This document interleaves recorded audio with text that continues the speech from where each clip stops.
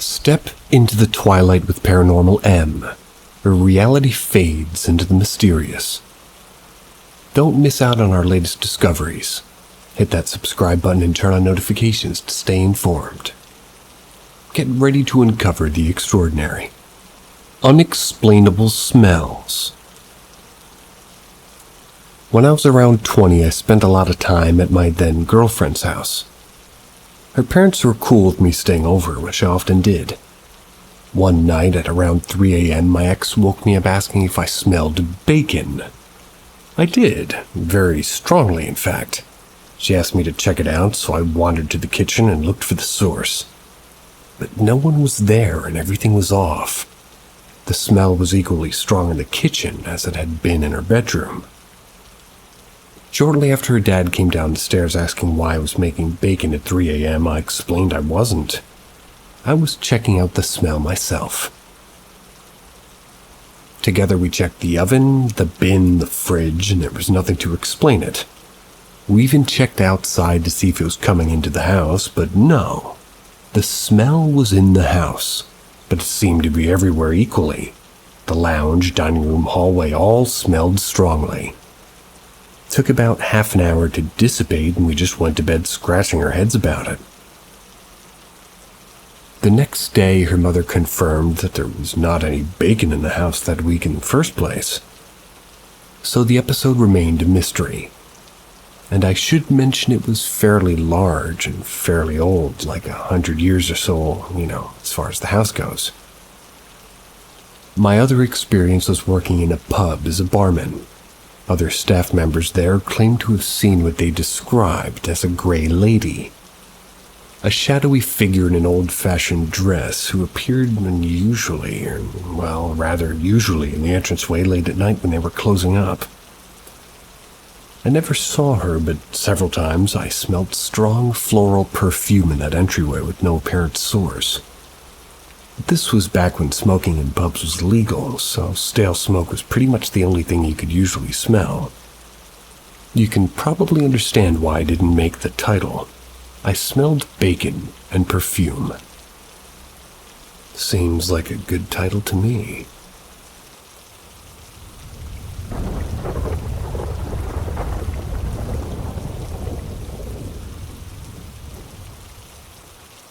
The number 1111. I've had maybe 24 encounters over the past 25 years that I'm at a total loss to explain. But this post isn't about those.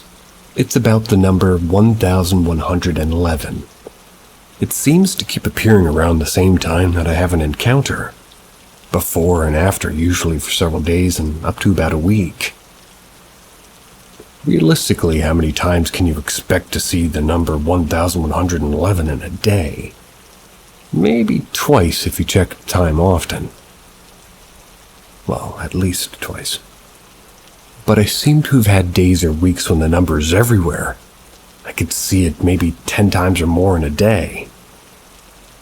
Some recent examples are twice a day on a clock, and obviously I buy some things at a store and the total is £11.11. Or maybe my change is £11.11. I ask somebody's number and that 1111 is in there. I put a stopwatch on to time exercises and I stop it, and by chance it's 11 minutes 11 seconds. I hang up a call, I realize it lasted 11 minutes and 11 seconds. Some of the events are quite improbable. Today, my computer screen froze at 11:11 and the time was stuck there for a few minutes until I gave up and rebooted. The other day, a dude in my street asked me for the time, and guess what? 11:11. I must have looked like a psycho because I pulled my phone out, saw the time, and just walked off without answering him. I mean, who even asks strangers for the time anymore? It's been years since I was last asked. In the past, the numbers always coincided with me seeing or hearing something I can't explain. And since over the last few days, 1111 is popping up everywhere. And again, I imagine it's just a matter of time. Maybe I'll post again if something happens. Does anybody else see 1111 or any other sequence of numbers all the time? Any theories on what it means? Up until the last few days, I hadn't seen 1111 more frequently than any other sequence of numbers for 5 or so years. I definitely have a few acquaintances that say things like this to me.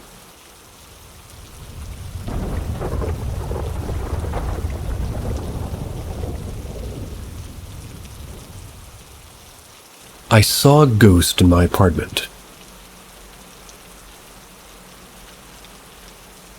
This was about 5 years ago. I bought a modest 2-bedroom apartment in a big city. The building was about 60 years old. A few strange things happened there, although I didn't feel like it was continuously haunted. Before I moved in, the apartment had been empty for a while. The day I moved in, I was unpacking things in the kitchen. That's when I heard what I can only describe as a loud zombie-like groan lasting several seconds emanating from the lounge. I went in there to investigate the noise, but seeing as it was literally empty at the time, I had no furniture yet. There's really no explanation. The heating was not on as it was summer, so it wasn't pipes.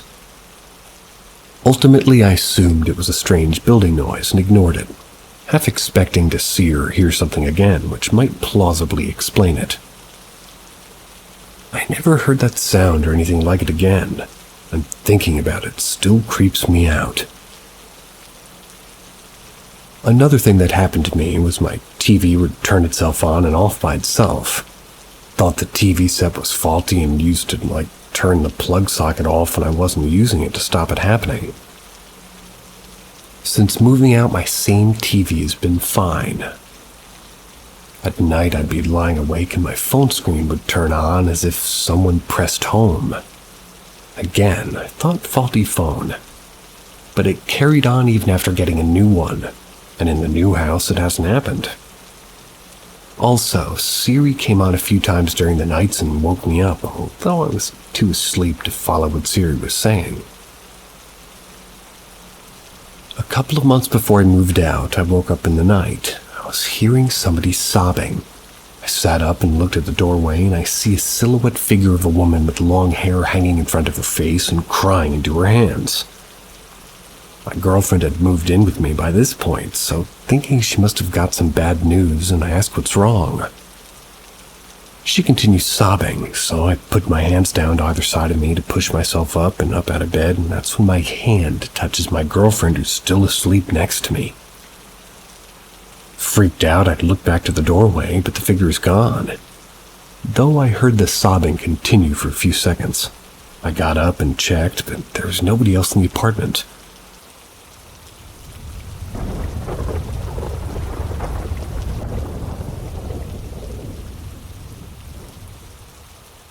My experience. I, a 19-year-old male at the time, and a couple of buddies went to this creepy house down the street. Like almost every neighborhood there was one house that nobody lived in and looked super creepy looking. So, being the dumb kids that we were, my best friend, let's call him Eric, and my buddy from work, let's call him John, went to what everybody called the Crown House. Apparently, the last owner died in the house from carbon dioxide poisoning. But people who were there, this was 2 years ago, they said they saw their face literally destroyed. I'm talking skin melting off, blood and scratches all over their face. Some rumors speculated the owners did some ritual-type stuff, summoning the devil and stuff.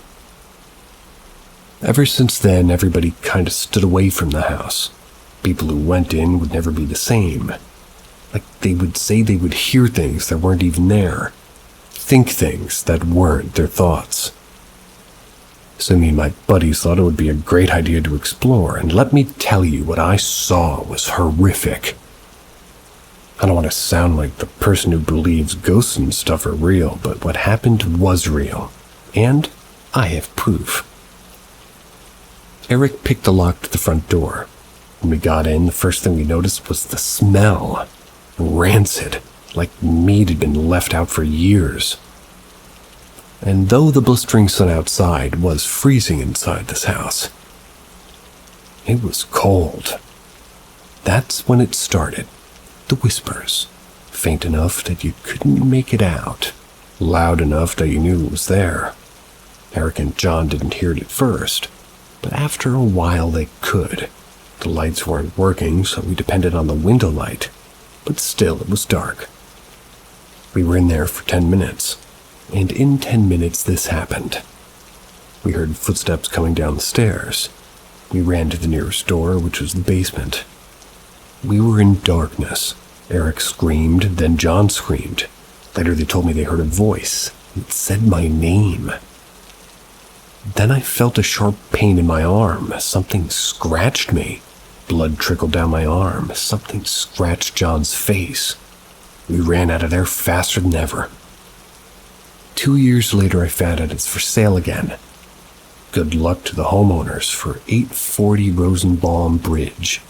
I'll be praying for you.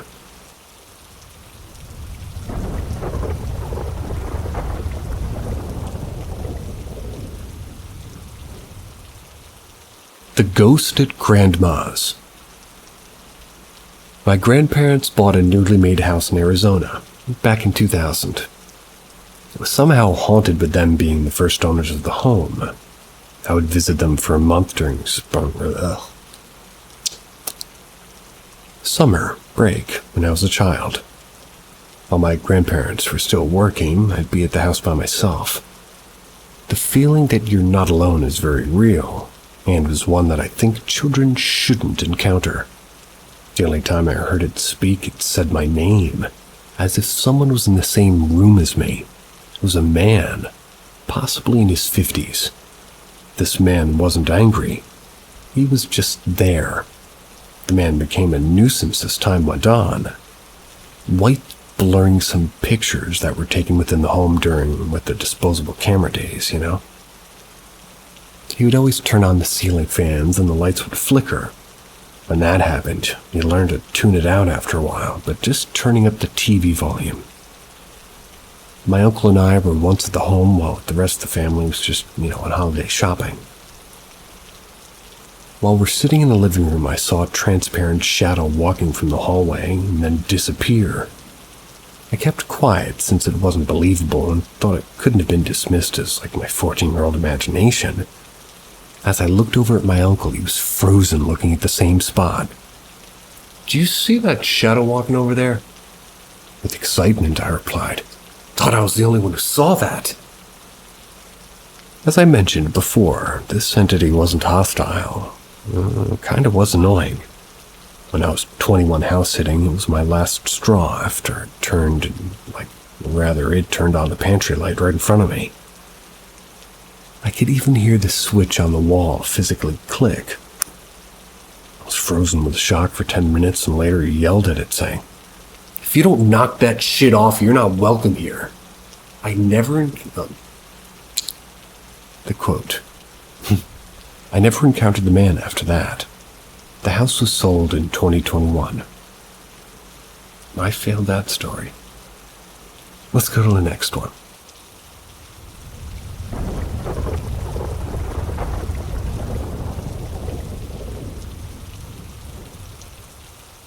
Horse hooves. This takes place in Arizona near the border. I, a 20-something-year-old male, was staying with Grandma for the summer to help her around her property with chores and such. It's a spacious ranch and the lots in the country. Not too big, a few acres. We have neighbors. Our house is right next to the freeway. My grandma's old school. Doesn't like to use the central air conditioning unless it's super hot. So we all slept in the same room with the window unit AC. Me and my grandma and my little cousin. This is farm country, but none of our close neighbors had horses, but the only ones that did keep them in their designated pen area and into their stalls at night.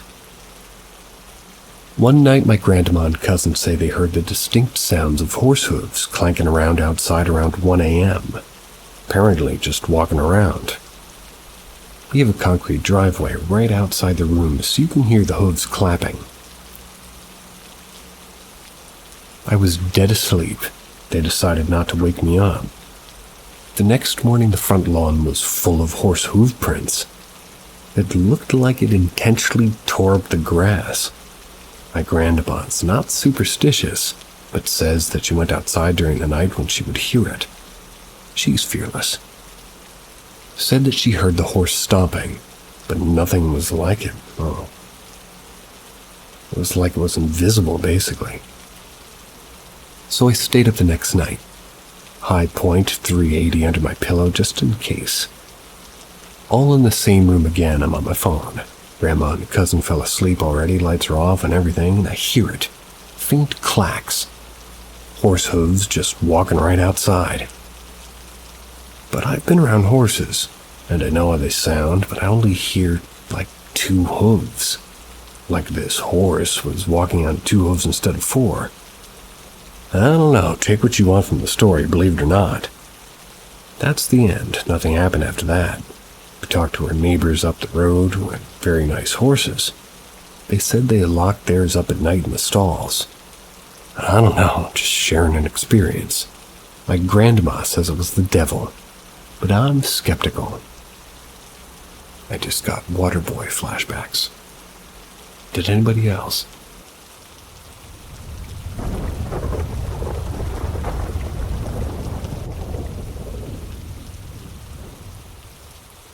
Evil Bruja / Witch Curse. This is a real story from my friend. It happened to his ex-girlfriend's family. My friend Adam was dating a girl a few years back. His girlfriend's mom lived in Yakima. They went to live with her for about a year. One day, they tell my friend that his girlfriend's uncle, girlfriend's mom's brother, who lived in Mexico, was sitting in the kitchen one night. That's when he had seen an evil witch outside through the window. So scared he didn't talk for days. Fast forward a few years, Adam's girlfriend was walking through Tijuana one day. That's when a palm reader or Bruja-type lady walks up to her asking if she could read her palm. Adam's girlfriend declined her offer, thinking the lady just wanted her money. But the lady then tells Adam's girlfriend that she wasn't interested in the powerful bill that she had on her. Adam's girlfriend had a $100 bill in her pocket, but the lady offered to read her palm for free. So Adam's girlfriend agreed, and the lady proceeds to read her palm. Then tell her there was a family curse, or a very powerful curse on her and her family. Fast forward another year or so.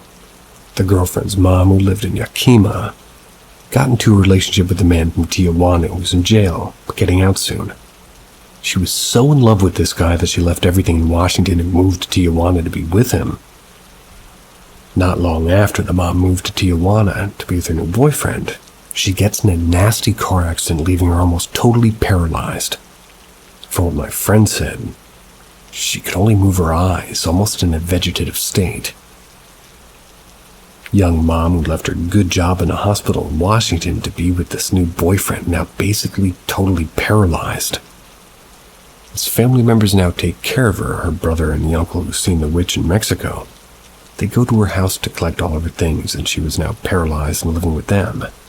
But when they go to her place to collect her things, the brother / uncle looking through her things finds a piece of dried skin or leather. It's like this thing with an evil old witch face carved into it. The same evil witch he'd seen outside his window a few years back. The mom of the friend's girlfriend, now ex, is still paralyzed to this day. This story always gives me the chills.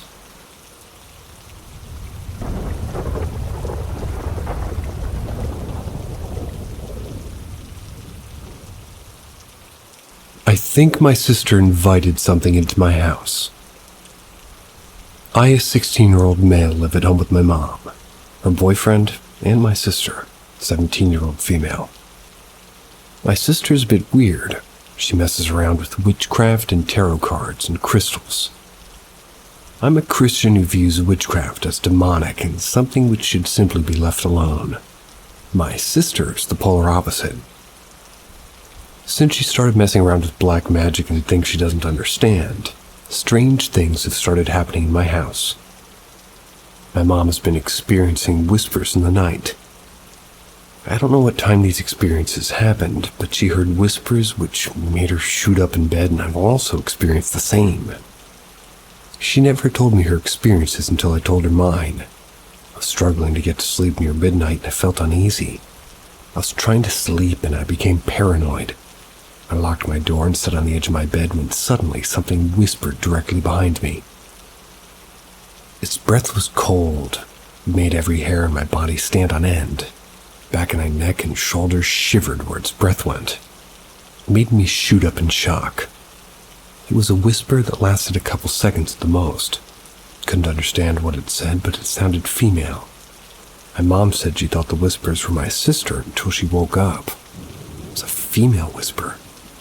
My dog's also been acting strange, suddenly staring into dark corners of my house, not budging. Something which he'd never done before.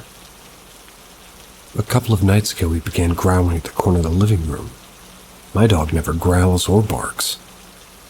These events are very recent and have begun occurring since my sister started messing around with witchcraft. The uneasy feelings and cold whispers shared by me and my mom can't be a coincidence. My dog's suddenly questionable behavior must mean something is in my house. I don't yet know if it's malevolent or not. I'll keep updates on any other events.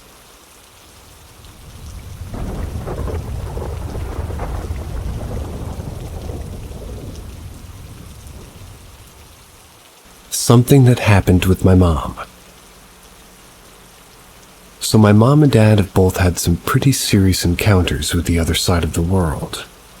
My dad's, something I don't really remember well. But my mom, there's two which I know. One where I've only heard it, and two where I witnessed it. I'll do the only one right now. This one is related to one of the ones I witnessed. Me and Mom were on a vacation. Went to my aunt's place as we do every year. We were asleep in the master bedroom, and at about 2 a.m. my mother woke up. Saw a figure in white sitting beside my legs and stroking it lovingly. My mother freaked out and didn't move, but she stared at the figure. I was asleep, so I didn't realize anything happening around me, but yeah.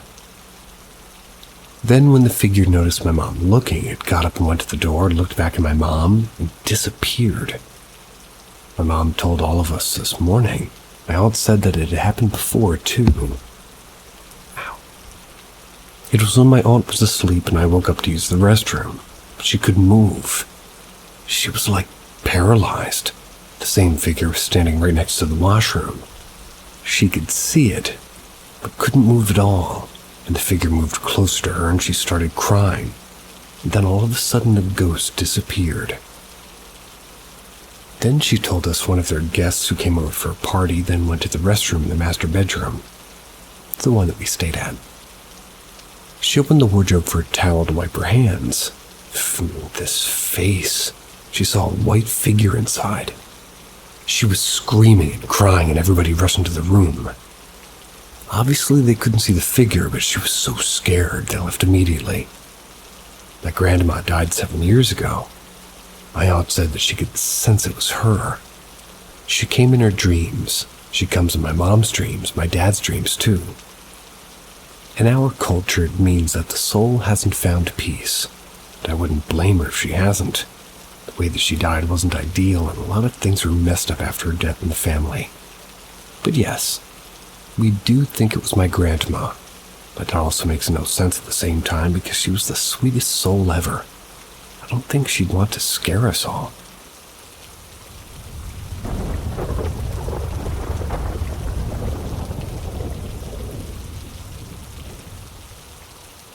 A modern ghost story. This is placed years ago when my family and I first moved into a house. It's written like a novel because I had planned to publish it in a collection of horror stories that I never really got around to doing. Here we go. You know when you move into a new house when you're young, and even if it isn't very big, every wall, every corner seems to just go on and on? That is the exact feeling I had. even a year after my family and I moved in. When I'd been left alone, even though I was almost a teenager, I still felt scared of the narrow basement hallway connecting our living room to the rest of the house. Something about it seemed off. How close the walls were, how dark it was. You couldn't fit side by side with somebody while walking down it. It just felt eerie. I remember I was playing piano in the living room. It was one of those days where everybody had left the house, leaving me to entertain myself. I was practicing for an upcoming recital, the chords fitting awkwardly into my small hands when faintly through my playing I heard, "Be quiet." Stopped for a moment. I knew I was home alone and my voice was faint enough for it to have been somebody's radio from outside. I rationalized this to myself and I kept playing. A moment later I heard, "Be quiet." The voice was closer, a little bit clearer even through the noise from the piano. I stopped once more. Staring behind me, the long, narrow hallway that separated me from the rest of the house, separated me from my bedroom. I shook my head, pushing the disembodied voice in the back of my mind once more. I have to practice my performance. I remember saying that out loud, still scared, but slightly irritated. Maybe I believed I was talking to someone and I continued to play. Shut up. I heard it clear as day. It was a voice shouting from directly above my shoulder. I shot up from the bench and raced to my room, heart pounding, my feeble lungs choking on air. I just sat there on my bedroom floor hyperventilating until my parents came home and reassured me. It had just apparently been radio signals being picked up by our nearby computer. Not really sure if that's a thing. I never heard the voice again, but I had a friend who mentioned that he had heard it in my room at the foot of my bed, telling him to be quiet while he'd been restlessly under the blankets at night when I was sound asleep.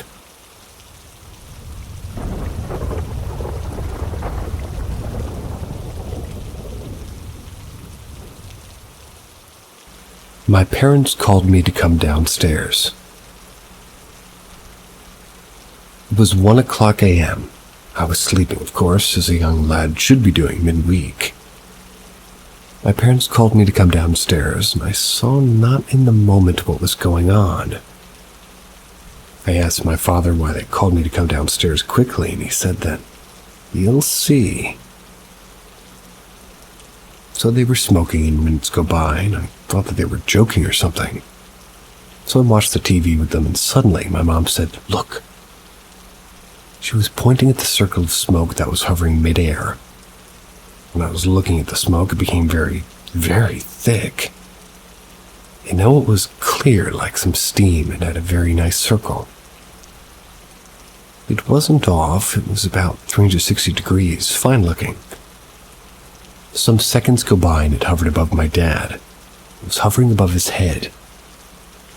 He was looking like a saint from pictures. You know that holy circle. I was mind-struck or blown or whatever. I was completely shocked. Then the next thing happened. He blew a second layer of smoke from that cigarette, and the smoke became thick again. It was figuring like a circle, and again this time it hovered towards my mom and hovered above the head of her. The circle by my dad was still there. I was asking what was happening, and they smiled and said they didn't know. So I stayed up all night long and nothing happened after. The next morning I stood up and asked my parents if they remembered the same thing. They told me exactly what happened, and they were mind blown also. And I gotta say, it's the first time I've seen cigarette spelled S-I-G-A-R-E-T. But very well worded nonetheless. Cigarette.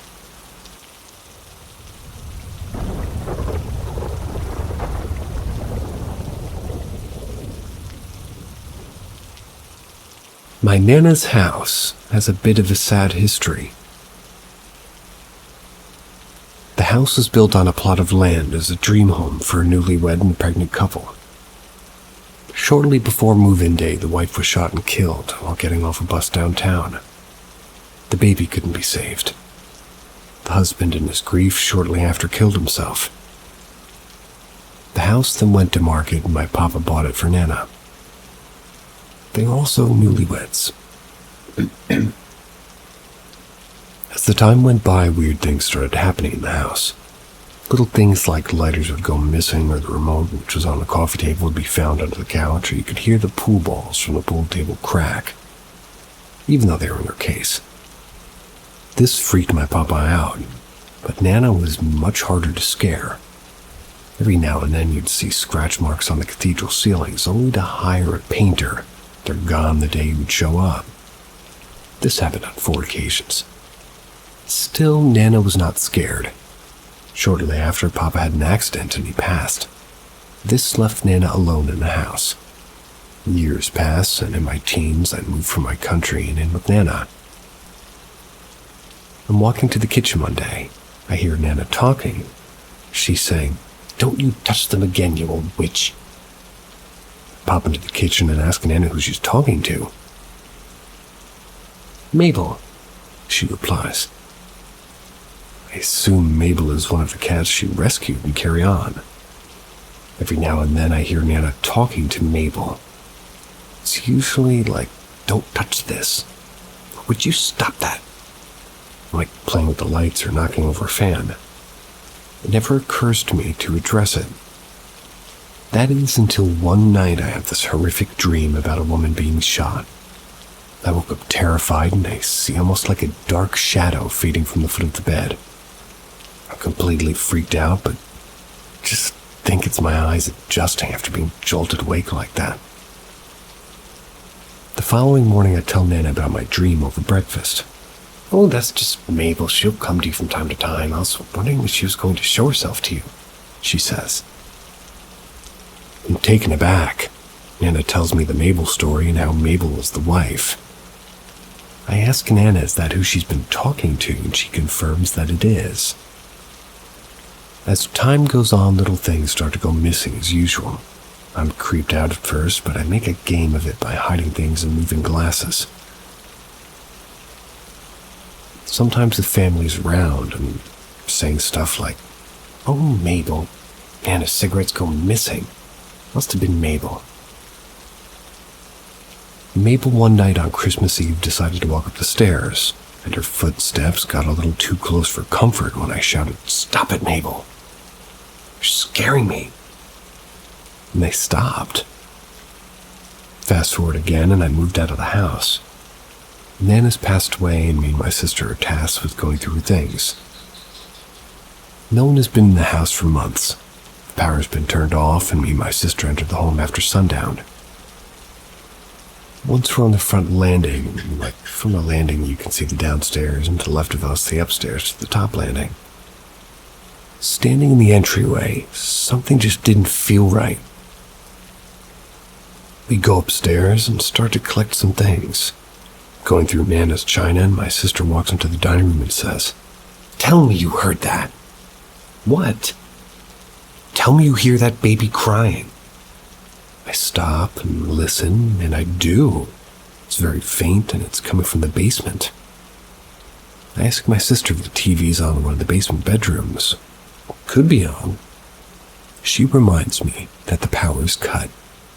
I ask if it's a neighbor. We live a quarter mile from anyone.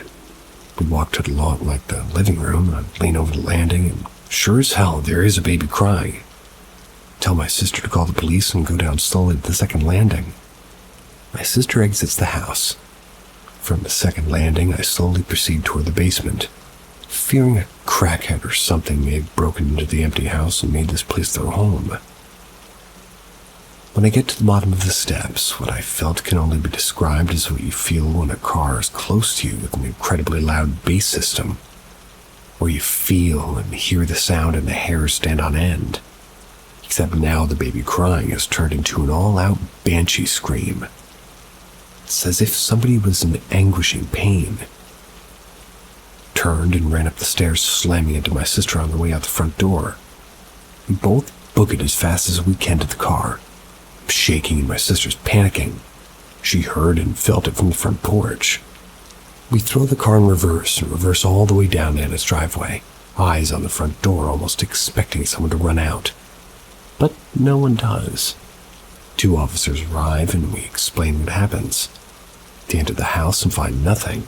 No signs of forced entry and nothing disturbed. To this day, I'm convinced that it was Mabel. Maybe it's Mabel. Maybe it's...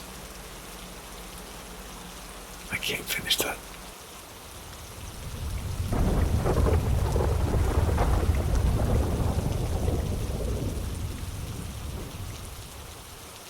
Ghost or duendes or gnomes.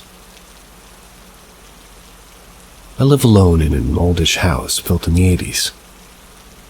A few weird things have happened since living there. Things going missing when guests come over and appear the next day. Things that we've spent forever searching everywhere for, and then they're placed in the most obvious spot ever. I've had a general sense of uneasiness while living here, but nothing crazy. I've lived somewhere I consider haunted when I was a child, and this is definitely a different feeling. Lights will randomly stop working the second I really need them. Just overall annoying things. Recently, I started having dreams of an old man attacking me and my dog, not letting me leave the house. I've never had nightmares like this before. Most recently, I was getting ready for a trip. My fire alarm went off this was while I was in the shower, so I ran out of the shower to check on my dog and the alarm immediately stopped. I get back in the shower and my doorbell starts going off. This time, I'm a little bit slower, but I get out of the shower and I check the front door and no one's there. Felt so scared. Nothing dark was done, so still mostly just annoying. I mentioned me leaving for a trip because I'd previously spent a week at my mom's house with a dog to care for after major surgery. We joked that the ghosts or duendes in my house would be pissed that I'm leaving again. I live in a cul-de-sac with a lot of trees. Friends have suggested duendes, but the nightmares have me worried it could be an entity of whoever lived here before.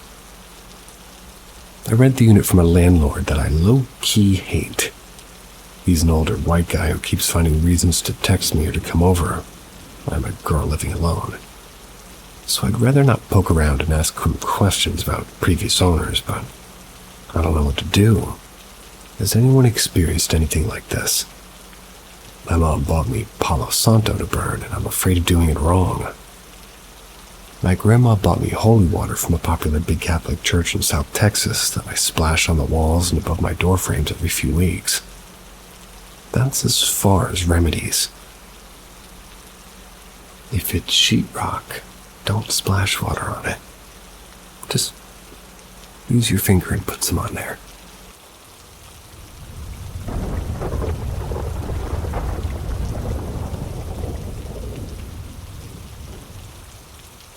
Me, a friend, and someone else. This happened to me and a friend of mine, who I'll call Greg from now on. Because he thinks this should be between the two of us, let's just say. When I was on my 3rd year of high school after the COVID pandemic and lockdown,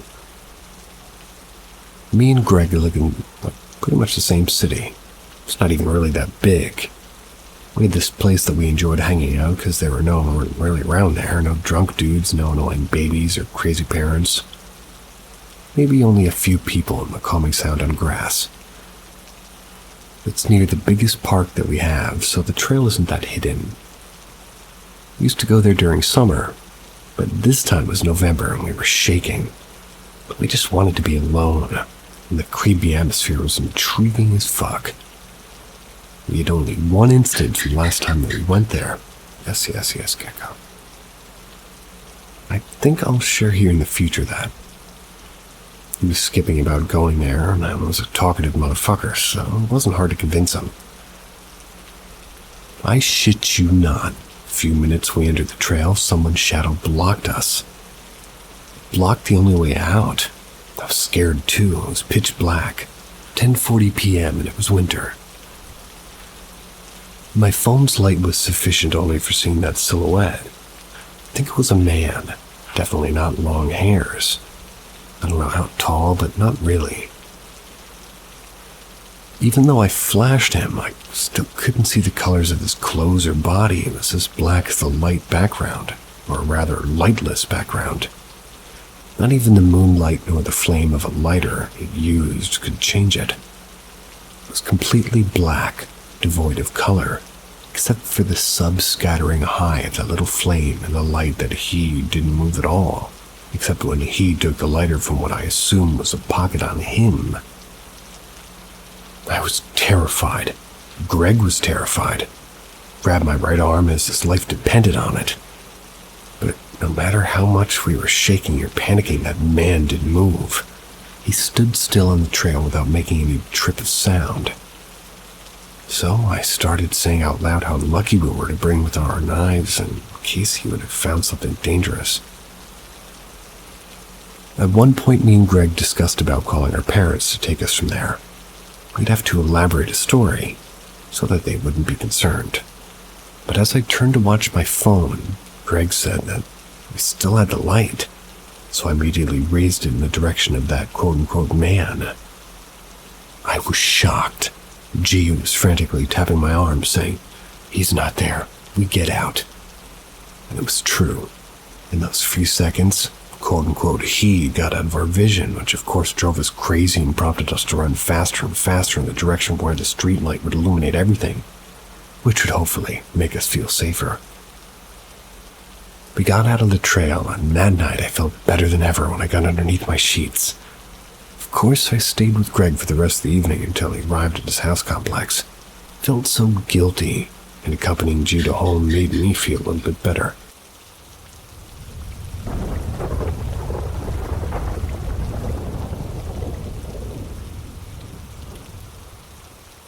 A family story. Coincidence or fate?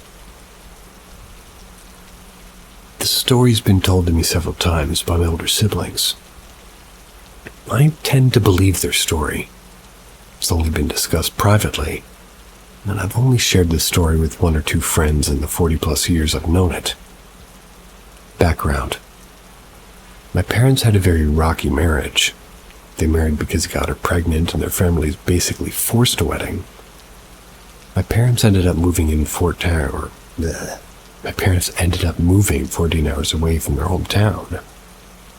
When things were good, they were very, very good. But when things were bad, well... So this takes place in the early 60s, before I was born. My parents had a huge fight. My father stormed out to drive around and cool off. My mother packed suitcases and left a note for my dad that she was taking the kids and going home. In quotes. She threw everything into the trunk, got my siblings in the car, and everybody was crying and screaming, and it was supposedly chaos. My mom got in the car, started the engine. A car pulled in behind her. A couple got out of the car, claiming to be my mother's cousins. They were from California, and we live on the East Coast. They were on their way to my parents' hometown to visit family and had gotten our address from a close relative of my mother. They were hoping to stay the night before starting off home the next day. My mother felt obligated to invite them in. Her cousins noticed that she'd been crying. She broke down and spilled her guts to them. They comforted her and just convinced her to call the family pastor. They came to the house, picked the husband and cousin, and they eventually found my father at a bar. The pastor drove my father home while the husband and cousin followed in my dad's car. The pastor and my mom's cousins counseled my parents. Pastor left around midnight. Cousins stayed up late into the night helping my parents work everything out. After breakfast the next day, Mom's cousin left to continue their journey. Parents never heard from these cousins again. The next time my parents were home, my mother asked a relative who had given the cousins our address. Her relative had no idea who she was talking about. She claimed she had never given her address to anyone. Mom started asking other family members. Nobody knew who these people were or how they could possibly be related to us. Who were these people who pulled into our driveway in a car with California plates 3,000 miles away? Why were they up most of the night counseling my parents never contact them again? How come nobody knew this couple? By the way, my parents stayed married for 39 years until my mother passed. even had more kids. Strong lady.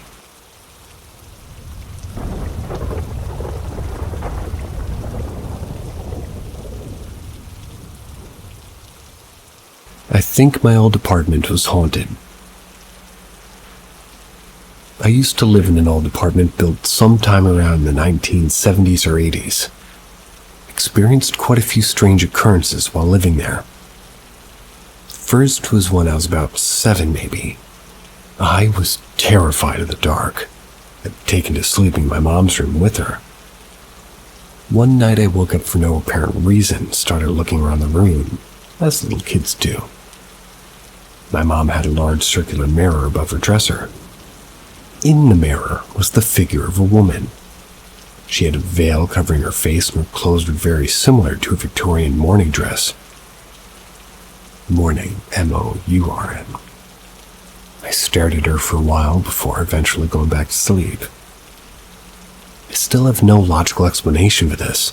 Couldn't have been a shadow because nothing in the room had been moved and she only showed up once. It also couldn't have been somebody outside the window since we live on the second floor. I saw 2 other strange things in my mother's room. First was an old, disfigured man. He wore a white coat and had a cane. His face looked like it had melted off. Second was a girl, maybe early mid-teens. She had blonde hair, wore blue jeans and a red sweater, white sneakers. I remember her crying a lot. She appeared several times, disappearing whenever I tried to look at her face or went to touch her. When I was about 13, I was lying in bed trying to fall asleep. That's when I felt somebody sit on my leg. Thought it was my mom at first, but when I'd look, nobody was there. Hid underneath my blankets till the weight went away. We had an intercom system to let people into the building. This system didn't have a microphone or anything, so all you have to do is buzz specific apartments. When you buzzed the apartment, whoever's inside would push their own button to let you in. And this is important. Came home from school one day and had forgotten my key. So I buzzed my apartment. I was let inside. When I got to my apartment, the door was unlocked, so I assumed my mom had let me in. I looked around, but I couldn't find her, so I called her to ask where she had gone. Apparently, she was at work. She had never left work. She rushed home when I told her I had been let in, but nobody was in the apartment. Still don't know who let me in or unlocked the door.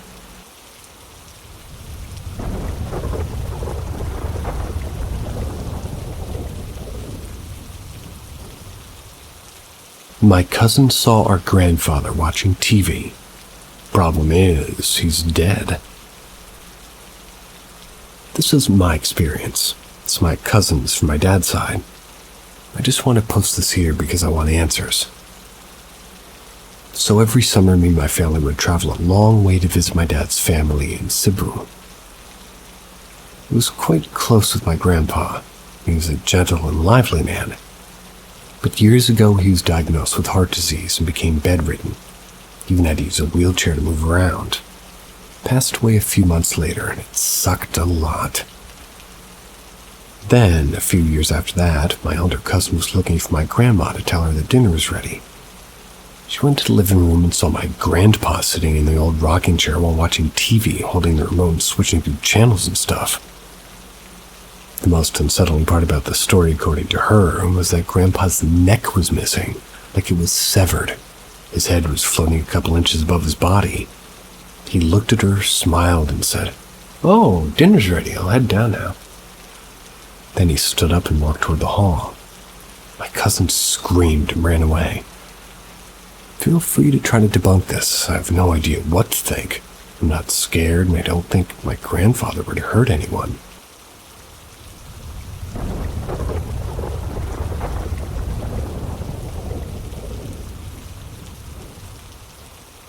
Possible shadow people encounter. So I'd worked in my current job for a couple of years, -1, where I was on maternity leave and always noticed this dark figure, almost like a 3D shadow that seems like it's peeking its head out in the corner of the window in the upstairs office. the part of the office that has a view down to the floor in the shop, mainly seeing the tills and stock area behind it. It seemed any time I noticed the figure in my peripheral vision and I'll go to look directly where I've seen it, it's gone. For a while when I'd seen it, it was just out of my peripheral vision, then vanished when directly looking at it. But in recent times, I've noticed it standing at the top of the stairs in the doorway, and other times I heard a whisper in my ear sounding like, "Hey." That was while I was alone next to the tills. They're at the bottom of the stairs. This happened after I returned to work from mat leave. We had a new manager who had moved over to the branch while I was away on maternity leave, and he said that he'd been seeing something similar while opening up the shop alone in the mornings, or even while downstairs. He'd be glancing and he'd see a figure in the window that would go when he looked at it. Note that I wasn't here when he started, and we hadn't had any communication prior. We're both not sure what it is. I don't recall how it came up in conversation. All I know is that we both have seen it. No other colleague says that they noticed it or have seen it. My manager's most recent experience with it is when he was on a ladder and turning around he saw the figure in the window. But instead of it just disappearing, it looked like it moved out of the way as if it were dodging its gaze. The estate our store's on used to be an old cattle market. That was up until about the late 90s. But there's nothing we could find online to see if there was an incident that happened here. But any insight to what this may be or how we really got here, that's really all we're curious to know.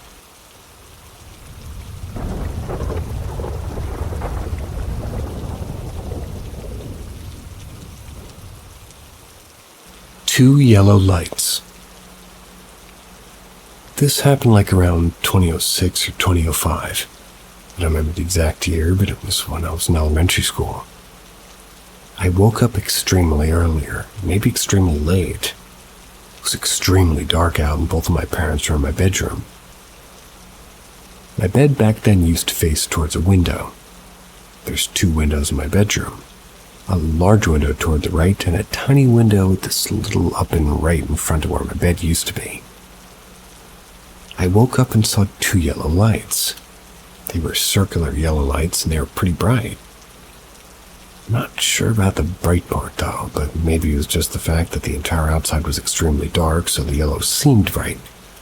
Either way, one light was moving horizontally back and forth. The other light was moving rapidly, and it was moving above the horizontal moving light, and it was moving vertically. I remember at the moment when I woke up and saw both my parents staring at this tiny window. I'd heard them talking. Couldn't exactly remember what they were saying. I tried so hard to get myself up, but the exhaustion just took me. If I'd managed to overcome the exhaustion, I would have recorded that. I believe back then that I had something called a flip, I think.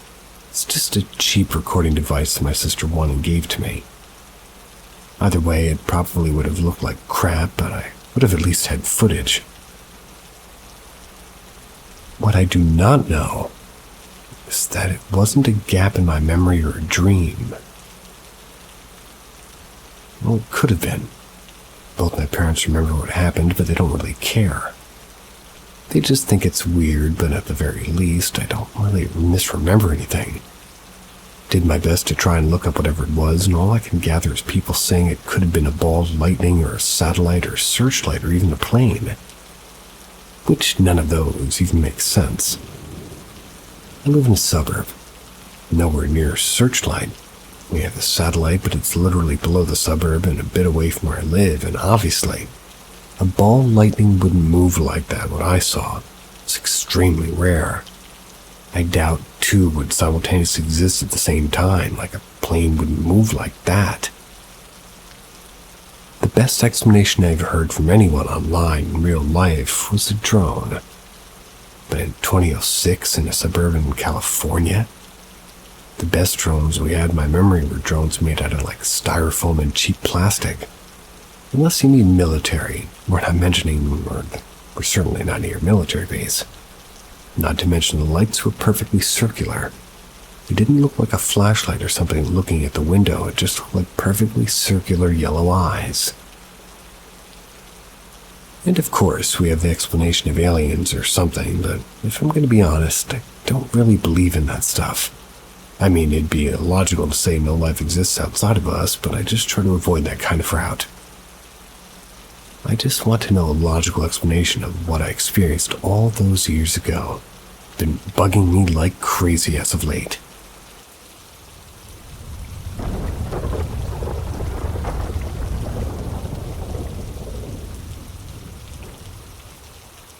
Ask Reddit.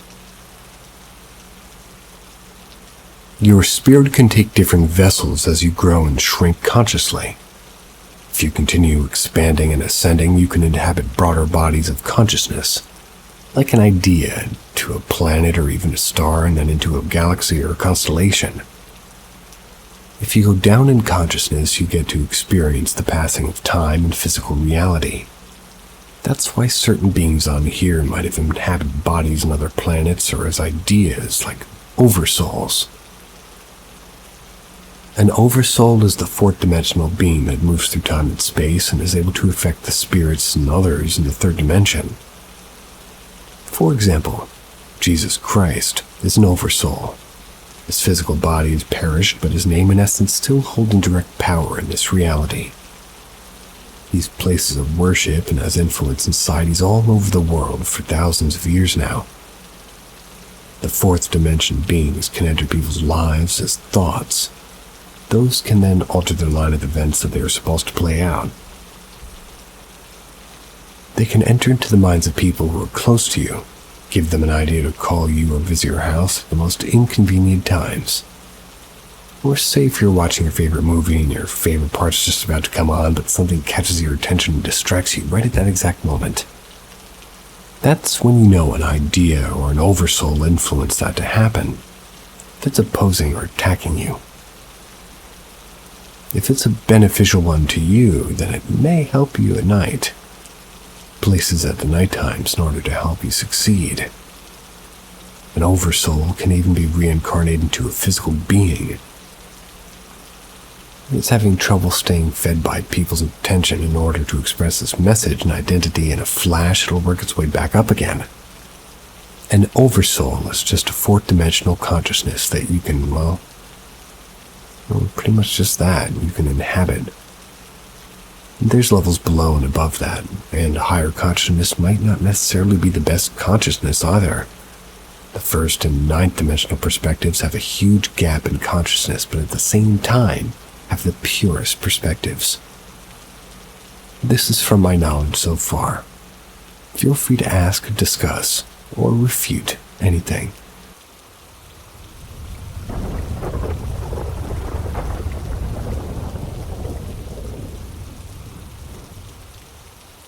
Ghosts in the middle of my creative process. My first encounters when I was practicing for president in school, or rather, presentation. I was in the front of the car with my phone flipped up and the mirror edge, camera open to the front. That was because I wanted to record myself, but I also wanted to practice my expressions beforehand. In the middle of this, I had to get something and left my phone. When I would come back, there was like an eye on my screen, as in a huge pupil. I found the guts to get from the mirror ledge. The eye was gone, but my camera is now facing backwards. My second encounter was in the middle of my feelings, and the song was just pouring out of me, so I recorded it. But I played it back to review it just a few seconds in, and there's a subtle change, like a change in atmosphere but caught in sound. A few seconds and more, and girl starts crying. It sounded close to the mic, not even a distant thing. Let people around me hear, and then I deleted it. Then last week I was filming things for real, and we're just talking. I reviewed the recording just now, and the first thing I do is turn on auto captions so I can get through it quickly. While going through it, I just see a random "fuck you." I played with the volume, no volume, just a pause where I would try to recall what to say next and my lip not moving. Played it again at the volume this time, and it very clearly and audibly said, "Fuck you." When I heard that, it made me think about my negative self-thoughts as well. Not sure if it's related, but sometimes these happen. Has anybody experienced anything like these? Some advice would be nice too.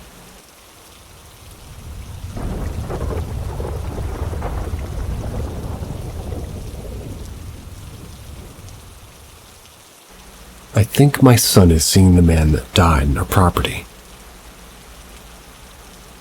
My son tells me creepy stories all the time. He'll tell me that he met a boy playing at our house built in the early 1800s. He met him alone with a name I've never heard of. Fell in with the pigs. We don't have pigs, but the farm did at some point. Got really hurt, but then he was fine and now he sees him around the property. He also sees a girl that was playing outside and had laid down, but she didn't fall. It was really, really cold, but she couldn't get up, and when she went to sleep and died, and her parents cried a lot, but then she came back, but still cried because they couldn't see her. Okay, fine, but this is where it got me. When we moved in, he said that there's a man in the driveway. I don't see anyone. He says he's right there. He's done this before at the last place, but this time he asked me to close the curtains, and he's not nice. Today I asked him if he remembered he said, yeah, I don't like him, he's not nice. I asked him why he wasn't nice, and he said that he said not nice things. I asked him to tell me more. He said, it's not safe for mamas and daddas to drive anymore. That's what he thought saying right there in the property of his car. I didn't like that. Craziest part is that land beside ours. The young man crashed his car into like a metal arc. It used to be cemented at the road, flipped and landed on their land.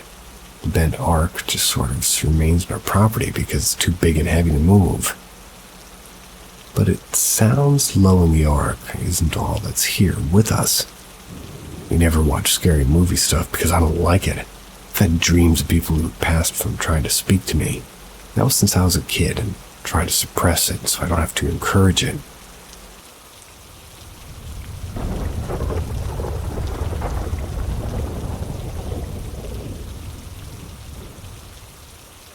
I had a surgery go a little sideways, and now I see dead people. I have to tell somebody this because I'm shook. I had surgery last month, maybe a little more than a month ago. And ever since I woke up from surgery, I can see dead people as shadows. They're just around. It's so far that only my family, but it's not them. I see them. I've been battling an infection, and so these things, keep thinking, okay, it's gonna pass. Probably just me being sick. But I called my mom to tell her that my aunt who passed a few weeks ago came in last night and just heard her whisper psst, psst, and some giggling. Wake up and it was bizarre. She was just as happy as she could be and wanted to share and play with me. She showed me that she could hug her parents again.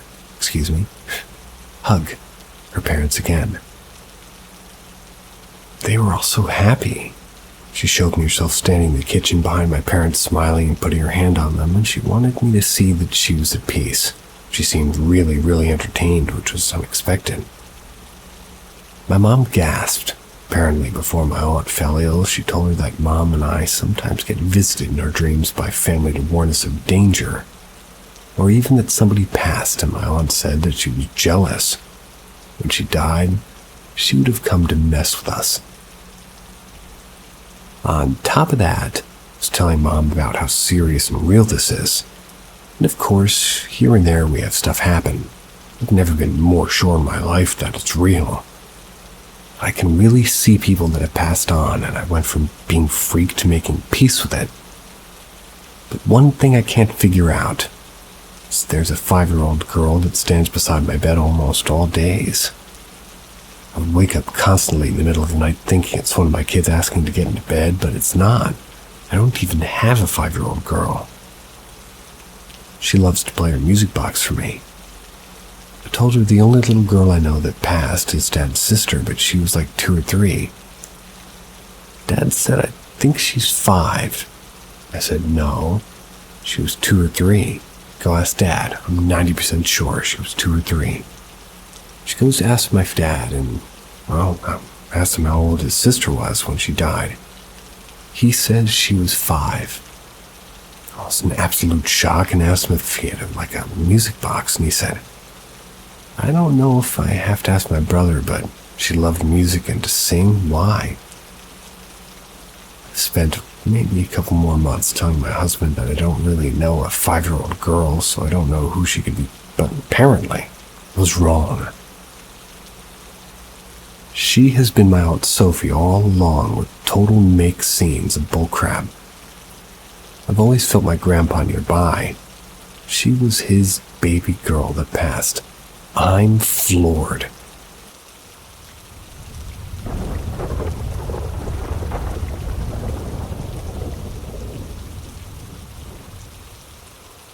My family's experiences. For the past 2 years, my mother has had several experiences in her house. She will often hear what sounds like dogs walking on the hardwood out of the kitchen, even though all the dogs are in the living room with her. And most recently, this past Wednesday morning, she saw a shadow next to her spot on the couch. The most common one, though, is that she will hear the side door close, like my dad's gotten home, except he hasn't. She's not hearing things either, as the dogs catch it too and they go over to greet him only for him not to be there. Speaking of the dogs, quite often they will sit and stare up at the ceiling or into a corner. No growling or anything, just staring. My mom cleans religiously, so there's no cobwebs or anything that could be catching their eyes. I moved in last October after my divorce with my 3 dogs. I've had a couple of experiences myself. Thanksgiving of last year, we noticed that the clock on the wall in the dining room that had been dead with batteries for years, it had one hand stucking straight up at the 12 where previously both had been at 6. The hallway that leads to the side door and the laundry room, as well as the office I slept in when I first moved back in, I recently changed rooms to the other end of the house. It also gives me the creeps, constantly feeling like I'm being watched. My most recent experience was just 2 days ago. My parents were on vacation in Florida and just texted me that they were on their way home from the airport. I was in my room playing video games with my 3 dogs, and it's on the bed with me. I'm about to go back to my game when I heard what sounded like a dog growling. Not unusual in a house with 6 dogs, but very unusual when the sound is coming from the kitchen, attached to the same hallway as the laundry room and office. So all 6 dogs are with me and none of them sound like that when they growled. The creepiest one, though, occurred shortly after Christmas of 2020. My mother and I both came down with COVID. We were quarantined in our rooms. I was still sleeping in the office at that time. About midnight comes and my dad leaves for a fire. For obvious reasons I didn't go, because I'm still awake watching TV and listening to the call on my radio. Dad had left the hallway light on when he left, when he looked over at my dogs because they're cute as fuck, especially when they're sleeping. I saw a shadow pass my door blocking the light from the hallway. At this point it's about 12:30. My day is still out on the call and my mom is long since asleep.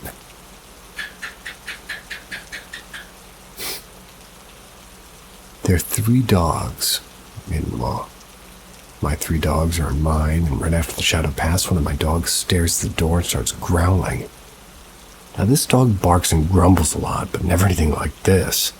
This was a full-on, "Who are you? Get the fuck out of my house," kind of a growl. Needless to say, I didn't sleep till my dad got home and turned out the light. No way in hell I was getting out of bed and opening the door. At this point, I'm not really sure how many entities that we have around. I think it's at least 3. One of our dogs that has since passed, which would explain the nails on the hardwood that we hear. We did think that one of the spirits is my grandmother. They passed away in 2015. She was an animal lover, which could explain why the dogs are so calm when staring up into the corners. Plus, the activity cooled down a little bit when we brought her ashes back out into the shelf instead of in the closet.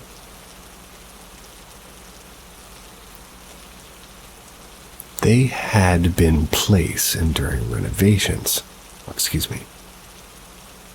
Onto the shelf instead of the closet that they had been placed in during renovations. So as for the third one, I'm not sure. I don't want to say it's demonic, partially for my own sanity, because that'd be terrifying, and also because of, well, as somebody who questions the existence of God, I must also question the existence of demons. But whatever it is, it feels dark. I've always trusted a dog's measure of person, and if my boy doesn't like it, then I definitely don't believe it to be benevolent. Thanks for listening. I appreciate you. See ya.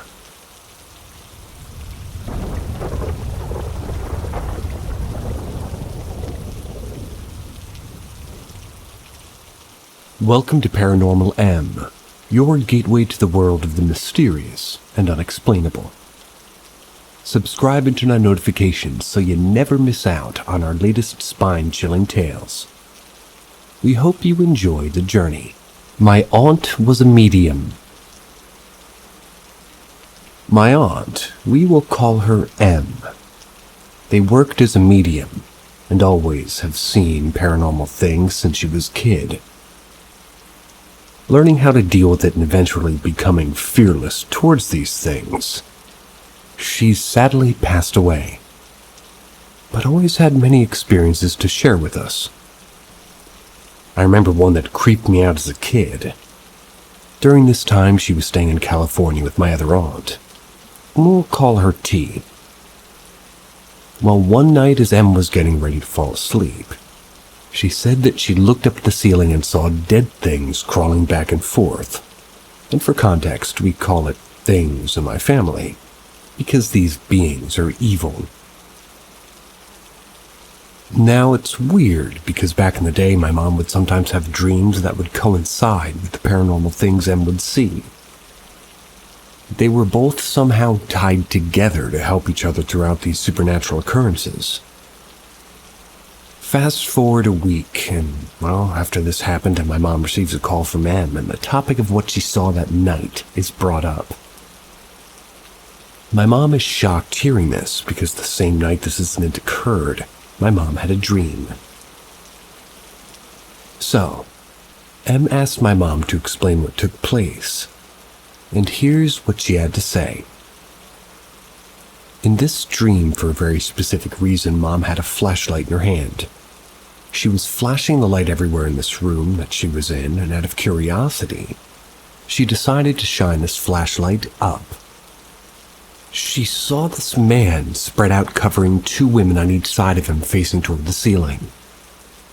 My mom said as soon as she shined the flashlight on these things and realized what she was looking at, the man's head did a full 180 turn and looked her dead in the eyes.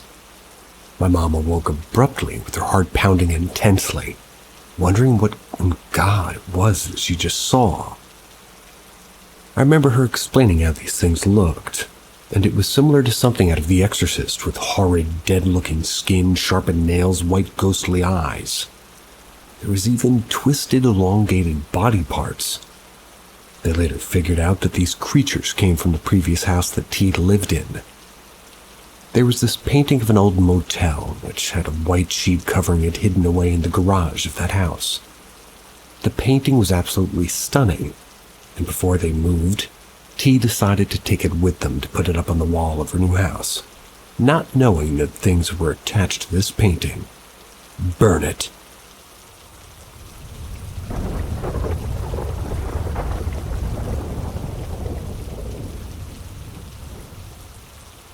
Closet doors both sprung open at the same time on their own, among other things, at my parents' house.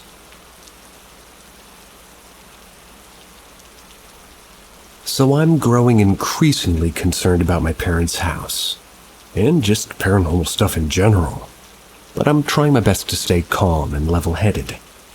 Please keep all discussion genuine. No fear-mongering. Real level-headed opinions. That's because this stuff is really scaring me. I'd like the input from people who are well-informed about possible paranormal activity. There are several things that have happened while at my parents' house that creep me out. 1. Last night I was in my little brother's room, 9 years old.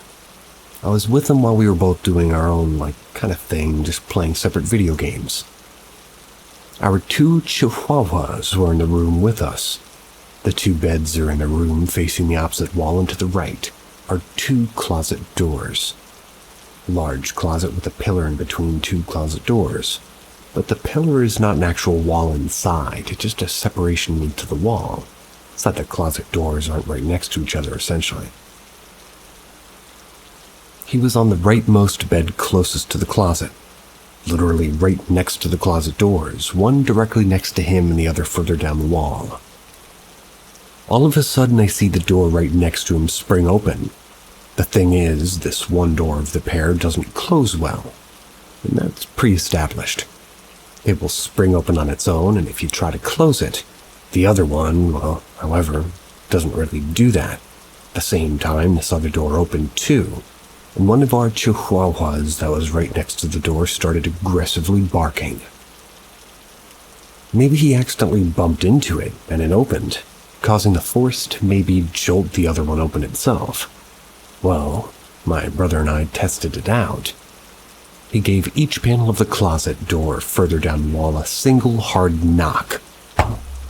Door didn't open at all. It was the 4th of July.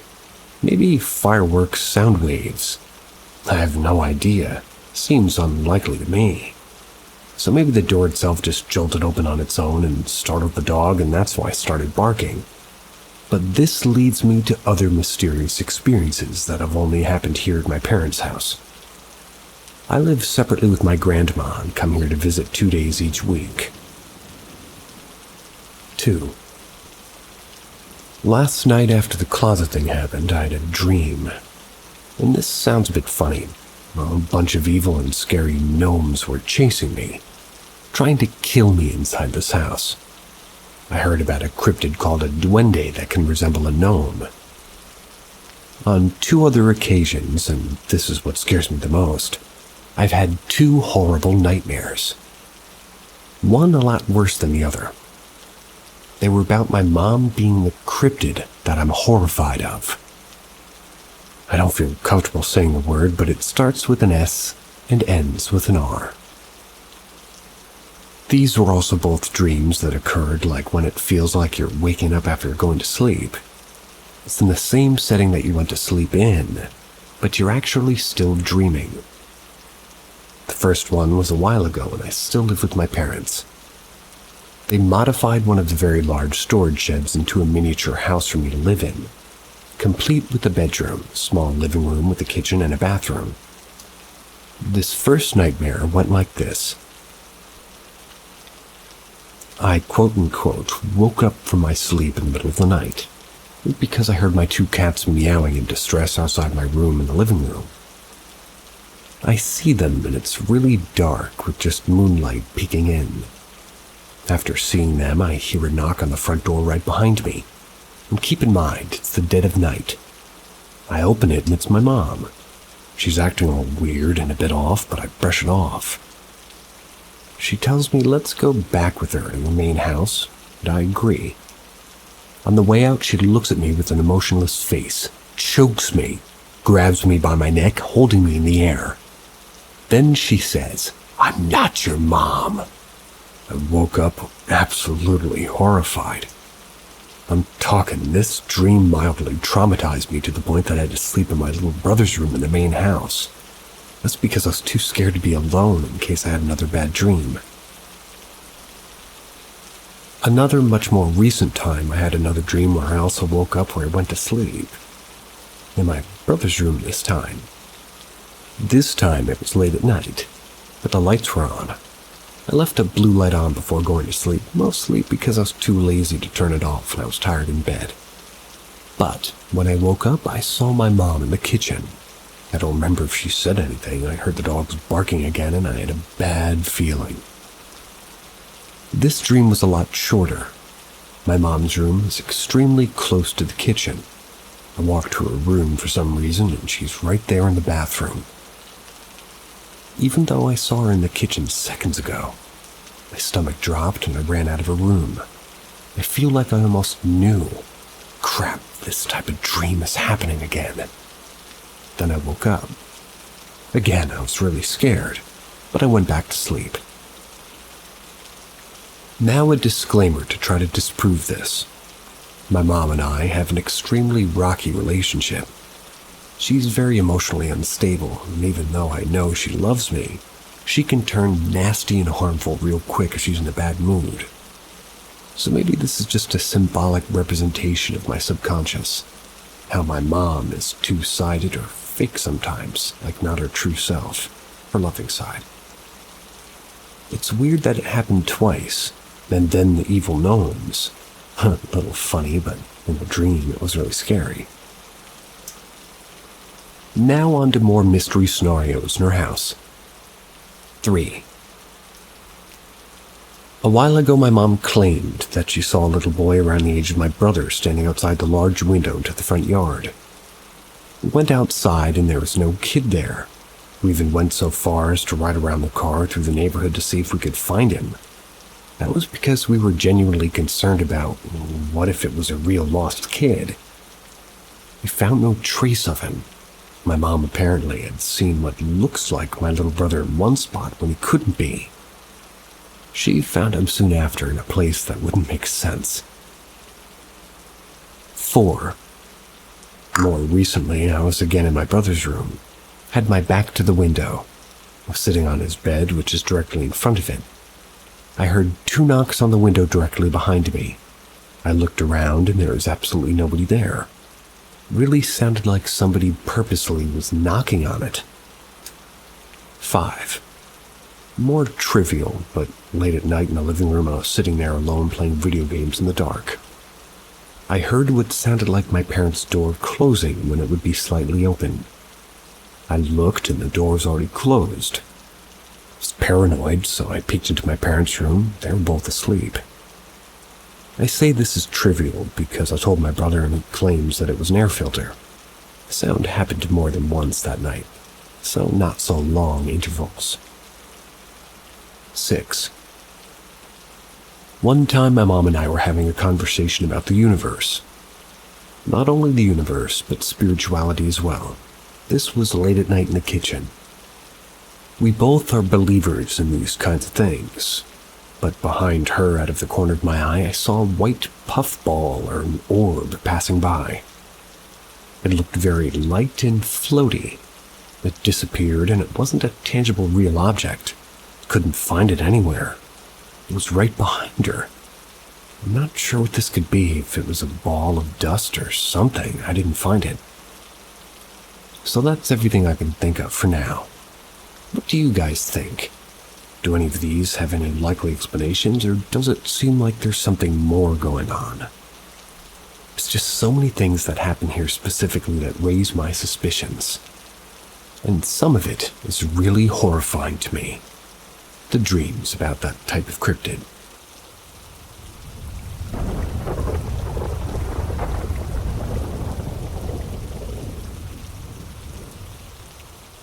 Did I curse my family?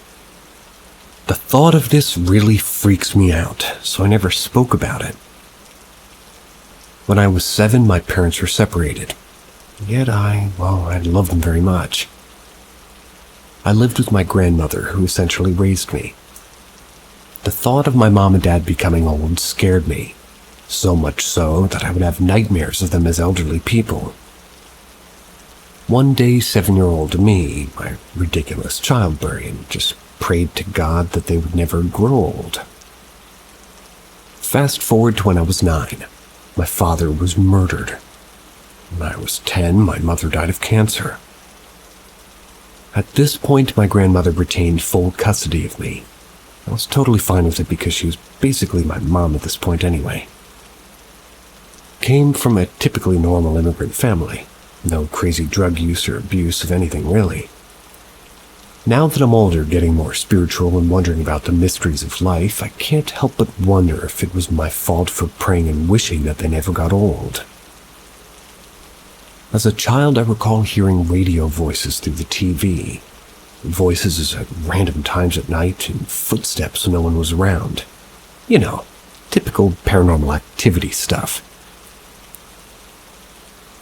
My family's from the Caribbean, so they used to do some voodoo-ish things. More in particular, my grandma and her sisters and friends. Since that loss during my childhood, nothing crazy's really happened. No voices through the TV, no voices at night. Been pretty normal. Been about 28 years. It's not your fault.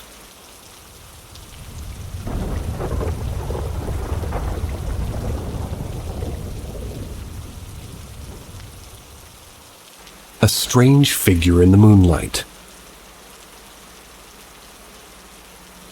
When I was around 13 or 14 years old, me and my best friend, 15 or 16 years old, had snuck out of our house. Well, snuck out of the house. We did this every night at about 1 a.m. to meet in our tiny town's corner store. We lived in a hamlet with maybe 300 people at the time. Everybody basically knew everybody. And on one of these nights, we were walking around, probably 2 a.m. That's when we saw headlights coming down the street that we were walking on. We immediately assumed that it was one of my brothers trying to catch us. As young teenagers do, we ran as fast as we could. We tried hiding, but the light kept finding us. Now, to my memory, we ran 4 blocks and decided to hide on the side of my house. Now, for some reason, we chose to climb up on top of a shed. It wasn't too tall, maybe 6 or 7 feet from the ground. There was a bathroom window that we sat on either side to avoid being seen from the inside. We sat there for what felt like ages. It was probably more like 10 or 15 minutes. As we sat in silence, we see an almost caveman-looking figure run across my lawn. The figure was bent forward at a 90-degree angle with their arms straight back behind them. And I mean straight, like a T. But also had long flowing hair behind it. Just running across my lawn.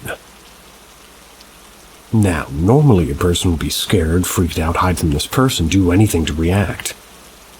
Instead, my friend and I looked at each other and said, "Did you just see that?" "Yeah." And we just sat there as if nothing happened. Now, the strangest part of this is that for both of us, we had an odd calm sort of come over us. Really, truly, as if nothing has even happened. We didn't really speak of it again until we were older. Now we know what you're thinking. This isn't really that strange. Could just be a person. And it could have been, but the calm or maybe zoned out feeling took us both over at the same time. Okay, so that's it. No, there's more. So maybe a year later, I could have the timing wrong, but my friend and her family moved away to the province next door. Much of our strange encounters stopped for me. Not saying it was them, just stopped doing the things that we did. But one night I was asleep with my curtain open, moonlight shining through the window. The air felt the same as the night, and I fell asleep quickly. As I'm sleeping, I wake up, but I can still feel like it was a dream. I notice a figure outside my window, the same figure I saw a year ago. Gonna go with same. Without question, I get up and grab it. I grab it milk and cookies. I know that sounds odd, probably just what I found soonest. I brought it to my window and gave it to the figure. I laid back in bed, turn over and go back to sleep. Can this be lucid dreaming? Yes, it could be. However, the next morning my window's open. I mostly drank a glass of milk and an empty plate sitting outside my window. I had an old side table out there so I could sneak out easily. Could that be me sleepwalking? Yes, it could have been, but it didn't feel like that. Why was it the same figure a year later when I was thinking, like if it was even it at all? Why did I get that same almost brainwashed calm feeling? Why did it take over my body? Why did it take over both of us like that? And why did we not even blink at this odd event?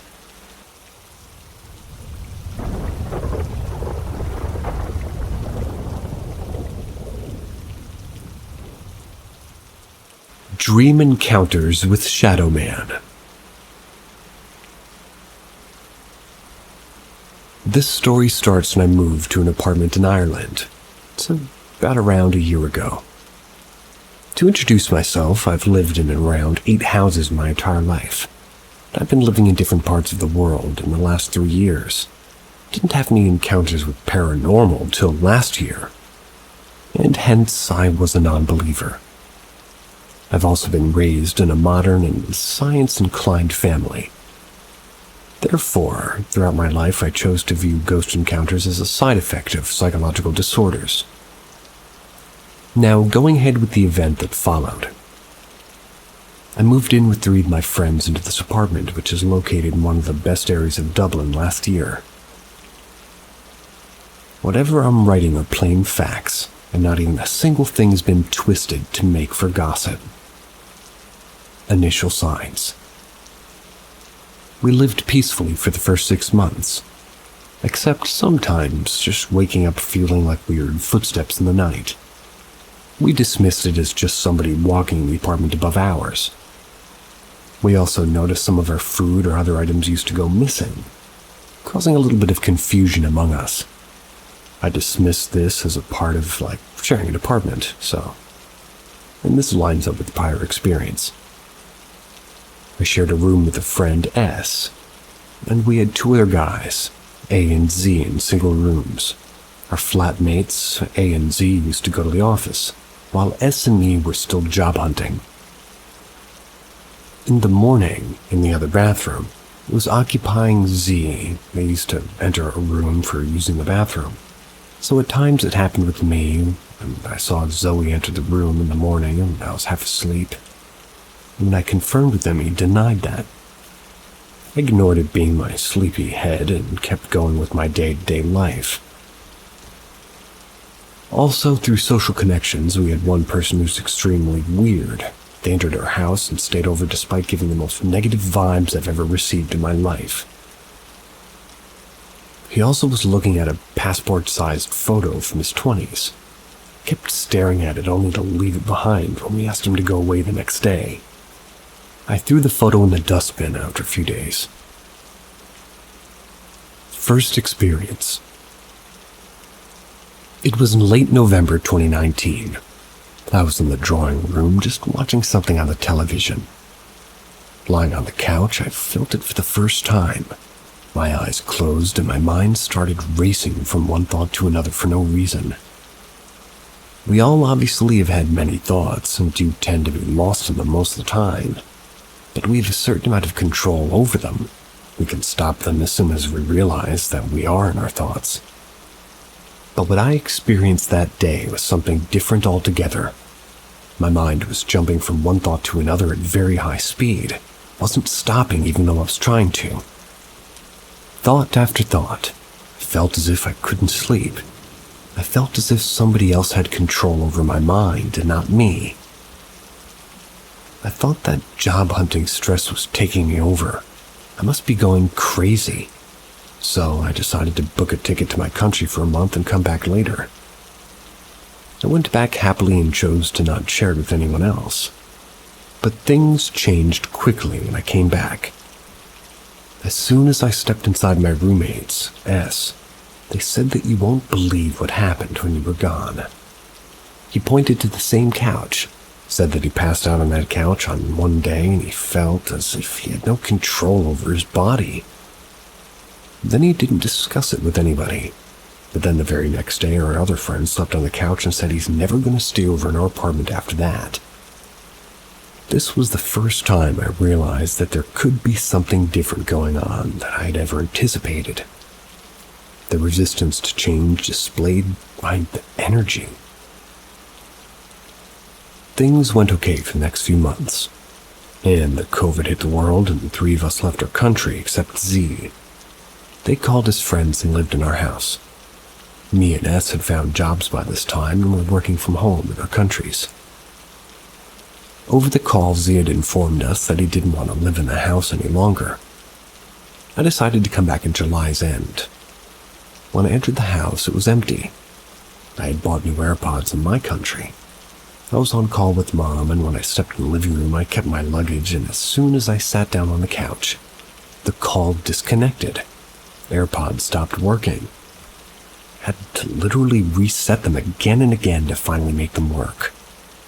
I tried to switch on the PlayStation, but it was also stuck, and when I finally decided to watch Netflix on my laptop, the volume wasn't working, even though it was full in the browser. I had to literally reinstall and fix drivers for everything. In the next few days, things stopped working for no reason. I felt as if I was recognized and made to feel unwelcome on purpose. But I ignored the feeling my gut was telling me, told myself that I was just imagining things. But what pushed me to really start noticing was when similar things happened with S and A when they came back. S came earlier. He didn't have good dreams and woke up with a really bad pain in his foot. This was like one after going to sleep in very good shape. I was still skeptical, but when the night A arrived, he called me the next morning and said, "Bro, did you hear me last night?" I denied. He said that I went to sleep and then lost control of my body and mind. I felt as if somebody else was controlling me. Then he said that he couldn't even remember his own name. He was completely blank as to who he was, and then jumped out of bed and tried to open his room's door, but just couldn't. He even tried to scream help, but he couldn't. It was almost like something was showing its anger on leaving it. A game of WhatsApp calls. I had a friend over for dinner. I jokingly said, "We have a ghost in this place." She obviously ignored it and we started talking about other things, but within 5 minutes her phone started ringing. And she checked her phone and said, "Why are you calling me?" I obviously said, "No, I'm not," while checking out my phone, and there was no call visible on it. She showed her phone where the screen showed me calling her on WhatsApp. The call cut as soon as she tried to pick it up, and we both had no records of the call in my call history. But it was there in hers, so she said, "Your place really has a ghost, what the fuck?" Left hastily, obviously freaked out. It didn't repeat until S was telling the same story to our friend on the weekend. A similar call from S's phone went to the friend's phone, which obviously freaked us out. It was as if whatever was there knew what we were talking about, whether we were talking about it, and who was telling it to whom. Dream encounters and sleep paralysis. SP. One night while sleeping in my bedroom with my face toward my roommate, I saw the figure in our room, moved across the room with its face hid away from us. It moved along the border of our bed and went toward S's side, and then either it kept its hands between us or on S or did something like that. I woke up in shock from the whole thing. It was the first ever encounter of sleep paralysis. Left me stunned. So I researched on Google to fit the exact description of a sleep paralysis episode, so I just tried to ignore it. But I am spooked out now since our new flatmate Jay, who moved in after Z moved out, slept in my room and had the same episode of sleep paralysis where a man entered the room and pointed toward a way out. He also tried to put his hands on Jay's ears. His sleep paralysis episode happened 4 days ago. Now he's going back to his country for a few days. The nightmare. The dream started with getting to know that my manager had rented her house to a guy with a grocery business. So he's selling groceries on discount. I land up at her place, and the whole place is in shades of dark gray and black. Never been to a real house, by the way. I end up buying some really weird groceries from someone. They seem like bright neon yellow rice with shades of red and things like that. Then I started exploring her house. I enter a room and there are 2 pianos. I try my hands on one and played for a while. Then I shift to the next one. I saw that the keys on the keyboard are in more of a triangular pattern than straight. I'm just staring at it, and it's one of the most beautiful pianos I've ever seen, despite being impossible to play. And at this point I realize that there's someone behind me. Turn around and I see a pale man with a string of black dots below his eyes. They're dressed in black, stood in front of me. He smiled and he tried to convince me to do something. I don't know why the details of our exact conversation blurred out of my mind, despite being able to recall everything else so clearly. I'm also having a similar incident afterwards where I saw a dream I couldn't recall, but just that I was running away from that person. I'm so clear when that person enters the dream. My whole subconscious gets into an alarmed or frightened state that feeling still etches in me when I wake up. The last time I had that nightmare, I also felt as if somebody tried to pull from behind, although I was sleeping alone in the room.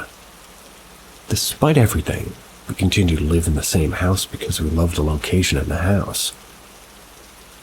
Do let me know what you think about these incidents. Do you know if it's a particular supernatural entity or if we should be concerned about it? Couldn't tell you.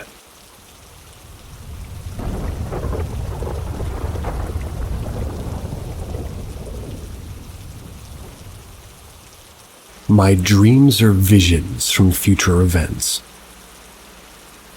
This is something that I wanted to post for some time, but I would skip every time. For those who don't want to read everything, every time I have a deja vu experience or a glitch in the matrix, the first time I saw, it was in my dreams. 2 times that are most memorable to me were: 1. Some years ago, we arranged some vacation with my buddy at the time at his house. It was at the village of his father. Some nights later, I had a dream that I was in the room with him and his mom discussed something about a shower. I remember waking up after that dream and thinking that if it's the house, we'll be going to this summer. Fast forward some months later, the exact same event happened while we were on vacation at his house in the village.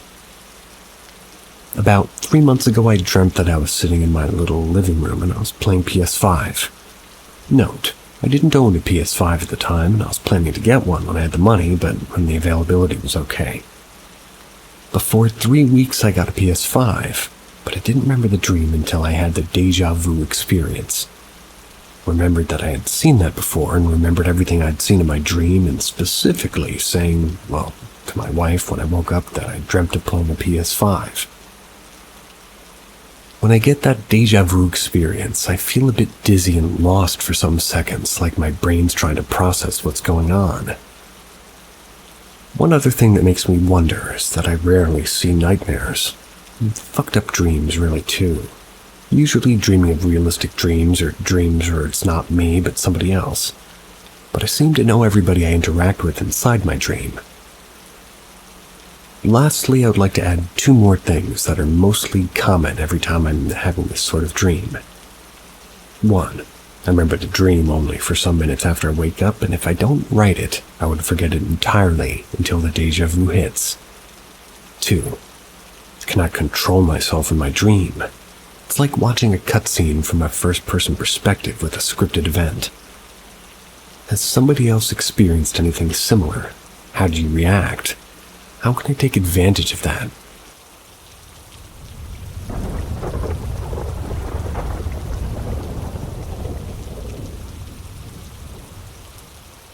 My mother-in-law just passed away a week ago.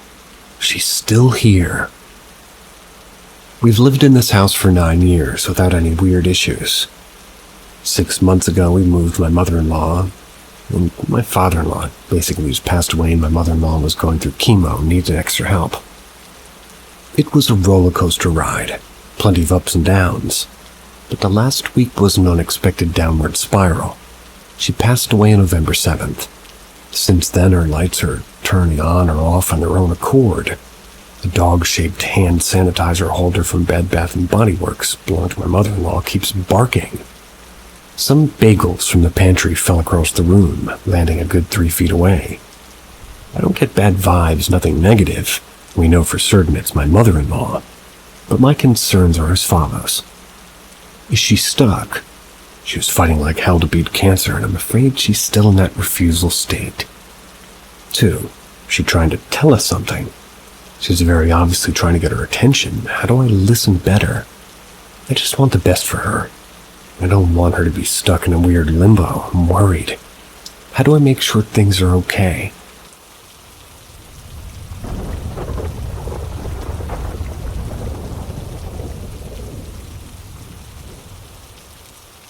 Best way to get proof. My mother-in-law passed away in November. She's been here constantly, yet sporadically since. No bad vibes, always liked her. She was great and her visits are still cool, but I just need to know what the best way is to get proof. All I have so far is very random doorbell pushes. When she was in our home on hospice, I bought a doorbell system that she had a button and we had a speaker in our room in case she needed pain meds or anything at night. But since she's passed that doorbell that we now keep on a shelf, it goes off by itself every so often. Typically either before or up in the morning, but most of us hear it between 7 or 8 a.m. or just very rarely around noonish. We just went about 2 months between doorbell rings, and that's been the longest yet. I don't know if she's fading out or what, but I'd really like an app or any kind of machine that could help me get any more information from her. Be wary of apps.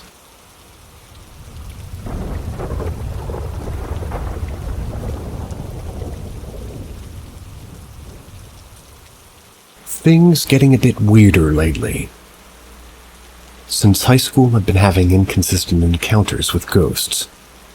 The first few instances it happened, I was always with another person. Both of us will see it. A ghost floating just over the cliff. A nun inside an abandoned room of our Catholic school. Somebody walking in the hallway.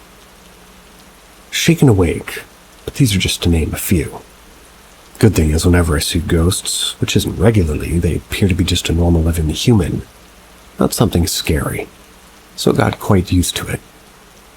This is when it started to get a little scary. One afternoon I was taking a nap in my room. Then I dreamt of floating just beside my bed, watching myself sleep for a few seconds, and when I woke up I realized I had the same sleeping position as I had seen myself in the dream. This was about 15 years ago. Fast forward to 2020. My father-in-law and husband's gran passed away the same year. But a day before they passed, I saw them. With my father-in-law, I just saw him in my peripheral. That was while I was passing our dining. We don't live in the same house, by the way, and it was pretty much almost midnight. I was passing our dining with Hub's gran. Me, husband, and son were playing outside. I saw their gran enter my in-law's garage. We live in the same street, his gran is already in a coma in the hospital. But back in April, I felt someone tap my leg. I knew right away it was a spirit of somebody related to me. I just didn't know who it was. The next day I got a call that my aunt passed away. And just yesterday, my husband got into a car accident.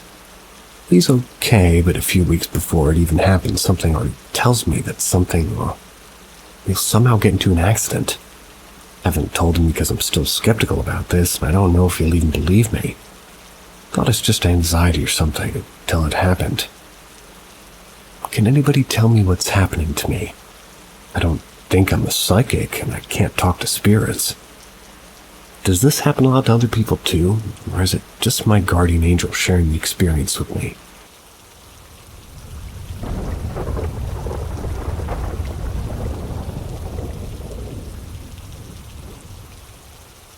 What is the explanation for the figure I just witnessed? This happened to me just now. I was on my phone, fully awake, and out of nowhere, I realized that there's a very tall shadow person standing to my left. It must have been at least 7 feet tall. The presence was strong. I remember it had wide shoulders. I only started seeing these sort of shadow figures right in front of me recently. Before, I would just see them out of the corner of my eye on occasion, and I would usually just dismiss them as my imagination. After I looked at the shadow figure, I stared right at it for about 2 seconds before it disappeared. There's no mistake of what I saw. A couple seconds after that, I looked to my right, and in the dark, I saw a large human eye. It was so realistic, and it really felt like something was watching me. That was a couple of minutes ago, and now I'm smelling really weird, but not necessarily unpleasant smells. Some familiar and some I can't explain. I did hear that people can smell weird smells around the time of their paranormal experiences, but usually they just describe appalling ones that are similar to sulfur. But this is different.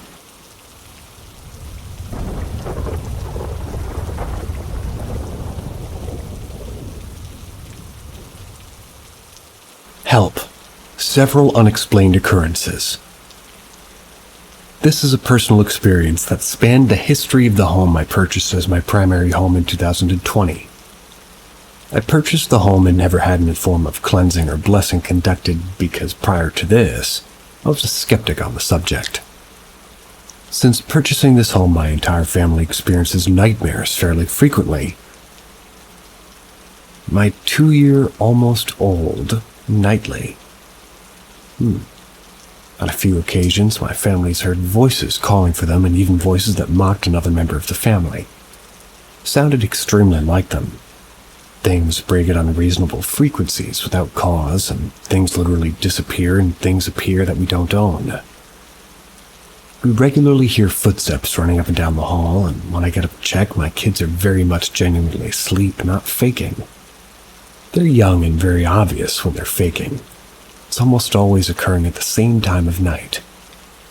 We were told by the owner of the oddity shop, Dragon's Blood Candles, maybe these could help and ease the unsettling spirits.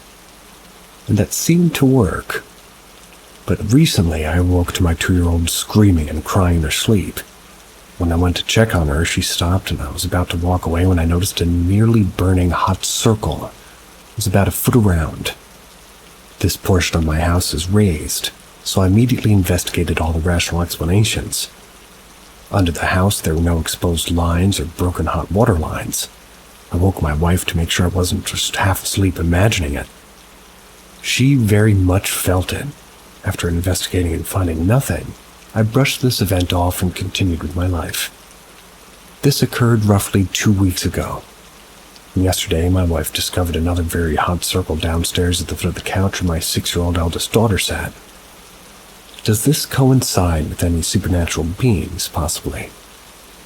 I know this sounds exaggerated, and like maybe a hoax, but these experiences are very real life. I've begun to worry about the safety of my wife and children. I don't know where to go for this. I'm trying to schedule a Buddhist monk to come, but I don't know if it'll help, or if anybody has any form of enlightenment on these occurrences.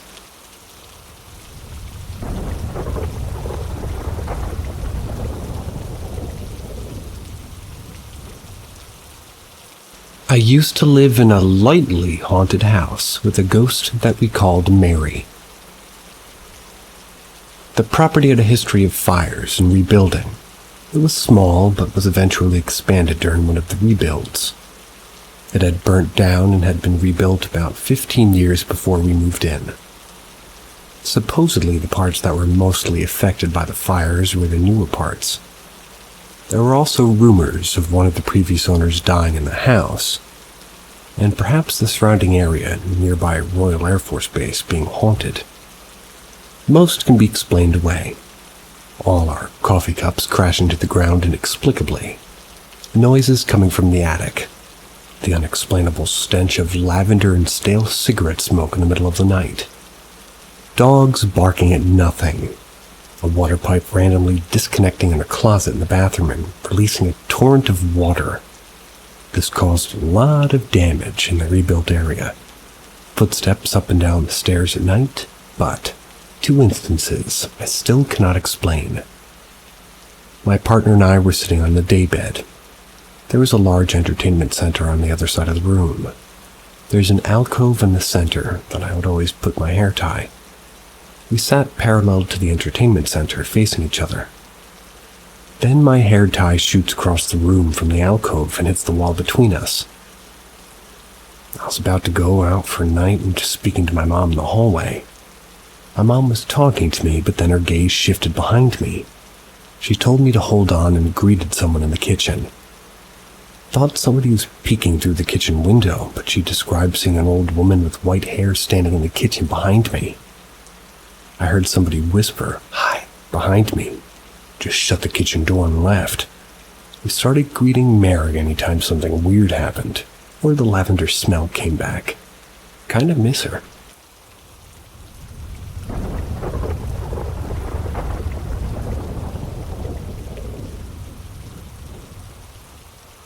Possible extraterrestrial in front yard. When I was about 6, my room was getting painted, so I had to sleep on the couch on the first floor. About 2:30, 3 o'clock in the morning, I heard something that sounded like metal rubbing against each other. Thought it was the loud neighbors being loud again, but I was 6 and I didn't know. So I get up and go to the front and look out the window. The noise stopped. Looked around for a minute until I noticed something on the driveway. I would have thought it was a person, but my 6-year-old self put 2 and 2 together to see that it wasn't human. It was too dark to get a good look at it. It's moving back and forth until it looked at me. I jumped back, closed the blinds just because I got scared. I look back out and it's gone. Until I look left where it begins slowly approaching the house while looking at me. With it being closer, I can see that the eyes were a fluorescent teal. Looked to have a deformed body. I remain eye contact. Bite my arm. Because if you feel pain, it's real. I bite it and I definitely feel it because it starts bleeding. So I close the blinds, run back to the couch because I was 6 and definitely terrified. I started hearing the metal grinding noise again as I try to get back to sleep. After about 10 minutes it stops and I go back to sleep and I just wish I got a flashlight to see what it was. But whatever it wasn't human. Its deformed eyes and human body and eyes and the way it moved made that clear. Anybody have any ideas on what it was? I lived in a mildly dense neighborhood in Kentucky when it happened, and from what I know, no one else saw it. I just want to know what you guys think it was, because to this day I still research it, and I'm curious.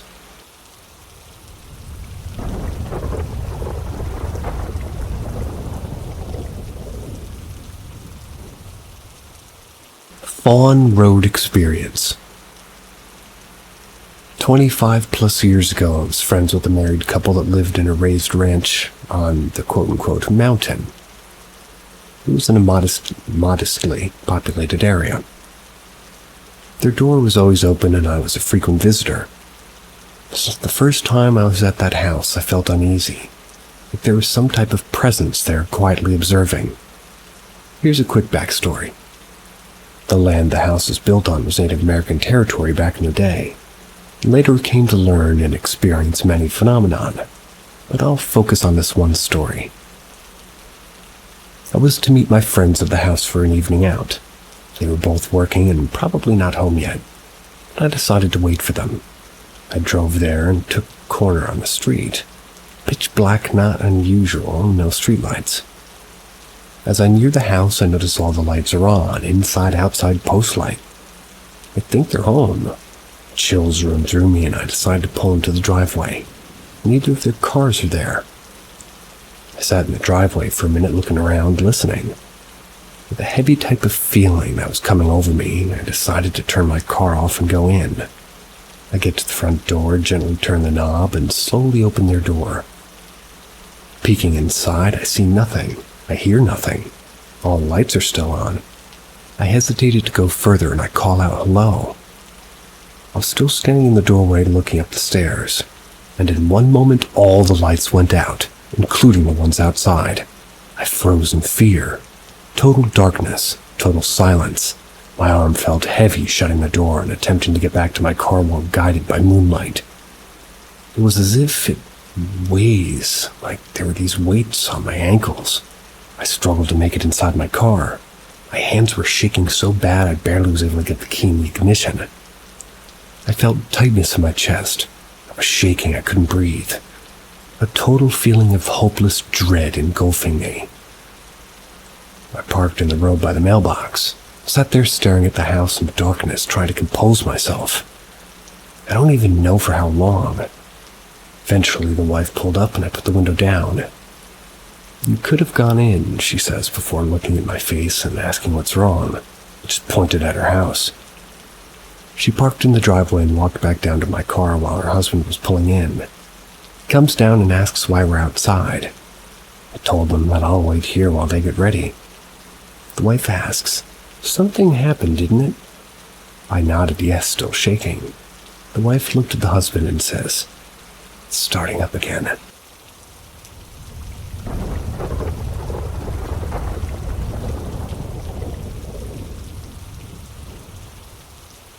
Gran Canaria Entity. On Friday, I just got back home from a holiday in Gran Canaria. Every morning I was getting up early to go for a jog, just as sunrise started. This meant although it was semi-light, I accept some tricks of the light could explain what I saw. Took the same route every day along the beach. There were other people around and about, some workers cleaning rubbish up, some dog walkers, other people out exercising. Anyway, just making the point that I wasn't alone. It wasn't pitch black. I just reached the top of some very steep steps when about 6 meters ahead of me I spotted what I thought was a tall person. Maybe with a black sheet covering their whole body. They just stood in the middle of the path. I'd describe it as a sort of looking like the ghost of Christmas Past from the Muppets Christmas Carol. I held back a bit because I did feel a bit startled by it. What made it so real was the fabric. As I said, we were on the beach and there was a wind and the fabric was moving when gusts of wind blew over me. My first thought was that it could be a religious dress. There were, after all, a number of people around and no one else liked that, though. After just standing there looking at it for a couple of minutes, I decided to go past it. As I got closer, the figure got shorter and shorter until I was a foot away. I then realized I was looking at an ornamental rock of some kind. It was just a dim light playing a trick with me, I thought. So I completed my jog, enjoyed the rest of my holiday. I'm home now, though, and having thought about it, the wind blowing the fabric sticks in my mind is something that doesn't make sense. How would that have happened if I was seeing this rock the whole time?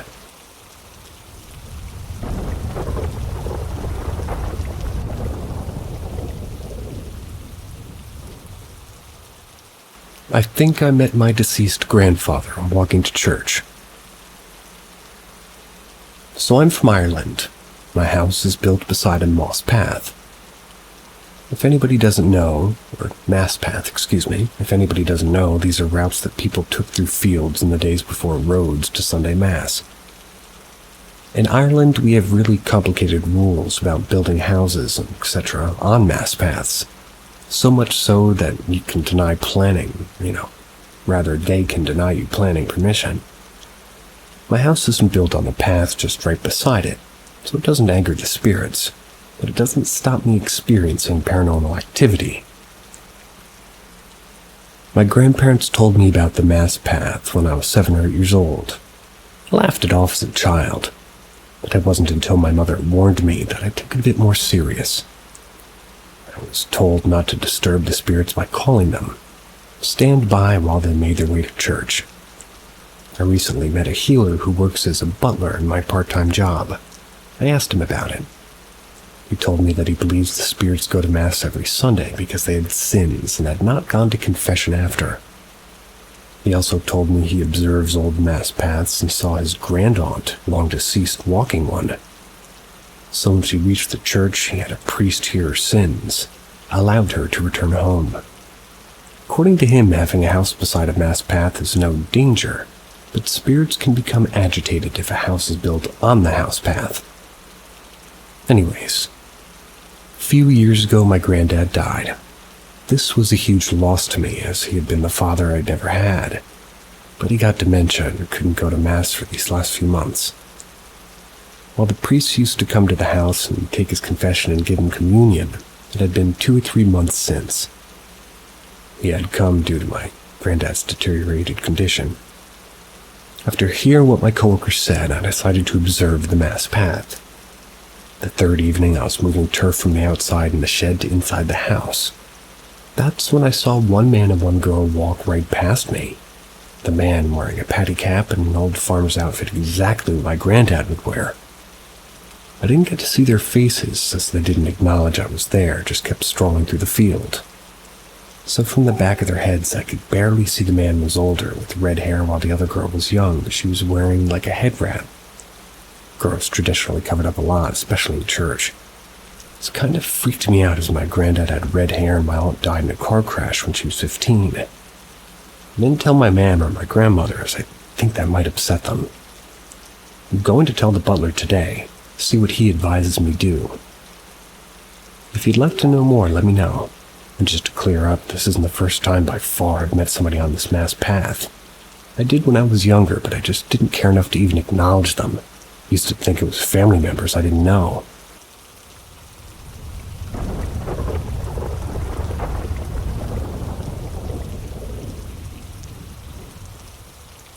My grandfather's paranormal experience that he swears by. When my grandfather was young, he helped his father with his line of work. He often worked in the woods, whether it be helping cut down trees or gather wood. This particular day, they went to this secluded town.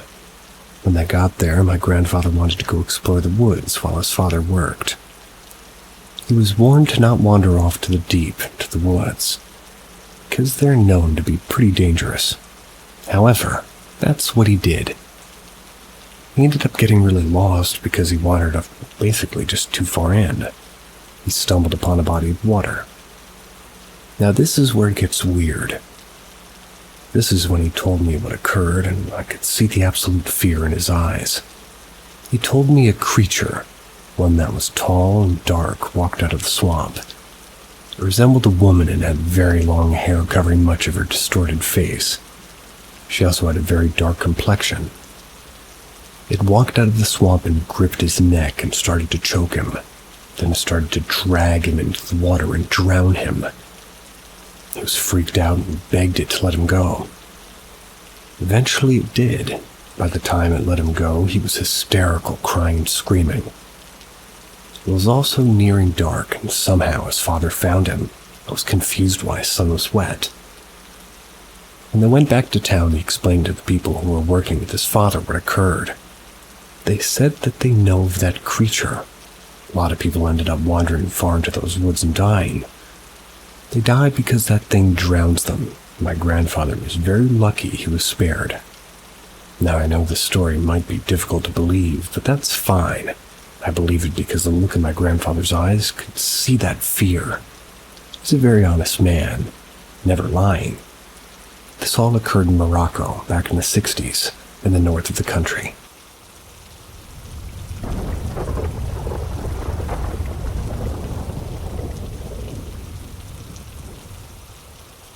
My father's paranormal experience in Tunisia. My father told me he went to visit his cousin who lived very far. When he reached his cousin's home, he found the door to be unlocked. Very odd, but he didn't think much of it. When he walked into the kitchen, he found his cousin sitting down staring into space. When he started to talk to his cousin, the guy didn't say a single word. Just sat there. Didn't move, nothing, just sat looking straight. So my father was very weirded out and took this as a sign of disrespect. He left his cousin's home, and when he went outside, guess who he saw walking toward their house? His cousin. Rightfully so, my father was freaked out, and he was like, "How the fuck did you just leave the house so quick?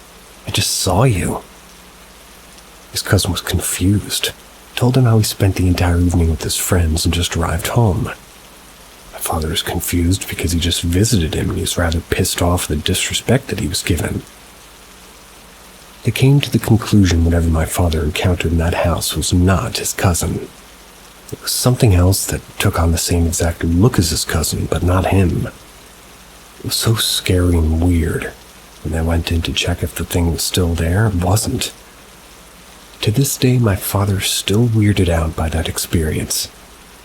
How he was talking to something that resembled his cousin, but it wasn't him.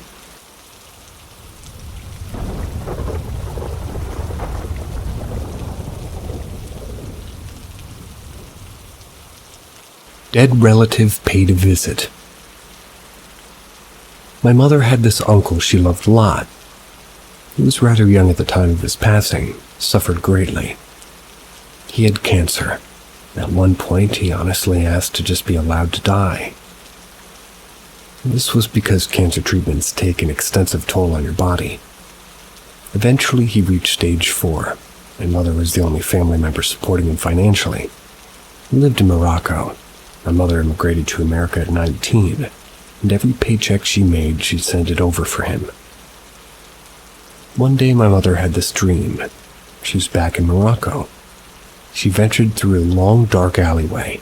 At the very end of it, she reached a small shop that was lit by some streetlight. The light illuminated a yellow color. She could vaguely see a reflection on the glass window of said store. My mother told me she recalled seeing her uncle right next to her, complete and utterly unrecognizable. His face became a charcoal black, a stark difference from his white skin and rosy cheeks. She told him, and I remember the exact words she told me. She said, "Uncle, your face, look at yourself." And when he looked at himself from the store's window, he responded, "What's the matter, dear? I look the same," as if he couldn't recognize the change in his appearance and health. His face looked like it was almost burnt. My mom woke up in shock that night with dread filling her. She then told me, and she swears by this, a dark mist filled her room up. She told me at that very moment she felt his presence strongly, and she knew that he had passed on. The following day, she got a phone call very early in the morning stating that he had died that very night, to which she said that she knew. They all asked her how she knew. She said that he paid her a visit.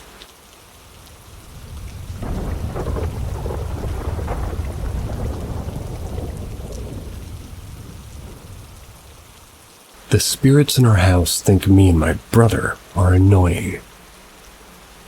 Some backstory here. Me and my brother have always hated each other. We've always fought till we basically become unconscious. Blood, bruises, and we genuinely can't stand each other. Now my mother's always having encounters with ghosts and spirits and such. One night, my mother went to sleep. It was very, very late. She woke up in her dream. She said it was hyper-realistic, and outside her room is a long, skinny hallway where you can see out of. She told me at the very end of the hallway she saw 2 older men. Our house was built in the 1940s.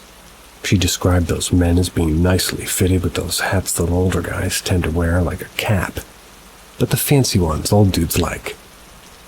So she told me, rather, that the 2 men started to approach her rooms. Me and my brother's room at the same time was right across my mother's. The 2 men then started to say, "My God, our kids are so loud." And they honestly kept repeating it. My mom tried to speak up and ask them who or what they were, but it's like she couldn't. Like something caught her tongue. So she just sat there in disbelief. They kept talking about how annoying and terrible and loud me and my brother are. Next thing, my mom woke up and told me the story. I went and checked the records of the people who had lived in this home. And what you might expect, a familiar face stood out to my mom. One of an older dude who lived here around the same time the house was built. Kinda creepy, I guess.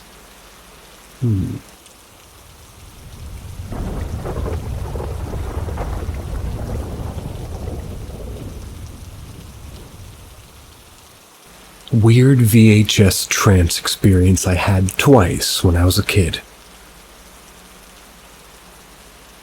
I've always wanted to talk about this experience I had when I was very young, but I've never found anything similar to it online when I tried searching it up. I would have been somewhere between the ages of 5 and 10 when this happened, so it would have been sometime between 1999 and 2004. I was watching Tiny Tots. It's a live-action kids show at the time about puppets and ragdolls. It was on VHS at my nan's house. I was in a room alone, sitting in my pop-up tent eating dinner on a tray table. I'd seen this video many times. It was a Christmas-themed episode where they go out their little college home and into the snow and into the forest where they hear Santa's sleigh bells. They go and hunt for him. Something along those lines, I would say at least. But, okay. So regarding my experience, this time the show played out differently. I was locked in and unable to look away from the TV. Paralyzed, you could say. My body was filled with fear and dread. What happened was they found red blood marks all over the snow, and you could hear the bells of Santa's sleigh going through the woods. But this time the sound of them was so unsettling. From what I remember, Santa looked like a monster, was trying to kill the tiny tot characters whilst they tried to escape. I remember an axe being involved. This was my first ever known exposure to violence and gore. Really confused by it all. It really scared me as a very young child, and I remember when I snapped out of it, the tape was done. I was unable to move, just being so scared and just screaming for an adult to come and get me. The second time was the Mickey Mouse movie Fantasia. I was at home in my bedroom this time watching my little TV. Now, from my memory, because I could never go back and watch the film, I remember it started or had this scene where a shadow or silhouettes of people are playing these shadow instruments. I remember that the scene just played out with this really strange music, but like the other time this had happened to me, I was once again paralyzed. I was locked in and unable to move. Just wanted to look away. But unlike my first experience of this happening, where it was like a gory alternate story, this one just went on and on with the same scene playing over and over again. It seemed like an entire day, just unable to move. Why it just endlessly repeated the scene with the weird music, I don't know. Just find it really unnerving and slightly traumatizing to think back on all of this. See ya.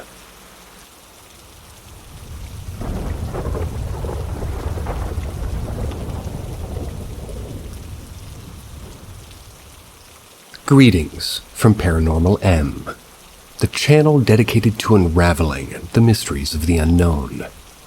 Don't forget to hit subscribe and turn on notifications for more eerie and thought-provoking stories. We hope you have a thrilling experience. A strange story. A few years ago, I was around 15 or 16 years old. I used to go on trips with my parents to their homeland, which is a village here in the north of Portugal. While we were traveling by car, I was looking out the window. That's when on the top of a wall I saw a boy right at the edge of the wall, which was high. I immediately got scared. I thought it was strange to have a small boy there in that place. A boy of around 9 years old, apparently. Light hair, light eyes. As I found it really strange, I leaned forward to tell my parents to look. That's when I started to say the sentence. I looked again and no one was there. Found that super strange. And no, I wasn't taking any medication or suffering from any psychological illness. I spend the rest of the way thinking about the kid. I want to add that behind the wall there is a field the same height, so it was literally impossible for it to have disappeared into space.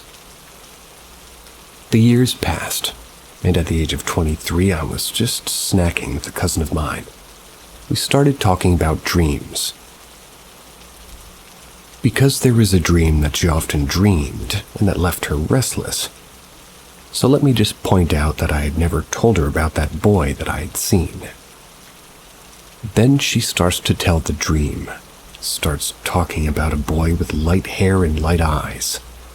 And this was in my parents' village. They were hugging her mother, or my aunt, and cried a lot, always repeating the same sentence. "Don't leave me, please don't leave me." While she was telling me the dream, I was getting goosebumps and immediately associated it with the boy I had also seen in the village. To add more, before my grandfather passed away, he was bedridden. Asked my other aunt, "Who is that boy standing next to you?" My aunt said, "There's no boy here, Dad." I decided to tell you this story because, besides being very strange, it makes me think that maybe we don't know everything about life, and that there are things that, in fact, seem to have no explanation. Sorry for my English, I made my best. Hope you understand everything.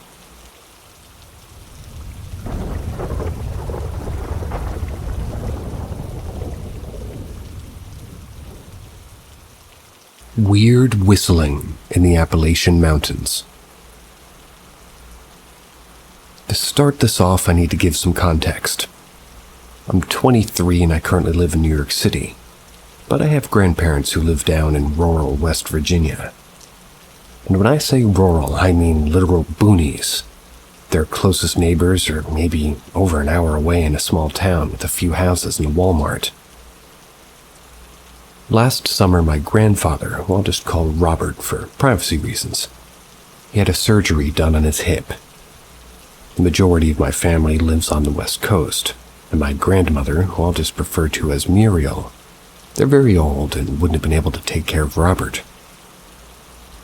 Because I was the closest family member, I was the only one they asked to come down there, help out with my grandfather. Being the good grandson, I agreed to come down there for 2 weeks while he recovered from his surgery. Fast forward a week. Everything was going fine, and all I really had to do was help my grandfather up and down the stairs and walk his dog. His dog was a blue heeler named Rocky. Normally, my grandfather would walk Rocky once in the morning and once at night through the woods behind their property. But because of his surgery, that responsibility fell onto me. This was the part that I hated about helping him. Ever since I was a kid, I never liked those woods behind the property. Whenever I'd go down there as a kid, my cousins would always get creeped out going into that forest. It always just felt off for some reason. Anyways, the first week walking Rocky in the forest at night was fine, even if it was a bit creepy. That was until one night. A week into my stay, I was walking through the forest. It was around 8:30 and the sun was setting over the Appalachian Mountains.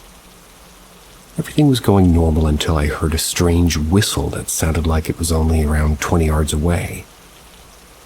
Both me and the dog stopped dead in our tracks, looked toward the direction the whistling was coming from. I shined my flashlight in the direction, but I didn't see anything. I just assumed it was a bird. But looking back, it definitely wasn't a bird. There's no nocturnal birds that chirp and whistle out there. And it sounded more musical than anything a bird could whistle. The dog was spooked. He wouldn't stop growling and staring at whatever was back there. He kept trying to back up until whatever or whoever this thing was whistled again. The dog started barking and going crazy. At this point, I decided that I definitely didn't want to stay there, so I yanked on the dog's leash and we both bolted out of the woods and straight back home. When we got back and I told my grandparents what happened, they both seemed spooked. My grandmother immediately asked if I whistled back. I told her that I didn't, and she seemed relieved, but told me that I don't hear anything and to just ignore it. I asked why. She wouldn't tell me, would instead just tell me that I didn't hear anything. I decided not to press it any further, and I went to bed. But I was terrified, and I was wondering what she seemed so freaked out about. The next morning, she told me that instead of walking Rocky through the woods, I could just take him on laps around the house. So that's what I started doing. Every night I would take Rocky for around 50 laps around the house before going back inside. On Friday, the third to last day I would be there, at night I was taking the dog for laps as usual. That was until I heard that same creepy whistle behind the attached garage, which was only around 10 yards from the house. This time I immediately took the dog back inside and locked the doors. The rest of the night I put my earbuds in and I ignored any more whistling like my grandmother told me to do. To this day, I still don't know what that whistling was in those woods. Some of my friends say that it was a skinwalker. But that's a Navajo thing. There's almost no Navajo in West Virginia. My girlfriend who stayed back in New York City asked her Muslim parents who are from Yemen. They said the whistling at night is a sign that a jinn is nearby. I don't know what it was, but whatever it was had my grandparents legitimately scared. Does anyone have any idea what this could have been?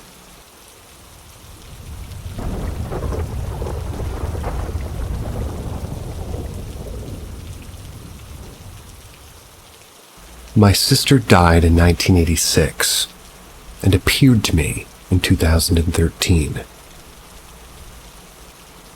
My husband and I were in Alaska. We were on an ATV ride outside Denali. We got so far ahead of everybody else that we stopped on the path to wait for them to catch up. I saw something. It was coming out from behind a tall bush that looked like ectoplasm. You know, the kind you see in movies. But I instantly recognized it as being my sister. I heard her say in my head that somebody who I loved very much was going to die by the end of the year. It was going to be extremely difficult for me, but she loved me and would be there to help me get through it. This was mid-August. I spent the next 4 months kind of holding my breath. I was waiting to see who it would be. On Wednesday, December 18th, I called my second mom, who's our housekeeper who had started working for us in 1958. That's when I was just a baby. She was the one person in my life who I always felt unconditionally loved by. Well, she had never yelled at me, or she's never spanked me, and I never felt judged by her no matter what I told her I'd done. And I'd been calling her once or twice a week for years. One of her daughters answered the phone, said she was in the hospital because she had a stroke that fried the left side of her brain. So this kind of left her in a vegetative state. I really wanted to go see her. She's in another state, but my kids were flying in for Christmas that weekend and I didn't want to miss seeing them. When I reached out to her psychically, she assured me there was nothing to be done. She was basically gone from her body anyway by then. I should stay and see my kids. I distinctly felt my sister's presence around me for about a week afterwards. Her family pulled the plug that Saturday. I flew to my hometown in mid-January as already planned. I was originally going to visit my mother and take my second mom out for her 89th birthday, but I attended her memorial mass instead. In February, I was going to have a difficult conversation with my husband. When I sat down, I was very nervous. I felt Jay. They came up behind me and put her arms around me. Then I heard her very clearly whisper into my ear, "It's gonna be okay, I promise it's gonna be okay." She and my sister have continued to be present for me at difficult times, especially when I was in trauma therapy.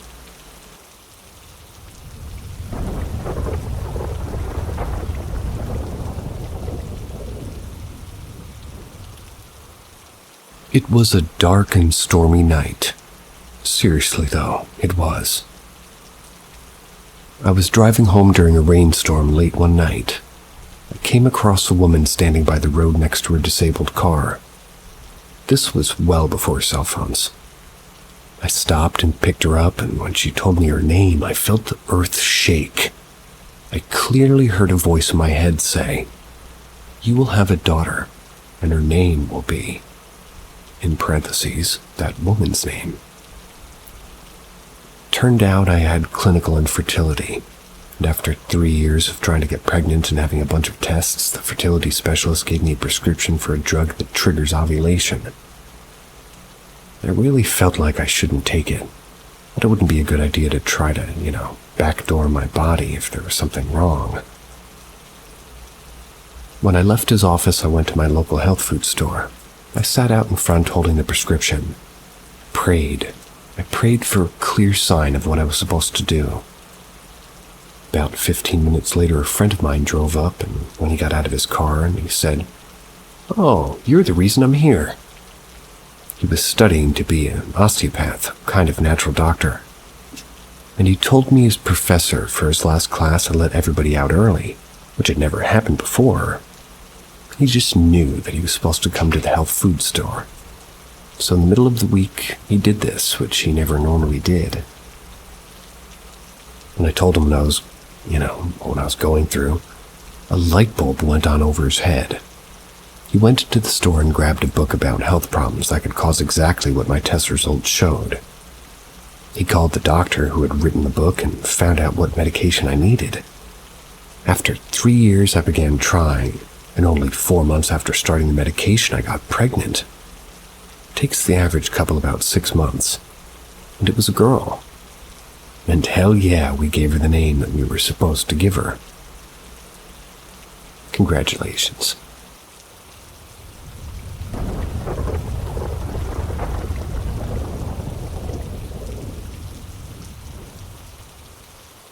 I had a really cool experience when my father died. My father was dying of an incurable brain tumor. He was put in hospice.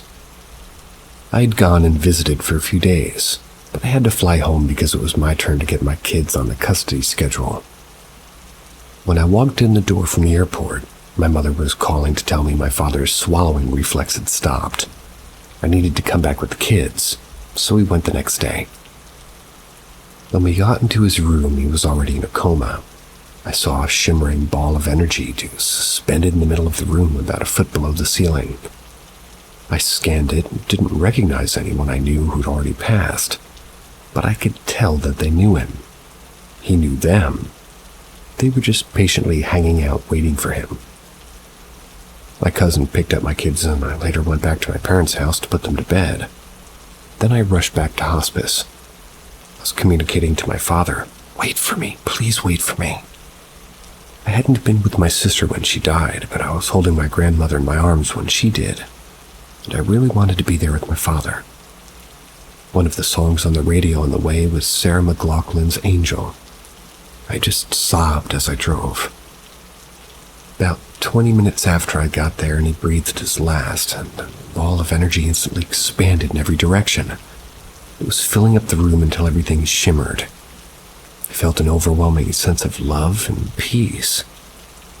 I knew that they had him, that he was okay.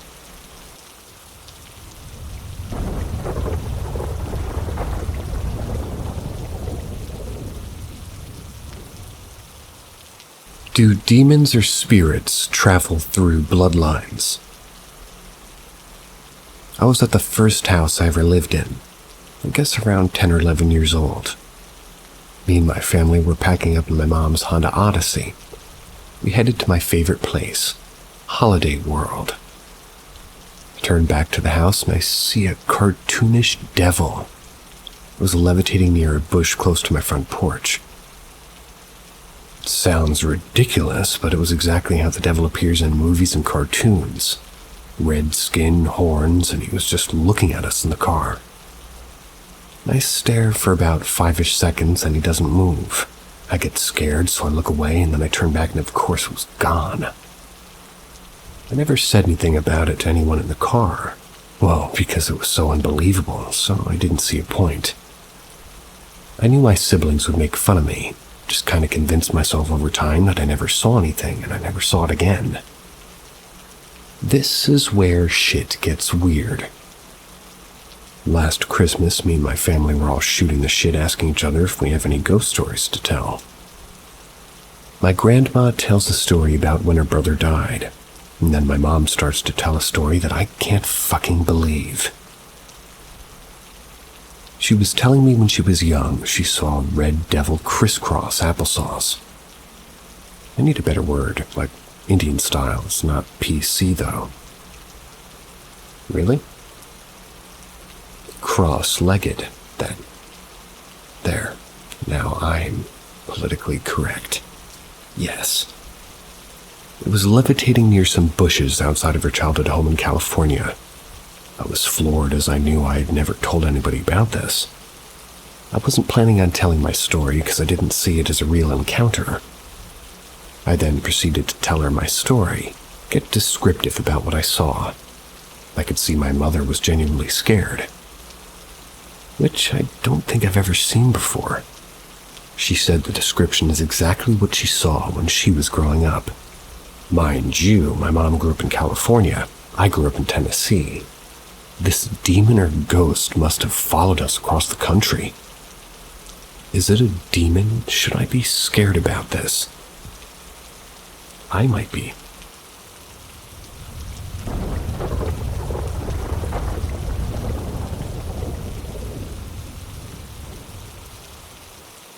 I have a creepy story to tell that still messes with me years later. Buckle up, because this is going to be kind of insane and kind of long. So I've told this story in a few comments, but I didn't really share the full details. Here it goes. Back when I was a kid, my family lived in a pretty old house in Tennessee. The house was built in the 1920s, I believe. The house is kind of shaped in a square. Think of a racetrack that you can go around. But anyways, my sister and I's bedroom door was in the living room. The hallway was to the left. I used to have recurring nightmares and sleep paralysis of a tall man with a hat coming down the hallway to my bedroom door. I would always wake up before he came into my room. Textbook sleep paralysis story. During summer, my mom would leave me and my 3 siblings home alone while she worked. She would come home tired, and since she was low-key, had a lot of kids, she didn't like us to immediately stampede her when she arrives home. So anyways, one day we were chilling in the living room watching TV. Our mom was at work and just doing the usual. We heard our mom get home from work early that day. We were happy, so we heard the back door open and she came in talking to her friend on her Bluetooth. She always wore these black leather boots, and we heard them clunking on the floor while she walked and talked towards us. When she was finally almost to the living room, she was at the end of the hallway where I told you guys earlier where I used to see the shadow man in my dreams. Guess what? When we got up to greet her in that spot, she wasn't there. We were all stunned. My sister called her and you guessed it, she was still at work. I didn't tell my brother about the shadow man before, but when I did, he said he saw him too in the bathroom, in the same hallway. I can draw pics of the layout of the house if you guys want. My mom said that she used to hear my little brother calling her name when he wasn't home. I hated that house.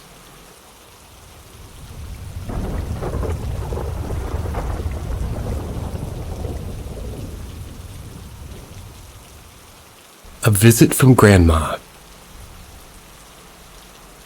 My grandma passed away when I was in middle school from brain cancer. This cancer is unfortunately quick and very difficult to treat. We tried treatment, but the cancer was just too aggressive, so she was placed in hospice shortly after. She passed the day I was supposed to say goodbye. I received the call while waiting to be picked up from my mom. I was extremely close with her, went to her house after school almost every day.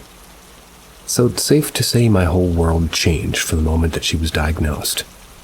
Brain cancer really changes a person's personality, so I felt like she was gone well before she even died. I never felt like I had closure.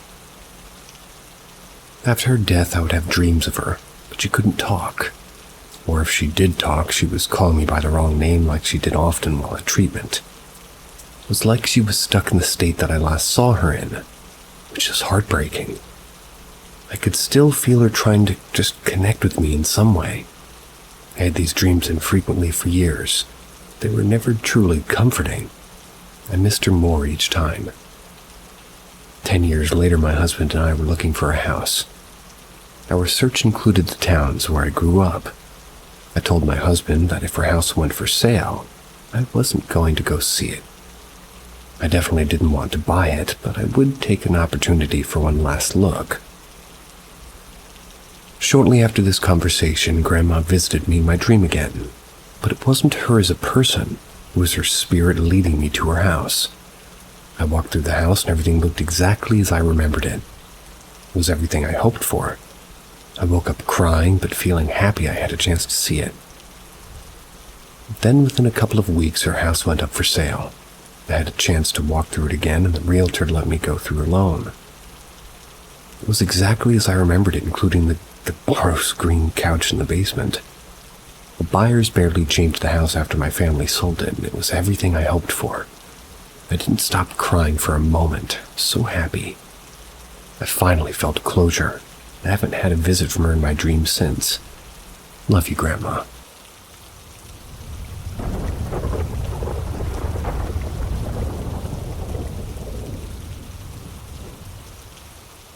My parents' house is haunted, and now I have proof. Going back as far as 2009, I've had just recollectable, strange, and sometimes horrifying experiences at my parents' house. I think it can all be traced back to one stupid event from my childhood. We had a dinky old Dell XPS desktop in the kitchen. I played everything from stupid Y8 flash games to Adventure Quest worlds on that thing, and one day, I was watching YouTube. That's when I saw a Ouija board video. I am incredibly curious and a pretty impulsive person, so when I saw the clearly fake video, I was enthralled. So naturally, I found a dumb, clearly not real Ouija board flash game online. Or so I thought. It wasn't real.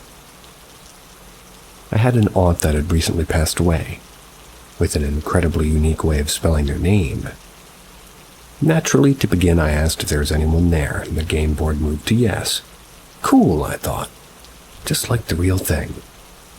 I then asked the game what its name was, thinking it would spit out something incredibly vanilla like John. Nope, it spelled out my aunt's name, who had recently passed away. Perfect to her spelling.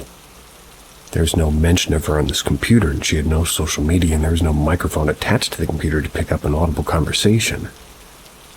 This was incredibly odd to me, but I shrugged it off. I then asked one final question.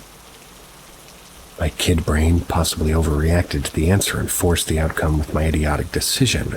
I asked. Well, I typed in my aunt's name. The board answered yes, hello, and then my name. I quickly closed the web page. I didn't know it was up until very recently. This may have been what invited what terrorized me for 10 years into my parents' home. This computer, not a month later, exploded. Literally, spilling Adventure Quest worlds when it decided to go up in an electric shock and lost all power. For those that might say it wasn't just an electric thing, just wait. 6 years later, my father wanted to upgrade the computer as a Christmas present. And opening it up, we discovered the only part of the system that had any damage was the processor. The processor was blackened, showing signs of a clear electrical fault.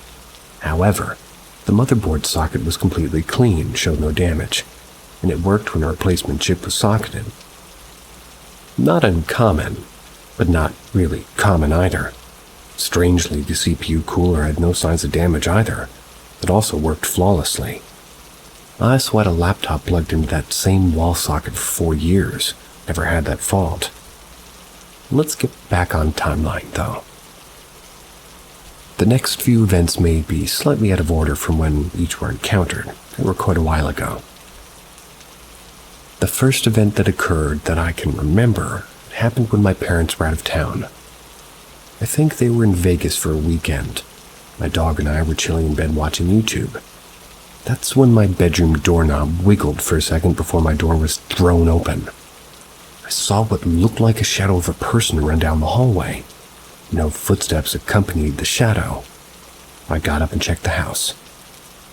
There were no unlocked doors, no smashed windows, no open windows, nothing. No signs of forced entry anywhere. Even if a window was open, there's bug screens on every window. No chance of getting those off. Tried one time and I was locked out. The strangest part of this event is my dog, who showed no reaction. I hear all the time about that dogs can detect these things and react even when nothing is visible or out of the ordinary, which makes me wonder if this thing was in fact a familiar, maybe a relative. The second event that occurred happened shortly after the first. I was laying in bed, and this time at my parents' home. I was staring at the ceiling with my arms outstretched, trying to fall asleep. That's when all of a sudden a tiny light ball, which was absolutely hovering in midair and it was bobbing up and down, flew across the room above me. It disappeared around my outstretched right index finger. I then noticed that my finger had gone numb, so in a panic I went and got my dad, who came back and checked outside for any light sources. Even though it is a suburban neighborhood, there's no light sources that shine into my old bedroom window, and I had blackout curtains. There was no way. He told me to get some sleep. I lied back down. The second I was comfortable, I saw the ball of light fly away from my hand and back the way it came. The feeling in my finger came back. I genuinely have no idea what happened here. And this event was genuinely the most horrifying. and one of the only ones that my Great Dane, bless her heart, reacted to. There's tons of other minor events like knocking, misplaced wind gusts, temperature drops in certain areas of rooms, and even items being knocked over or thrown. But in an effort to keep things short in this post, we'll omit those. It must have been 3 a.m. or close to it. I was having one of my childhood favorites, eating a bowl of cereal in your undies while watching the Yogg's Cast. What is a Yogg's Cast? Nights. I usually did this a lot sooner, but tonight I was in the kitchen till around 3 a.m. eating my cereal, watching Yogg's Casts, Sips and Shin's Tekkit series for the millionth time. Okay guys, I'm feeling pretty old right now. Anyway, when I noticed I was cold, extremely cold, colder than I should have been. Even though I was in my undies, it was still a summer night in a dry, hot climate. I decided that was enough of a kicker to go to bed, put my things away, and made my way towards my room. When I opened the door, my Great Dane was up, but not standing, but head up, body laying down, staring at the edge of my bed. Thought it was odd, but brushed it off and settled in. I put my head under the blanket, which I normally did if I was very cold, and made the mistake of looking toward my feet. Something was staring back at me from under the blanket. 2 white floating dots, clearly attached to a much darker than the space around it silhouette, stared back up at me. It was then that I noticed my dog's hair was standing on end, something that happened extremely rarely for my very timid Great Dane. I must have looked for 5 seconds before thrusting my head out from under the blanket and noticed the blanket had shifted downwards, like whatever was under it was gone. I laid there petrified for hours. That was before dawn finally shone through. It could have been my curtains, and I went to sleep in my office. I had never spoken of these things again until I worked up the courage to tell my mom, expecting her to tell me that I was too imaginative and must have been seeing things. But she actually told me, chilled me to the core. She, too, had been having experiences. Shadows peeking at her from the hallway, feeling footsteps or temperature drops with no explanation. Once it was confirmed that I wasn't crazy, I began to tell my friends. This is where the story reaches this year, where we finally did it. I set out to prove to doubters that I wasn't crazy, and something really was in my parents' house. 3 friends and I loaded up all of the gear you could think of. EMF, EVP, night vision cameras, dots projector, you name it, we had it. We did a nighttime ghost hunt. I'm incredibly proud to present the single unexplainable piece of evidence that we caught that night. We had quite a few experiences, knocking weird EMF pickups, and seemed to be responding to our questions. But those could maybe be explained.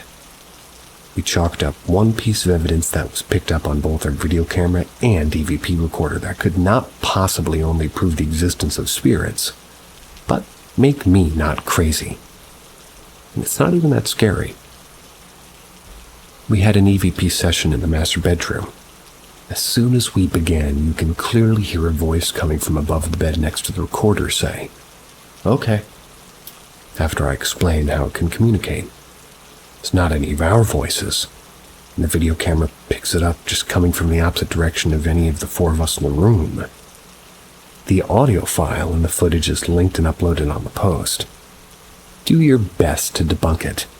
We couldn't, even after debunking 2 other pieces of evidence and possibly debunking a 3rd. This one has us dazzled. A weird part about our hunt was some of the oddities that occurred. There was an instance where multiple times through the night we received a clear EMF response to the question, "Are we in danger staying tonight?" I also found myself getting incredibly agitated the longer we stayed, to the point of screaming and getting incredibly frustrated with small things. And I'm not really, known to be an angry person for any reason, at least to that extent. My friends also felt different emotions. Like one friend, who I'll call Jay, he says that he was just getting more and more depressed and drowsy the longer that we were in the house. once we piled into the car to leave, it was like a huge weight was lifted off of his shoulders.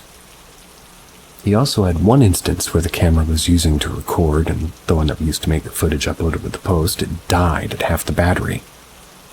That's when I was doing a solo EVP session in my old bedroom. It wouldn't turn back on until we got back to my house, where it was very clearly at half battery. That's not where it ends. A week or so after our hunt, my mom called me in a panicked state. She had very clearly heard something open her bedroom door. She was in the living room. It walked through the hallway and kitchen into the living room, comes up to her, grabs her foot, almost trying to pull her, maybe lead her. And may I also add that her 3 usually very timid Boston Terriers were going crazy batshit. One of her dogs appears to be permanently on edge, being terrified whenever they're in the house. So we're going back, better equipped, better prepared. We're doing a more thorough lock-in, 2 weeks. Better cameras, more equipment, less bodies, more time.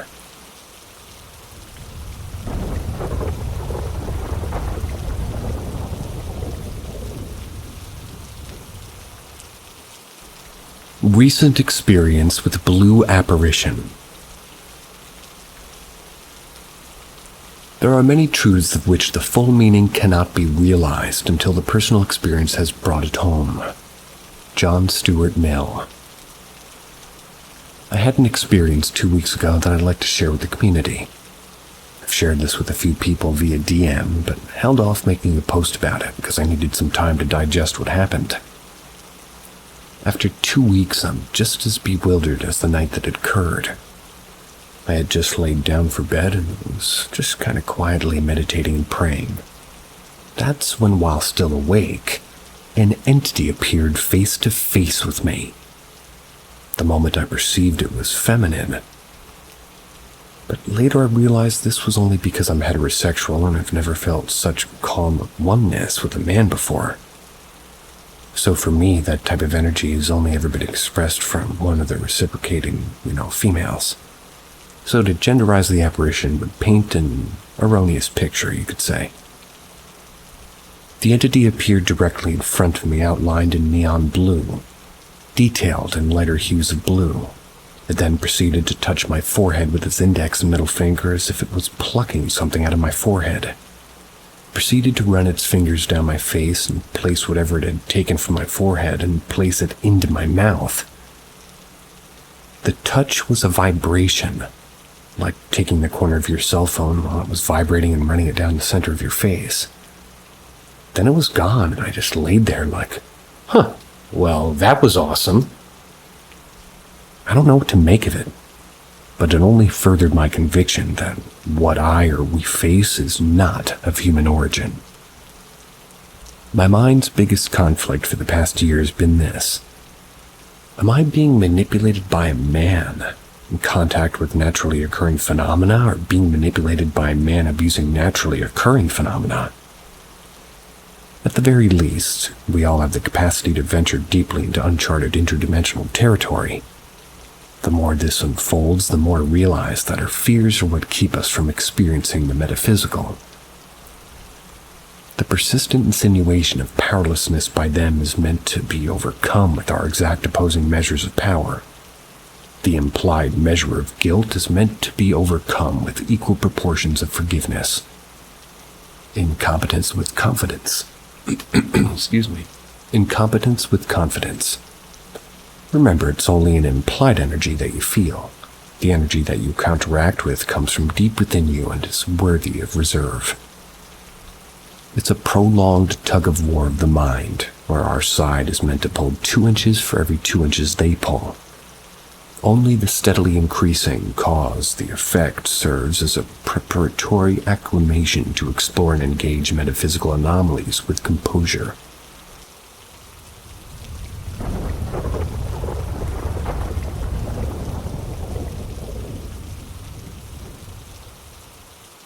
Paranormal phenomena after a death. Hello everyone, I'd like to share with you an event I experienced in my life in 2004 when I was 8 years old. I'm a pragmatic person. I don't believe at all in the paranormal. Let's say I leave a 1% possibility because I love the universe itself. What I'm going to write is not incredibly in fact, however, it is disturbing me quite a bit when we know it. We're all rational people. It happened in 2004. My cousin had a car accident around 2 a.m. The violence of the shock put him into a coma immediately. He had a brain shock.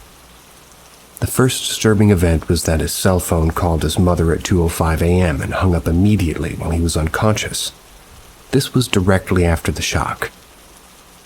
As for the other passengers, they died directly on impact. They didn't have their belts. A few months later, he was in a coma and died from his injuries. The burial takes place, and so far everything is normal. My cousin, younger than her late brother, didn't return to the cemetery after the burial. Probably too shocked and sad. I remember going to my aunt's house every day because my parents supported her, except that one morning she called us in a hurry because the frame of the family photo had turned over in the night. Every night it was the same, and this phenomena stopped as soon as my cousin returned to the cemetery.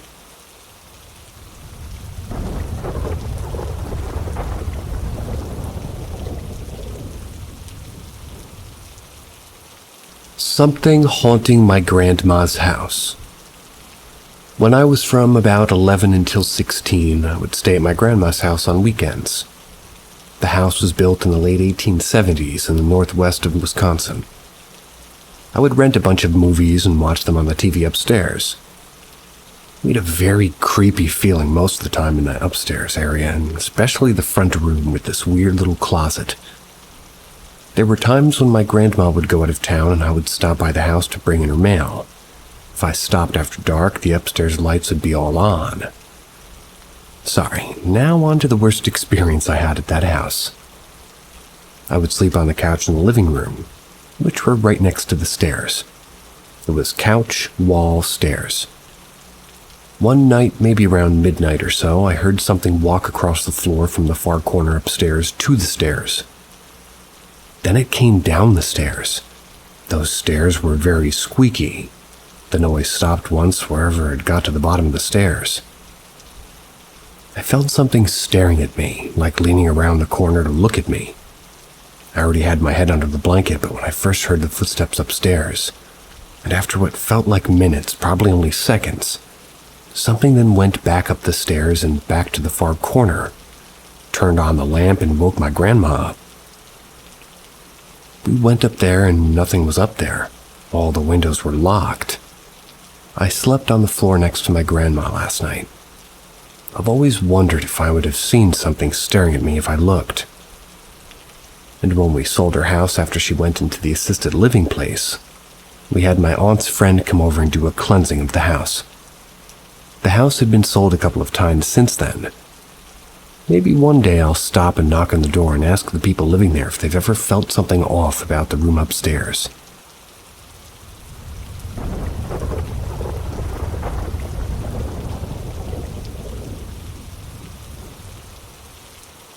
A couple of experiences at different houses. My parents built their house in 1994. Never had anything happen until after my brother broke up with a girlfriend.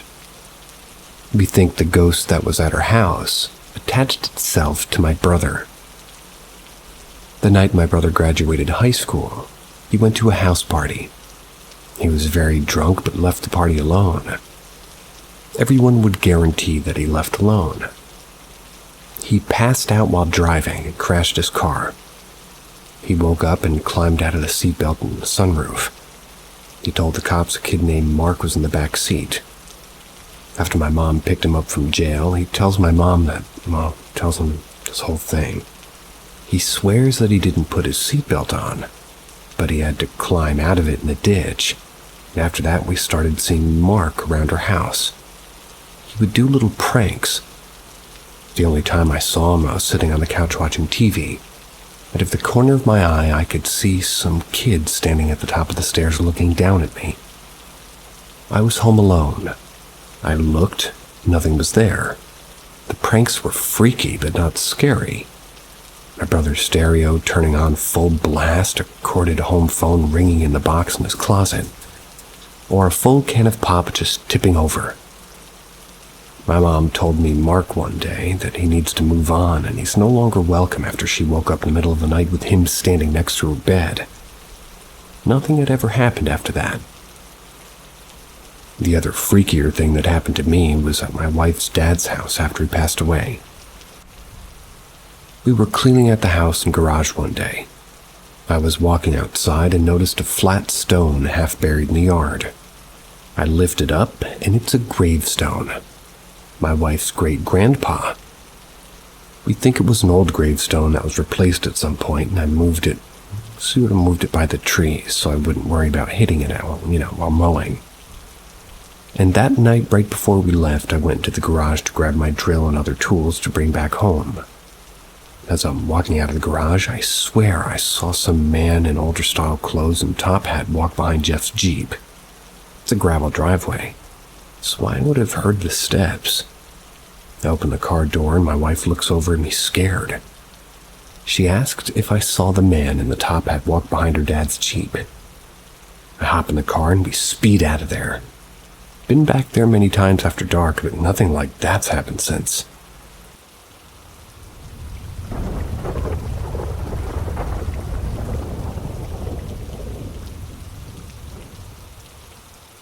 Three animal experiences. Story number 1. I grew up on a farm in northwestern Wisconsin. My family still lives and works on it. Before I moved away for college, we had this old barn that we used for storing tractors and other equipment. The last time we had cows in the barn was when I was about 10.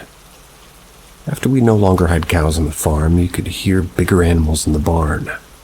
If you're close enough to it at certain times of the day, especially after sunset, you could hear cows inside. You would always have to go check out the noises just in case a neighbor's cow got in while we had the doors open. I've never found any animals inside. Even today, you can sometimes hear cows in the barn when no cows are inside. Ghost cows. I like that. Story number 2. One night, about 20 or so years ago, I was walking to my dad's garage to grab his toolbox. He wanted to put together a TV stand that I'd bought. As I'm about to step into the dark garage, some completely black animal came running out of the door and went towards the woods. Immediately, I figured it was a neighbor's dog or a fox or something. But I realized I didn't hear any noise or feel any wind when it ran within inches of me. Where I was when it ran by, it was gravel, so there's no reason the thing wouldn't have made any noise as it ran by. Final story. My cat died when I was 20. My cat was just under 2. The next weekend, I went to my parents' house to stay a couple of days and do laundry. I was there Friday night until Sunday night. Saturday morning, I was woken up by what I thought was my parents' cat jumping on my bed and wanting pets. I reach out and feel an animal there and pet it and open my eyes. There's nothing there. But you can see an indent on the blanket where something was. I remember my door was shut so that their cat couldn't come in and freaked me out. The next morning, the same thing happened, except it pushed against my chin to wake me up and I could hear purring. I'd like to think it was my cat coming to say goodbye. I told whatever was there not to come and visit anymore. And I'm glad it came to say goodbye, though. Never happened again.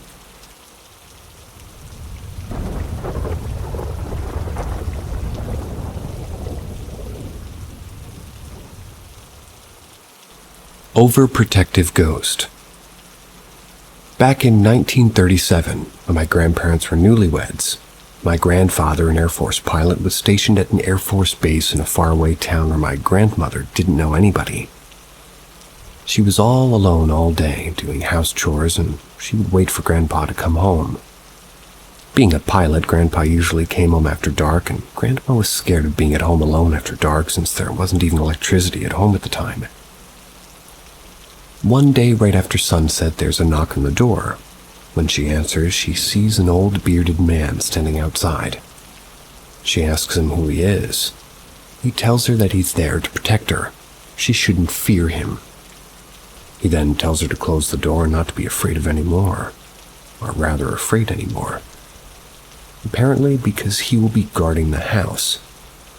So, thinking old man is someone my grandpa sent, she does as he asks. When Grandpa comes home, she asks him about the old man. Grandpa tells her he didn't send anyone or have seen anybody outside their home. Next day, the same thing happens, and the day after.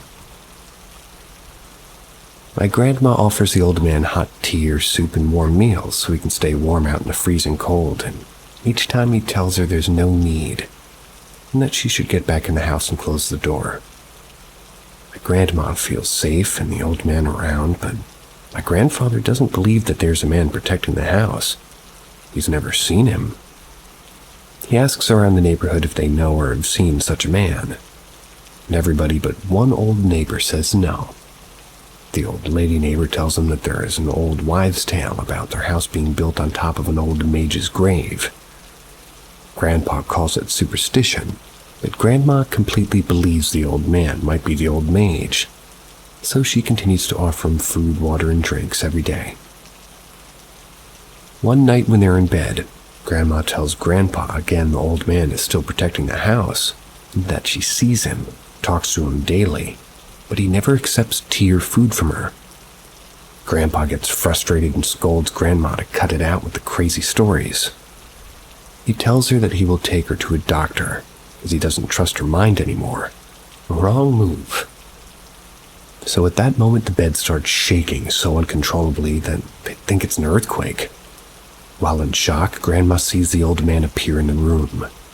He tells Grandma to calm down and tell Grandpa to leave the bed immediately, or otherwise he will take further actions.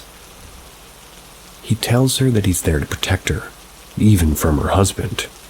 Grandpa no longer has rights to share the same bed with her or even touch her with that attitude. Talk about an overprotective father figure. So Grandma tells Grandpa to sleep on the couch for the night, and the shaking stops once he steps outside the bed.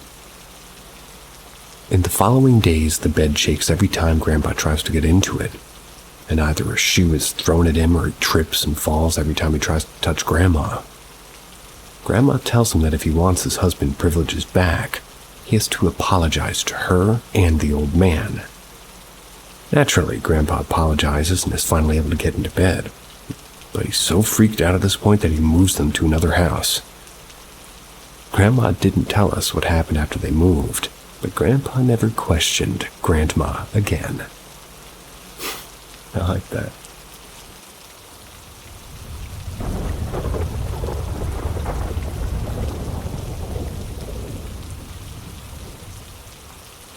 Sweet old Grandma.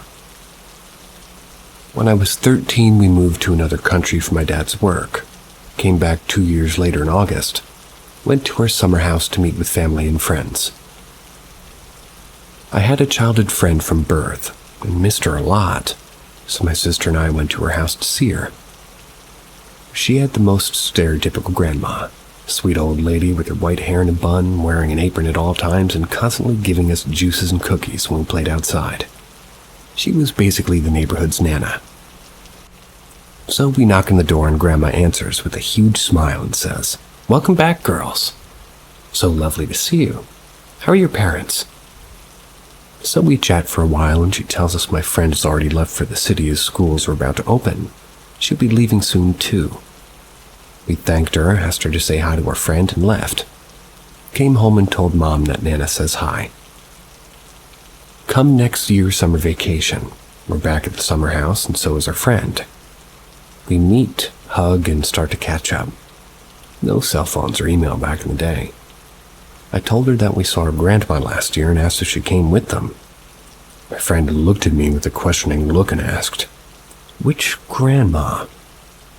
I said, "You know, Nana." She said that can't be possible because Nana died the year that we left the country. Nana had already been dead for 2 years when we saw her. My sister told her we both saw. Talked to her too. And there it dawned on all of us that we may have seen Nana's ghost. I ran home to ask Mom if she remembers me telling her that we saw Nana last year, and she said, "Yeah, she's still here."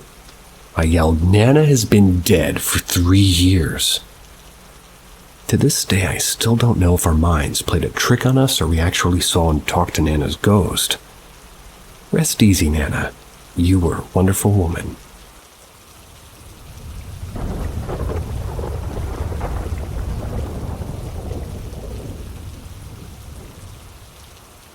Strange woman appeared next to us. I'm a 24-year-old female now. This event happened in high school, maybe 10th grade, so I was around 15 at the time. I still remember what happened vividly. My friends and I went to a party of one of our classmates in a not-so-good neighborhood. This is kind of relevant because it could explain what we saw. This takes place in a ruralish part of Pennsylvania. This area is known as very low income and pretty drug infested. Immediately when we pulled into the neighborhood, we all felt that the vibe was off. Now, this area isn't necessarily unsafe, just rural, dark, and unsettling. So anyways, we attended this party. I feel the need to state that we were drinking, but not one was necessarily intoxicated, maybe a little tipsy. We decided after a little while to leave and packed into a friend's car. I remember how freaked out we were just driving through the neighborhood to leave, but no one could necessarily explain why. We thought we were just freaked out by the dark. We pulled up to a stop sign and suddenly out of literally nowhere, a woman seemingly materialized out of nowhere on the sidewalk to the right, just kind of walking her dog. Now this is about 2 a.m. We look over to see if she's going across the street in front of us, since she was facing us as she was about to be doing so, and her face was expressionless. Then suddenly she lifts her right foot about 90 degrees into the air as if to take a large step off the sidewalk towards her car. Opens her mouth and fully unhinged her jaw.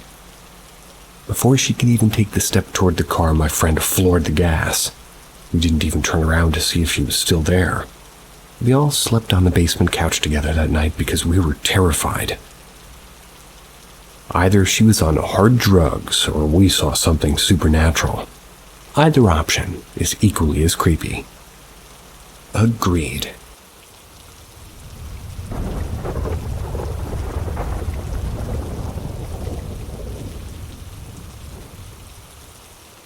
My uncle who passed just under 2 weeks ago has been visiting me and my grandmother.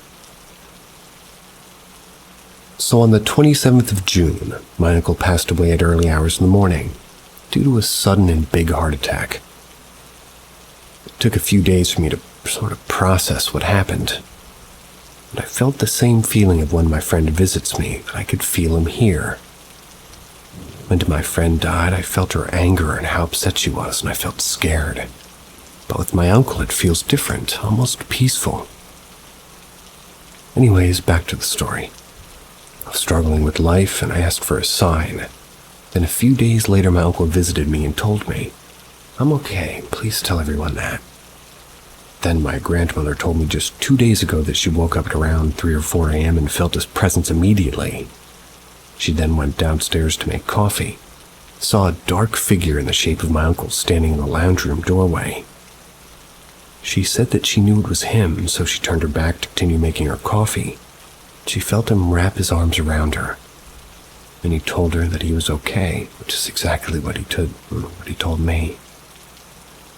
My dad has also said that he was walking in the cemetery a few days ago and he saw my uncle, but then looked back and it was just a random man. Hope this interests someone. Warms my heart thinking back on it.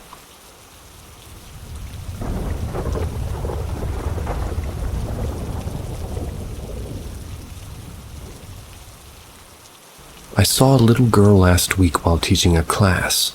Apparently, I'm the only one that saw her.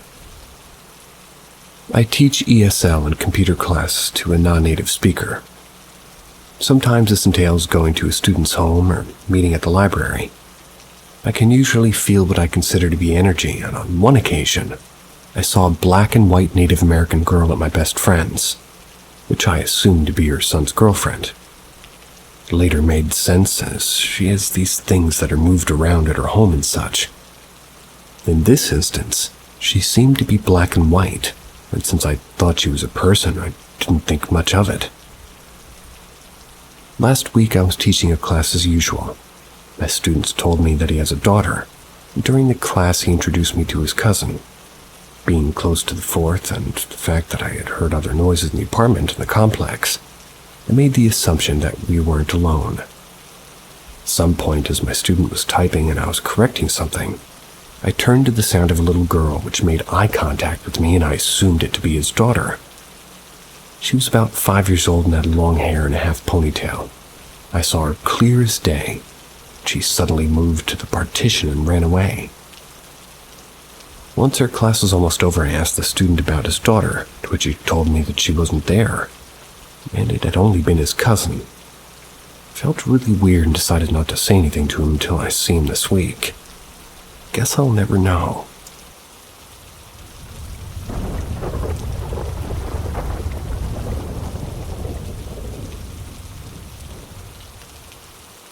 Ghosts or hallucinations? I'm currently living in a basement. Stereotypical, I know. This basement is part of an old farmhouse built in the 1980s. It's been remodeled in some areas.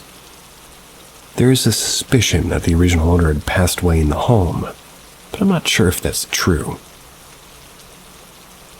For the few years me and my family have lived here, we've noticed a lot of strange things happening. None of us have managed to capture any video or picture evidence just of how quick it happens and the timing. It's weird. It's ranged from objects moving around to physical apparitions in a couple parts of our home. My most terrifying encounter was after school one night. My sister and I were getting ready for bed, decided to turn out all the basement lights. Our beds faced away from the basement door and was placed behind an old safe and a shelf. My sister had gotten up and turned the lights off, but started to panic as she heard a bag being dragged across the floor. She could see it being moved in front of her. She told me to turn on a flashlight, and as I did, she bolted towards her bed. Before she even sat down, something started to physically punch the safe, as if something was trying to get through it or open up the door. Neither of our beds even touched the safe. There was no explanation as to what it was from. I decided to look between the safe and the shelf, and I caught a face looking at me. We both didn't sleep that night and started to be more cautious downstairs. Fast forward a year later, things started to happen in the stairwell. The footsteps to full banging noises could be heard at the night even though no one was awake. And this still happens, and sometimes starts in the garage connected to the upstairs, then moves into the furthest part of the basement from my room. We have support beams along the basement that sometimes creak on their own, but they've been hit by something when no one's around them or downstairs at all, and would sort of designate through the upstairs area. Maybe they mean reverberate. We still can't figure out what's doing it. This year, though, it's been the scariest by far. I haven't been home as often, and I come back around 11 or 12 most nights. My mom's noticed that something taps against the poles or throwing things around that hits the walls or floors. She even said that something's been moving around in the stairwell when no one's near it. I'm terrified to be alone down there because when I'm home it's worse, and I've had things moved right outside my door or hear voices. The most frequent voice I'll hear is my youngest brother, and his room's upstairs and doesn't sit above my room at all. My friends have even heard this voice through my headset late at night when I'm gaming. He'll ask me who it is that I'm talking to. I've tried everything I could think of to make this stop, and everybody just thinks I'm crazy. I'm not the only one experiencing it, as my aunts will sometimes stay a couple of nights and hears the noises are banging. She can't sleep well because she'll end up having nightmares until a few days after she's back at her home. This isn't all we've experienced, but I don't want to make this too long and boring for whoever sees this. No, this isn't a scary post meant for jokes, but it's something that I'm actually experiencing in real life. I'm scared. I don't know what to do to fix any of it.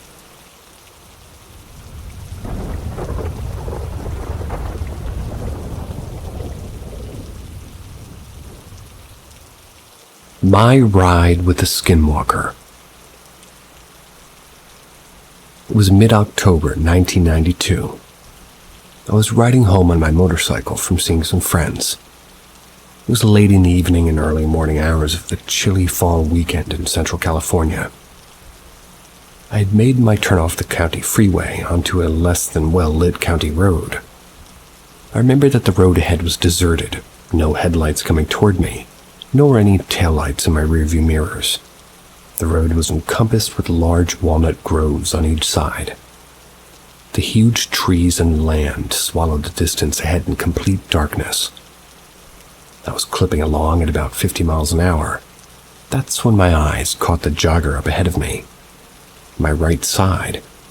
My mind quickly thought, how odd, wondering why somebody would be out here jogging at this time of year, especially at this hour of the night. As I approached, I gradually moved to the middle of the road to give the jogger space. I touched on my brights, and so he'd see me approaching, and now understand this. At first, in my mind, there was nothing out of the ordinary. Other than the timing of the situation, a hooded runner, like heather gray sweats, a figure about 6 foot tall, jogging along the shoulder of a deserted county road at midnight in October. As I'm approached at a safe distance of maybe 100 feet away, bright headlights blazing, I saw him, or should I say it, stumble. I fully expected the figure to fall, sprawling face down into the plowed dirt, but it didn't. It did fall to the ground, but on all fours, but very quickly and with amazing agility began running like an animal on all fours, like a wild animal.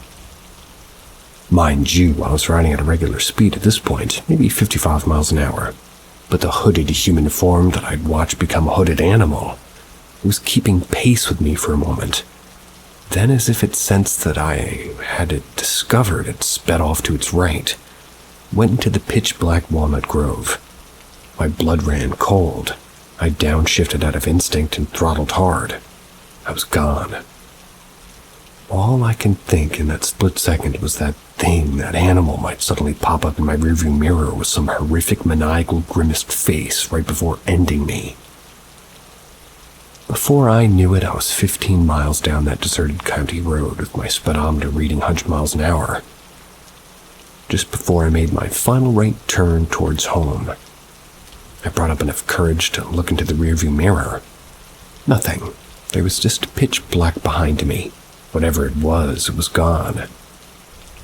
Shaking, I made my last turn and didn't look back until I pulled into my garage and closed the door. To this day, now 30 plus years later, I can tell anybody that true story, and my listeners will react with complete disbelief. Some believe me, others don't. What was it? A person, an animal, a shapeshifter, a skinwalker? Or something of a combination of all of those? You decide. Thanks for listening. I appreciate it. See ya. Sweet dreams.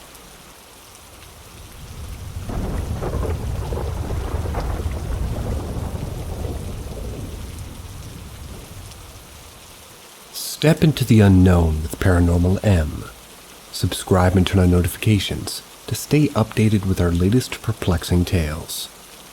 We hope you enjoy the adventure. Trade School Ghost Encounter. I graduated from Rankin Technical College last year with an associate's degree in precision machining. Basically, that just means that my job is to make things out of metal by cutting and drilling it.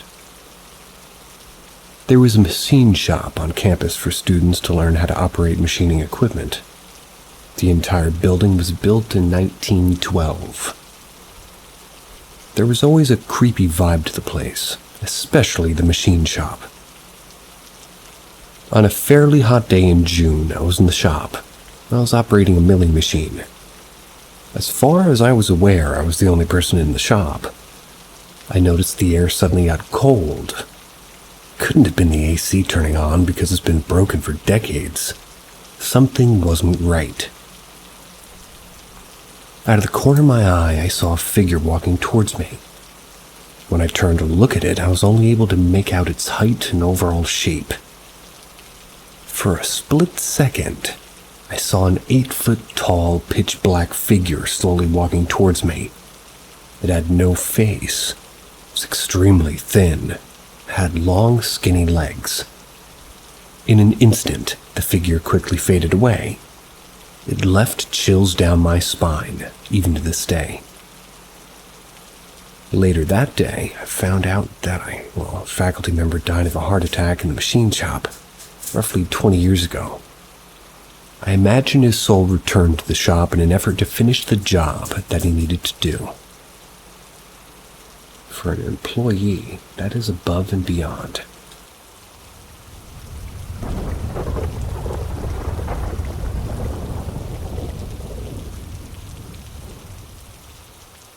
I was raised in a haunted house. I was born in a Victorian terraced house. Had my mom, my dad, 2 older brothers. When I was about 7, I was walking down the attic stairs. They were in a spiral. That's when I turned to face the landing and I saw an old man leaning against the banisters about 2 meters in front of me. He had blood running down his face and on his shirt.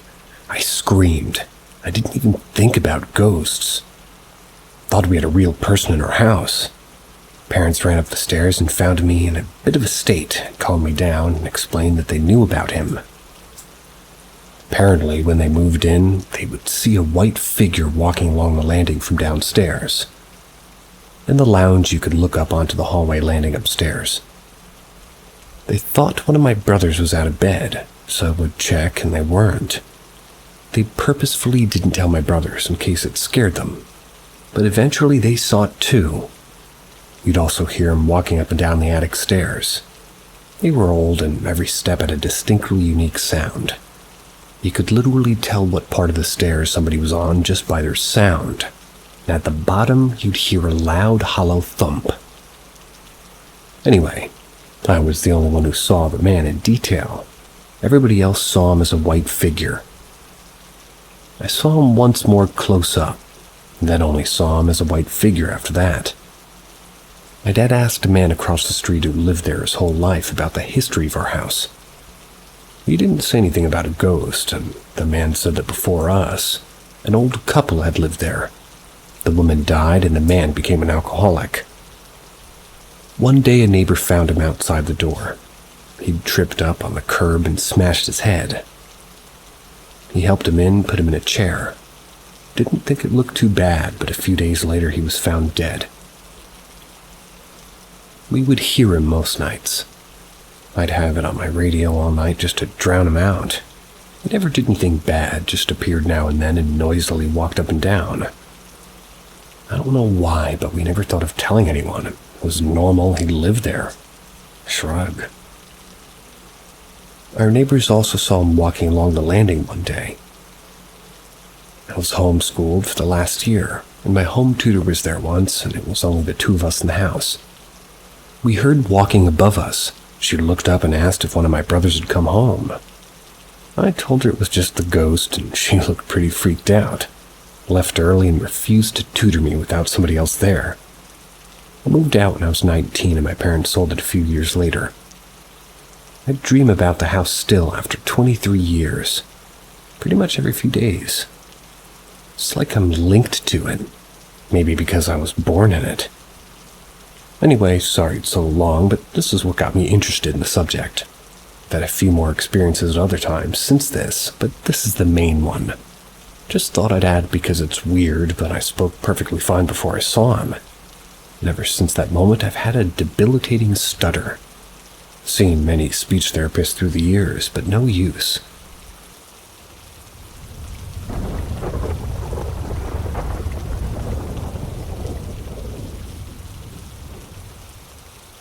Apparently the Hat Man is a thing.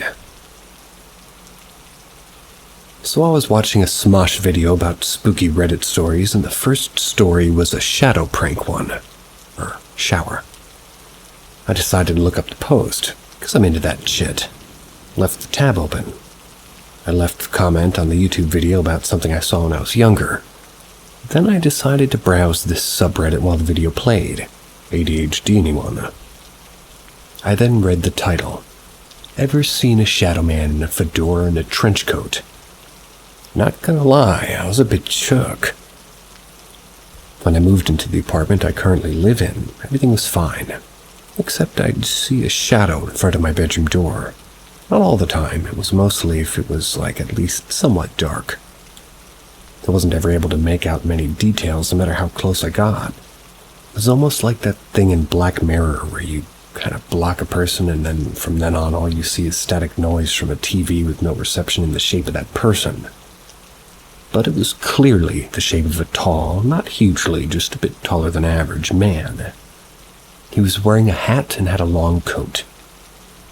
Mind you, I'm South American, so it's not really common to see people wearing long coats like that. I never interacted with the shadow. Sometimes I'd feel uneasy, but I'd deliberately try to think of something else and ignore it, especially since it was so hard to make out what it looked like. It never really did anything.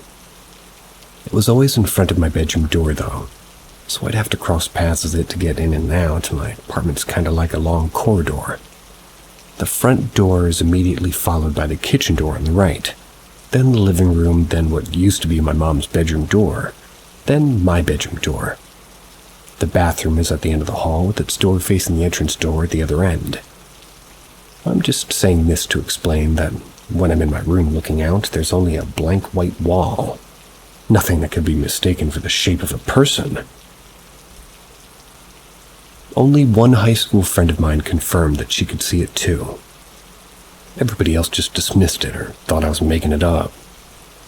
Granted, that friend was considered to be very woo-woo, spiritual, super, into Wicca and all that. She may have been influenced by the fact that I told her about the shadow before she saw it. She was really creeped out, though. She used to ask us to use a detour coming home from school when she was walking with us to avoid a cemetery. That was because she kind of feel the presence of spirits and they would try to follow her. Anyway, I never saw the shadow's eyes or smile. Never said anything to me that I could hear. I could never make out the color of his coat. I never thought about what the hat was, a fedora or not.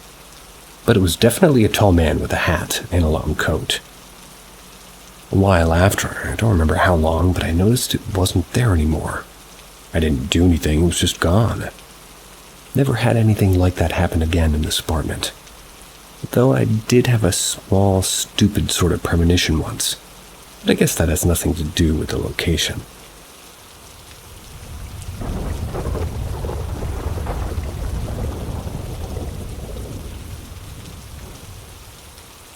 Friend's account of a woman in the woods. However, my late best friend who passed away over 20 years ago when we were 19, they once told me about the following encounter that she had. I'd like to see if anybody has any similar experiences or sightings. She told me that when she was 7 or 8, she and her dad were napping on a big pallet after watching a movie in their living room. It was the middle of the day on a weekend. Their living room, in which her dad still lives, has big glass panes on one wall that's overlooking the back patio. The house sits on some significant acreage in bushy woods in central Texas. No neighbors within at least a half a mile, likely more. Anyway, my friend said that she woke up from a nap to see a woman standing right outside a big window covered in rags or possibly pelts. They had leaves and twigs in their hair. I think she described her as old, but I can't remember with absolute certainty. As my friend looked at her, the woman started opening her mouth. It just kept getting wider and wider, well beyond normal human capabilities. She shook her dad awake and screamed for him to look out the window. And when they both looked, she was gone. She swore it wasn't a dream, and her dad didn't even believe her, of course, but I did. And I still do. She was my soul sister. And I knew when she was being truthful. Anybody have any ideas? I've looked into Baba Yaga and various force tags, but the widening mouth never seemed to be a distinct feature of anything I've come across over the years.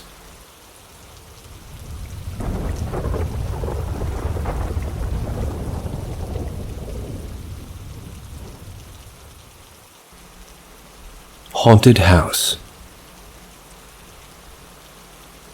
When I was 6 months old in 1981, my late parents purchased a 2-bedroom cottage that had been empty for about 2 years. It was in a somewhat dilapidated state, like broken windows, holes in the floorboards, all that. Basically, it looked like a stereotypical haunted house. From my understanding, it had been lived in by an old lady who had died, and then it had been left to fall apart, which was the case with a lot of old cottages and farms between the 80s and 90s. The cottage next door had also been recently purchased, and it was also dilapidated. The cottage was about 200 years old. It was located in a village about 8 miles north of the city of Bristol. It was in the county of Gloucestershire. That's located in the southwest region of England, about 123 miles southwest of London. My parents spent about 4 years renovating the house so we could move in. Until then, we lived 7 miles away in a flat about 5 miles outside of Bristol. While my parents were renovating the house, they experienced a few strange encounters. Each morning before work, my father would drop me and my mother off at the house in the morning, go to work at about maybe 7 miles away. My mother would take me to the village school. That was about a half a mile away, too, then go back to the house and renovate what she could. After work, my father would then collect us, take us back to the flat and go back to the house to continue working into the evening. This went on for about 3 years. The number of times when my parents were working in the house, they experienced the sense of being watched. And they weren't alone. They would hear footsteps upstairs, doors open or close. My mother once heard heavy disembodied breathing. Our family dog would also stare where there was nothing visible. My parents didn't really massively adjust the house layout as a later owner would. However, they added a 3rd bedroom and a bathroom near the rear of the house. It had been on a sloping, pitched roof. They also added a landing, so that way you could access all 3 bedrooms and the bathroom. Previously, you had to go up the stairs, through the bedroom and then through the bedroom, or through the bedroom and then through that bedroom to get to the 2nd master bedroom. It's a lot of bedrooms. Oh no. Oh no. So, my bedroom was the new bedroom that was added to the rear of the house. Previously, this had just been empty attic space above the kitchen. I never liked this bedroom. I always felt watched but there was a cold spot in this room. In the mid-1980s, roughly, my aunt came to stay with us. And as her parents, I guess you could say my paternal grandparents, they were in the 2nd bedroom. She had to stay on the bottom bunk bed. One night she would hear the door open and close. A while later, the bunk bed started to shake violently. She told me to stop it, thinking it was me. Then, realizing I was asleep, shouted, "Whatever you are, just stop." And it did. In the late 1980s, I changed bedrooms to the front so I could have more space. The rear bedroom became the spare, or guest bedroom. I was lucky enough to have both sets of grandparents, and even know 2 great-grandparents. Something my children won't ever experience. My parents were from the north of England in Yorkshire, about 3 hours drive away. So every few months at different times, various relations would just visit and stay with us, usually on a weekend. My late maternal grandmother had a few experiences. One time in the 90s, staying in the rear bedroom. She woke up to see the shadow of a woman in a Victorian Edwardian bonnet. It was stood at the bottom of the bed. Can't recall what else happened, but I think it vanished. Another experience she had was about 2001. She was washing up in the kitchen in front of the kitchen window. Behind her were the stairs. She turned around and saw the shape of a faded lady figure gliding up the stairs, turned left on the landing and going to the spare bedroom, my former bedroom. My late mother had a number of experiences in the 1980s and 90s. She was in bed one evening and my father was downstairs watching the TV in the living room. She heard heavy breathing, like from an elderly person. The next moment she felt as though she was lifted off the bed and headed toward the window. She was scared that she was going to get thrown out. The next moment she glided back down onto the bed. As soon as she hit the bed mattress, she jumped up and ran downstairs and got my father. He ran upstairs to their bedroom and heard a loud sigh, which made the hairs on the back of his neck stand up. Another experience my mom had was she was lying down on the sofa. She could see through to the next room and a little sitting room, and she could see the kitchen door. The next moment it slammed shut. My dog, who was in the little sitting room, ran into the living room with a scared look in his face. My mother sadly died in 1999. My own experiences were mostly in my front bedroom. I remember in the 80s when I had a bunk bed, being on the top bunk with it being to the left of the door. The door opened and I turned around.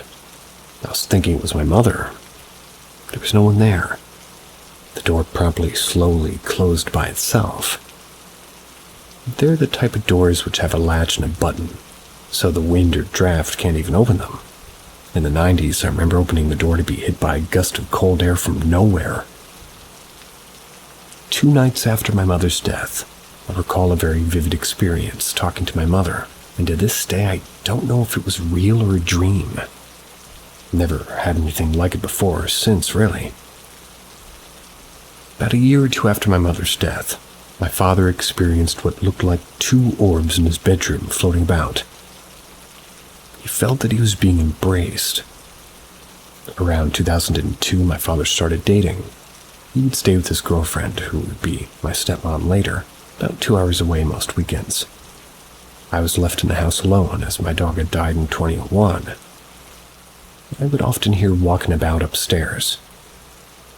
I spend most of my time in my room on my computer, talking to my girlfriend, who is my wife now. I don't think much else happened after this point, not that I remember.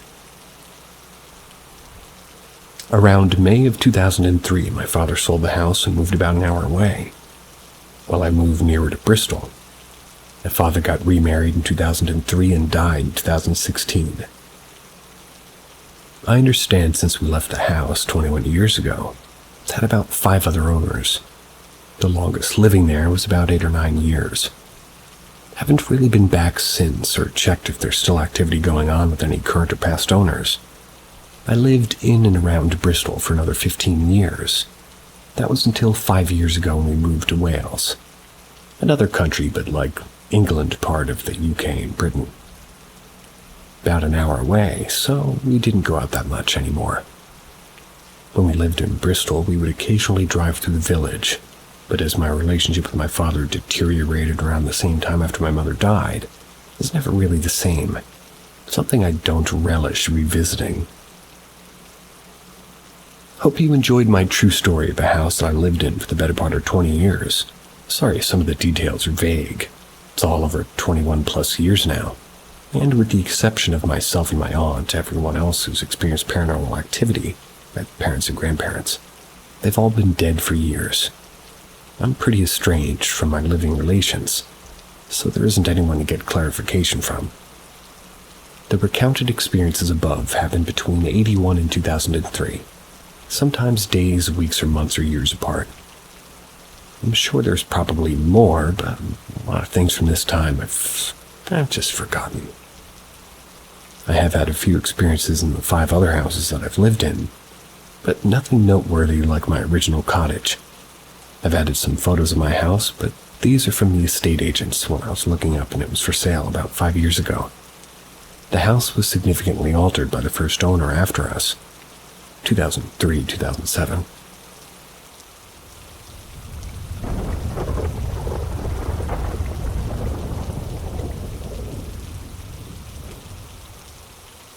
Stray cat that me or my daughters regularly feed seemed to have changed overnight.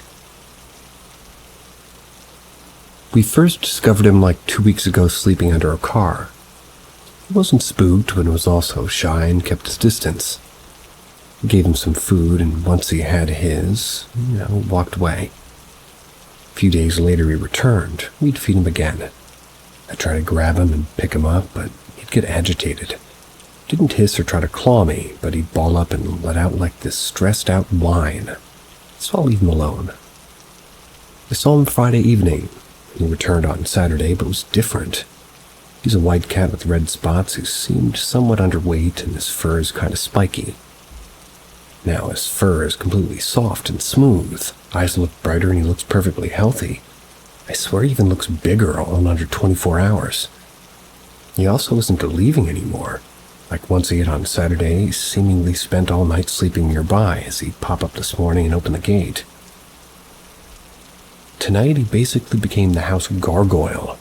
He jumped to the top of our gate and just made himself comfortable and kept looking outside, only looking back in the direction of the house when he'd hear the door open.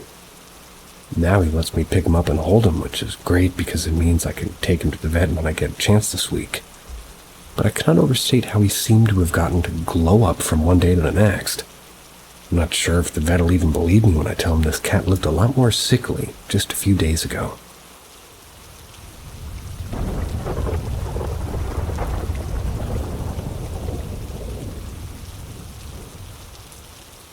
Guardian Angel. I had a broad daylight public experience. It was about 7 or 8 years ago at work.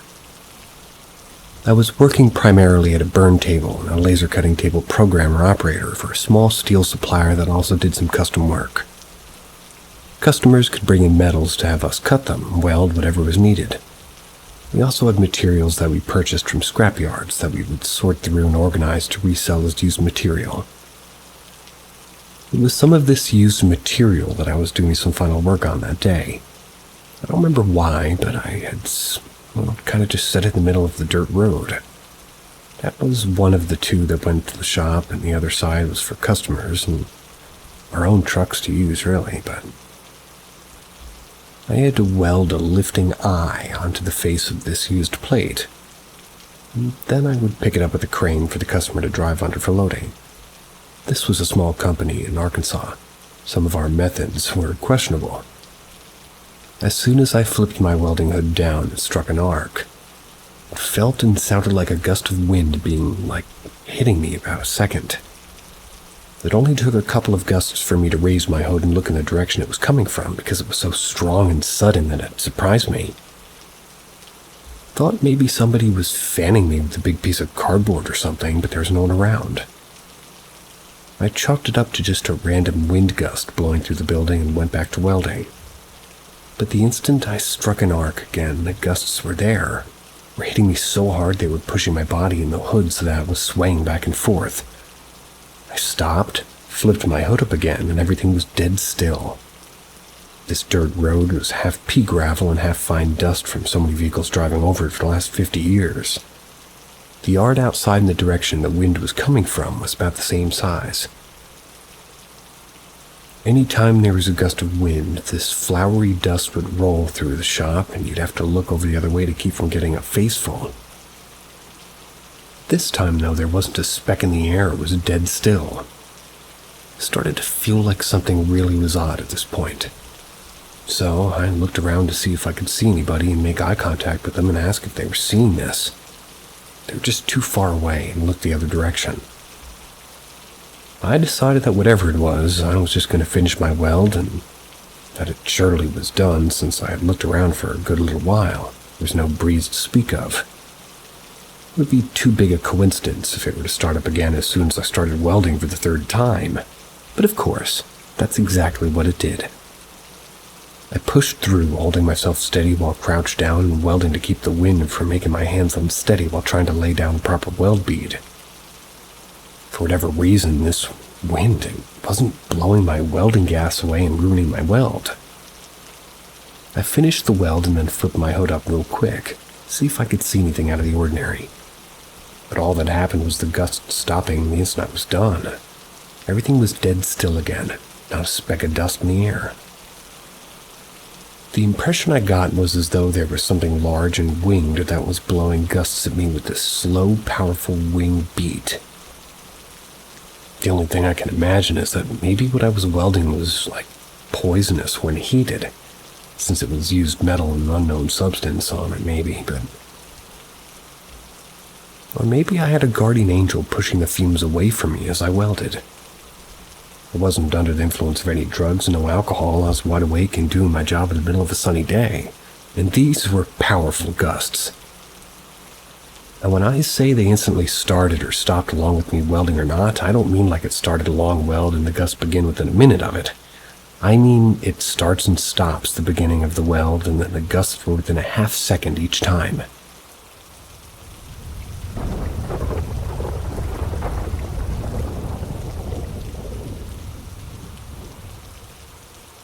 Is my room at my parents' house haunted? So my parents' house is really old. I believe my great-grandparents built it. At least I know for sure that they lived in this house. My room used to be the kitchen, and my closet we used for storage, but later as a little room for desk work too. When we were little, my sister and I shared a room, and we were a bit afraid of that small room which used to be used for storage. One morning when I was around 4 or 5, my sister had already left for school. I heard a voice out of that room calling my name. I was afraid, but I didn't want to be afraid. So I told myself it was just a dream. Never heard that voice again, but when I got older, I often found things in places I didn't put them. Maybe slightly in a different position. Thought it was my sister, but she said that she never touched it. My sister moved out of her room, it got worse. Things fell down from shelves without any explainable reason. Most of the time, it was always the same thing from the same shelf. Then there's the living room thing. Our living room has a glass in its door, so you can look into the corridor which leads from my room to the kitchen and downstairs. My mom and I often saw a shadowy thing kind of coming out of my room. I'll move out in about a year, and I haven't noticed anything unusual ever since I've talked to my mom and boyfriend about what's happened. The only thing is that I feel watched every often in my room, rather very often, especially from the room which was used for storage, but it's now my closet. Also, when I walk through the corridor, I often feel watched from downstairs. I've had sleep paralysis a few times and wondered if it could be caused by paranormal activities as well. Am I just being paranoid, or could my great-grandmother still be looking over her family? Thought about her wanting to say goodbye since my room was her kitchen, but I never knew her. I haven't ever seen a picture of her, so I wouldn't really see a reason for that.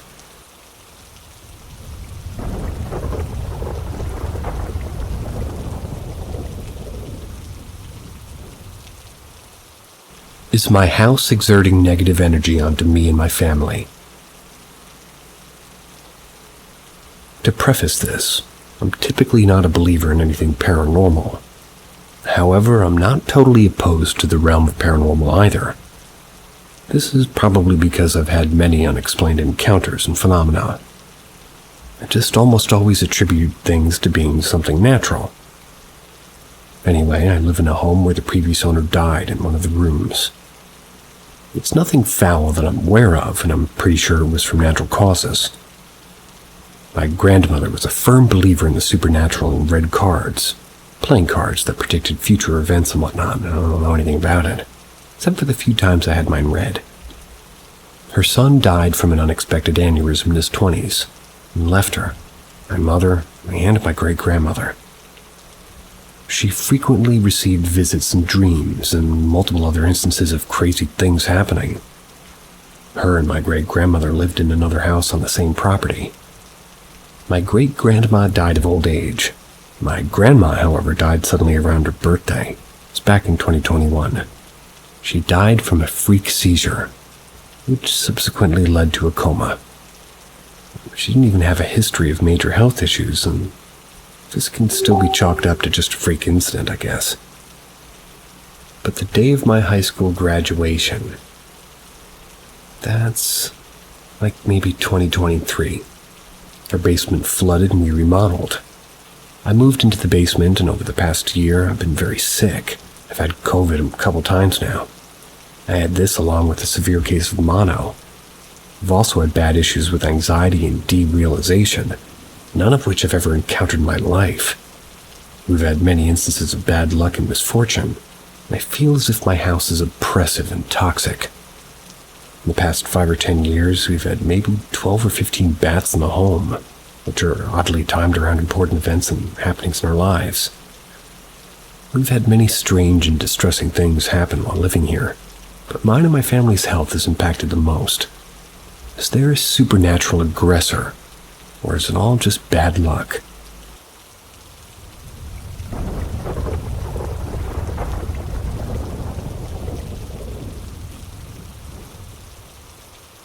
Ask Reddit. It was a few months ago, and I'd just moved into my new student house with a few friends. They'd all gone home for a few days because it was summer break, but I stayed there. So there I was home alone, and it was awesome for the first day or two. Then things started to get a bit weird. For example, a small thing had been moved, like some of my notes or like the TV remote. I just assumed that it could have been the wind or something. The next few days, I'd started to hear noises in the night. Not like loud noises, more like small whispers, as if somebody was in the house trying to be quiet. I just thought it was my brain playing tricks on me. The night after that, I heard a door slam. When I say slam, it woke me the fuck up. I was like sleeping like the dead, so I got up, started freaking out because the bathroom light was on. The light switch is in the inside of the bathroom. I went to try and open the door, and it was locked, and the light was turned off, and the door unlocked. So no one was there, but I screamed and hid underneath the covers for the rest of the night. And needless to say, I stayed up all night because, well, I basically went home with my parents for a few days until the other guys came back when I explained it to them. They called bullshit. Nothing has happened since.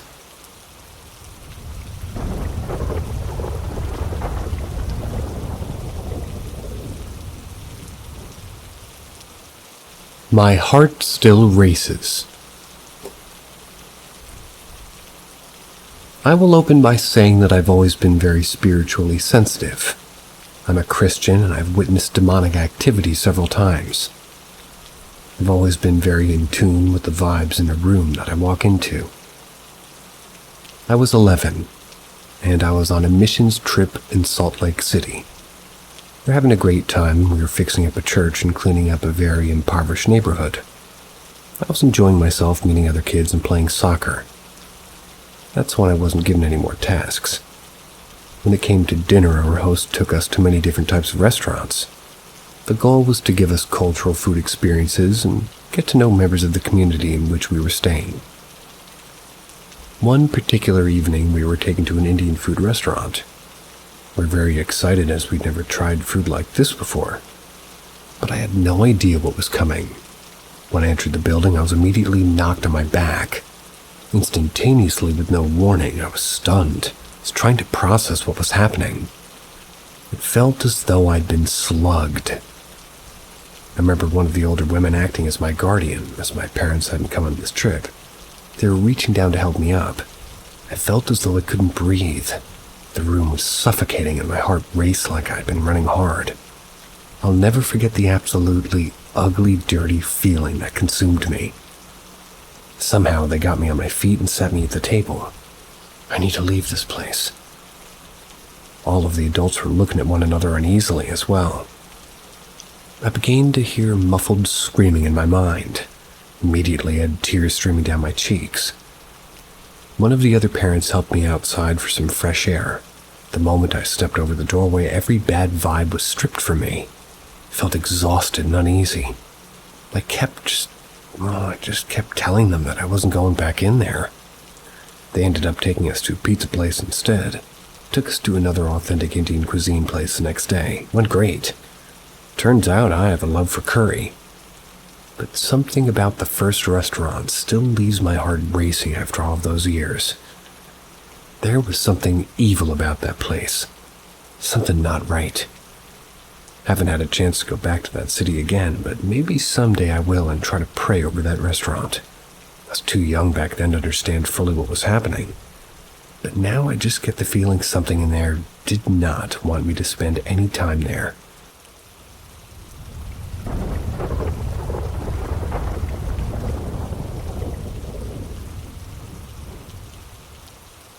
Ominous light emanating from room with strange sleep talking.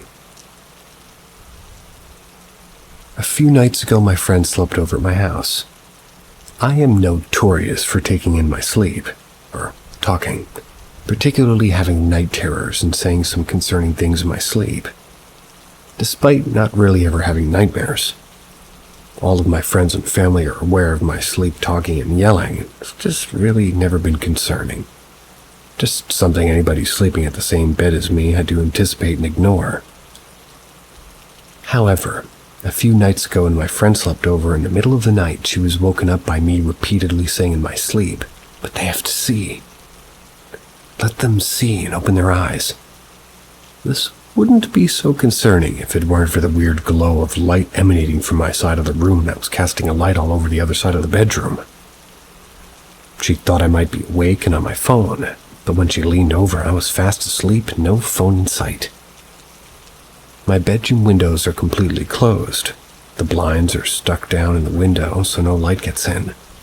I'm a light sleeper and the sound of the blinds moving when my overhead fan is on overstimulates me, so I glue-tack them down. Regardless, it was like 3 a.m., so no sunlight. According to her, the light didn't look like it was coming from a window. It was emanating from my side of the room, despite no light possible being able to get in. It lasted for at least a minute. My phone was away, and the glow was too bright and covering the whole room to be from my tiny covered window. When she went straight back to sleep after, I have no recollection of the event as I don't remember any of my sleep talks.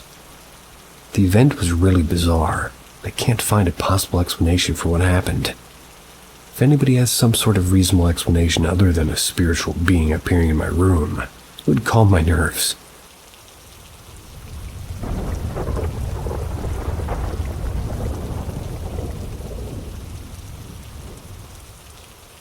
Disappearing man in the road. Had something weird happen when I left work today at around 4 a.m. There's one stretch of road I take home that's usually especially devoid of people at that time of night. It's a 4-lane road with a turning lane down the middle. All that's on this road, and it's like a small airport on the side and essentially a swamp on the other. I turn onto this road driving like normal, fully paying attention really, because sometimes deer like to jump out and around there, so. It's completely empty, no other cars in sight. Totally straight road with no curves. And the best way I can describe it's like a man just materialized out of thin air walking in the center. They were in the turning lane about 10 feet ahead of me. There's no way on earth I would have seen him sooner with my absolutely bright headlights and absolutely nothing else around. I didn't get a great look at him since he showed up so suddenly, and by the time I even registered it in my brain, I was already flying past him. All I could tell was that it looked like a middle-aged older black man with a red jacket on. Had maybe one of those wheeled suitcases or bags, and he was kind of dragging it behind him. I hit the brakes and was looking for him in my mirrors just because, well, he was very close to my car. I was scared I'd hit the guy or something. Didn't see anything or anyone at all behind me. As fast as he appeared, he was gone. I ended up pulling a U-turn because I wanted to make sure I wasn't losing my mind. And keep in mind, there's absolutely nowhere for this guy to have gone in 30 seconds it took me to slow down and turn around. On one side of the road, there's a fence around the airport runway. The other is an empty gravel lot in a ditch. There was no man anywhere. Anyway, either I lost my mind, as I first thought, or there's ghost hitchhikers.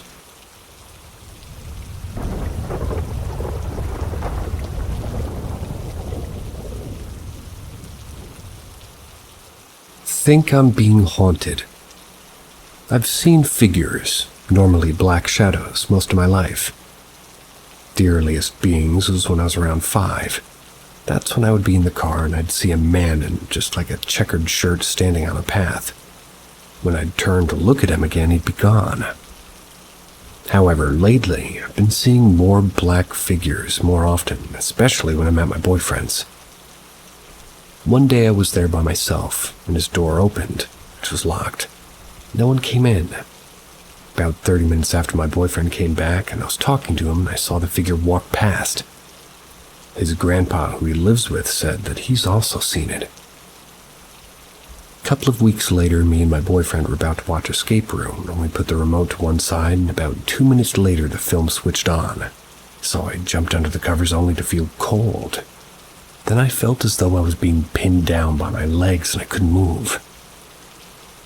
Over the past week, I haven't been at my boyfriend's. I've been home, but we do FaceTime every night. And when the other day, he messaged during the day asking who was in the room, thinking I was cheating on him. Well, there was no one in my room, and the next night he asked the same question, And again, no one's in the room. He kept saying that my breathing kept changing. It was like I was trying to be quiet. I was fast asleep. The next 2 nights I slept with my lights on and nothing happened. The next night I thought I'd try again without any lights, only I woke up to my boyfriend saying my name and telling me to show me who's in the room. Put my light on half asleep and showed him no one was there. In the morning I asked him about it and he said that he'd seen someone in my bed. He then said that when I put my light on later, it looked like my hair was pulled. I moved my head and looked back and opened my eye and closed it again. He screen recorded it on FaceTime. So when I woke up this morning, my light wasn't on. Thought I'd switched it off, but he said that I hadn't, and in the video you can see that it's on. Tonight I'm sleeping with the lights on and having him screen record the full time. I'm just praying he's seeing things. Slippery slope.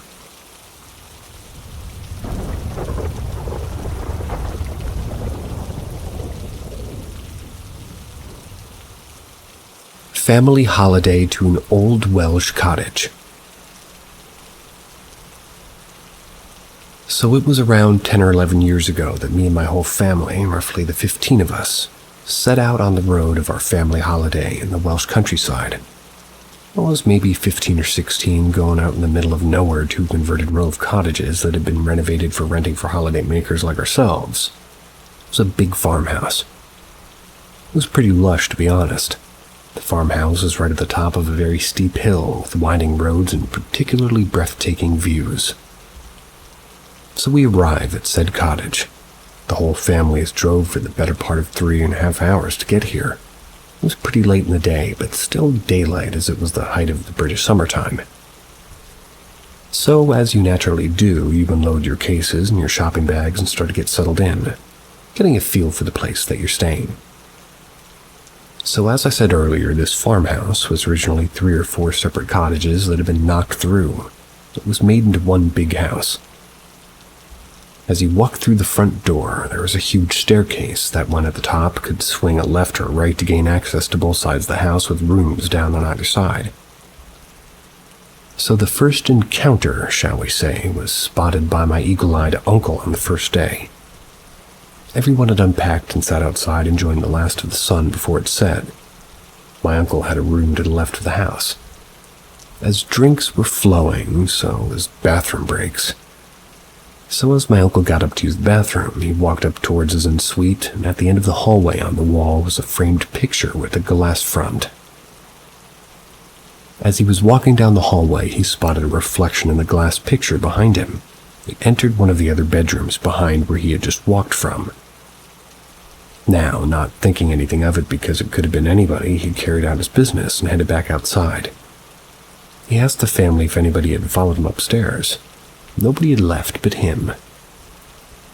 Okay, so by this point we've all gone to bed and woke up the next morning feeling fresh, not really experiencing anything out of the ordinary through the night. A few creaks and cracks, but it's expected in an old house. So cut to that afternoon. Some scenario of everybody outside, and my sister-in-law decides she needs the toilet, heads upstairs, walks to the toilet, passing her bedroom. As she passes her bedroom, though, she notices something on the bed, something that she'd never seen before.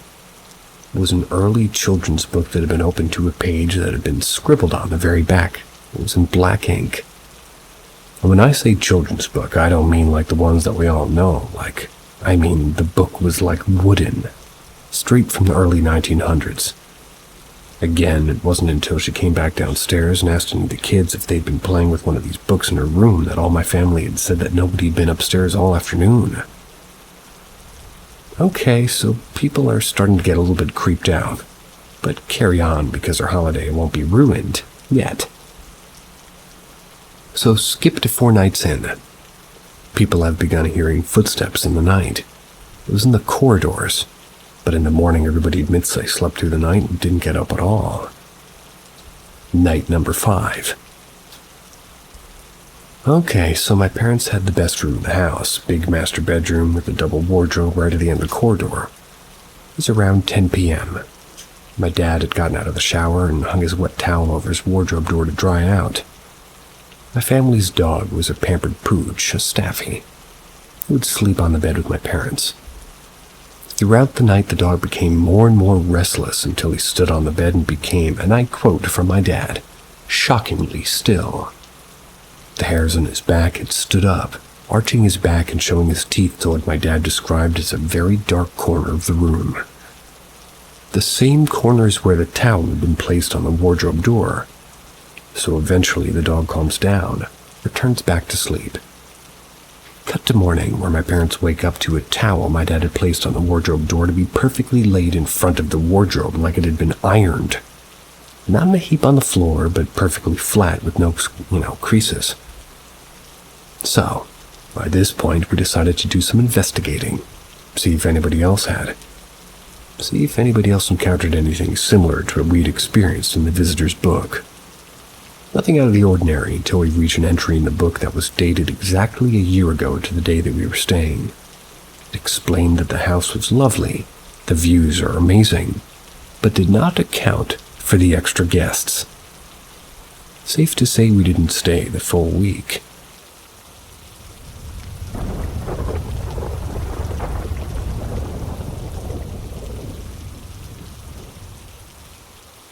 Attachment. I don't completely remember the age I was when these things started happening, but I was around maybe 6 or 7. One day I was talking to this person. My mom heard me.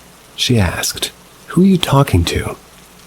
I said, "Jeff," pointed at the thing I was talking to. My mom was really confused as there was no one there, but then she just assumed that it was probably the imaginary friend, since most kids have one. Not long after this incident, something else happened. I had this high chair that I'd put my baby dolls in, and I went to pick something up that was under it. The part you were meant to sit food on, I don't know what it's called. It fell directly on my head, even though that piece was not supposed to be detachable. My mom knew something was off. That's when she began seeing the man I was seeing. She had my dad pray over the house to get rid of this entity, which did work. Or so we thought. When I was 9, I started seeing him again, but I just ignored it and told myself it was all in my head, until my mom told me she just saw him. So not long after, my mom and dad divorced. I stayed with my dad most of the time, where this entity stayed. I never stopped seeing it. When I was about 12, I decided to use a spirit box. I wanted to try and communicate with this entity. The first thing I asked was for a name, and immediately I very clearly heard, "It's Jeffrey." I asked what he wanted, and he said, "Friend," which scared me, so I stopped. Fast forward some time, and I went to live with my mom, and Jeffrey followed. My mom immediately knew, and she gave me some salt and told me to put it around all the doors. This helped not one bit. Every time I'd turn my lights off to sleep, I'd see him in the corner at the end of the bed staring at me. I still do sometimes. Jeffrey became more aggressive, as I guess he realized we wanted to get rid of him. He would and still sometimes does throw things across my room, maybe move my belongings, and every time I'd go on Spirit Box, he'd cuss me out. He'd call me a bitch and a whore. I've woken up with scratches before, too. I'm now 15 and he's still here. Just not as active. I don't really know how to get rid of him. I was in the kitchen with my mom not that long ago and the cabinet behind me opened. One of the shelves collapsed, causing multiple wine glasses to fall and shatter at my feet. Yet somehow not a single shard of glass hit me, even though it should have been directly below the cabinet standing. I've told him to leave multiple times, and his response was always, "No, I like you." I can hardly sleep at night because I'm afraid of him, that he'll hurt me again. Also, as I'm writing this, my phone, which is halfway charged still, completely shut off twice. Wouldn't turn back on for like 2 minutes for no reason. I can tell he doesn't want me to put my story out, but I don't know what else to do and I need help. How do I get rid of him?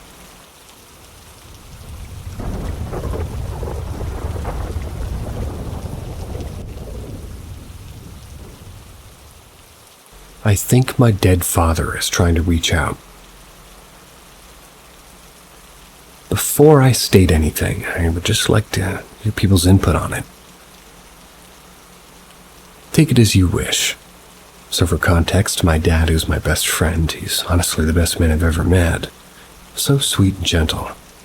Passed away 8 years ago when I was 12 due to a sudden health complication. That wasn't a matter of a day. The day he felt fine, went to work and everything. But as leaving his office, he had a stroke, and a few hours later he passed. I loved him to death. Always will. He was my everything. We moved and just kept moving. Eventually moved back to my childhood home. It was because rent's expensive and my mom owns a house. Been living here for 4 years. It's a 3-story house, and the connecting stairs between floors 2 and 3 have a high ceiling with a wall with space for display. We have it full of my father's things. His band tapes, his newspaper headline, portraits of him, and hanging above it one of his paintings. There's only 2 of those in existence. 2 weeks ago around 4 a.m. we're all sleeping. We as in my sibling, my mom, and me. We were awakened by the sudden crash and breaking of glass, with a heavy thump behind it.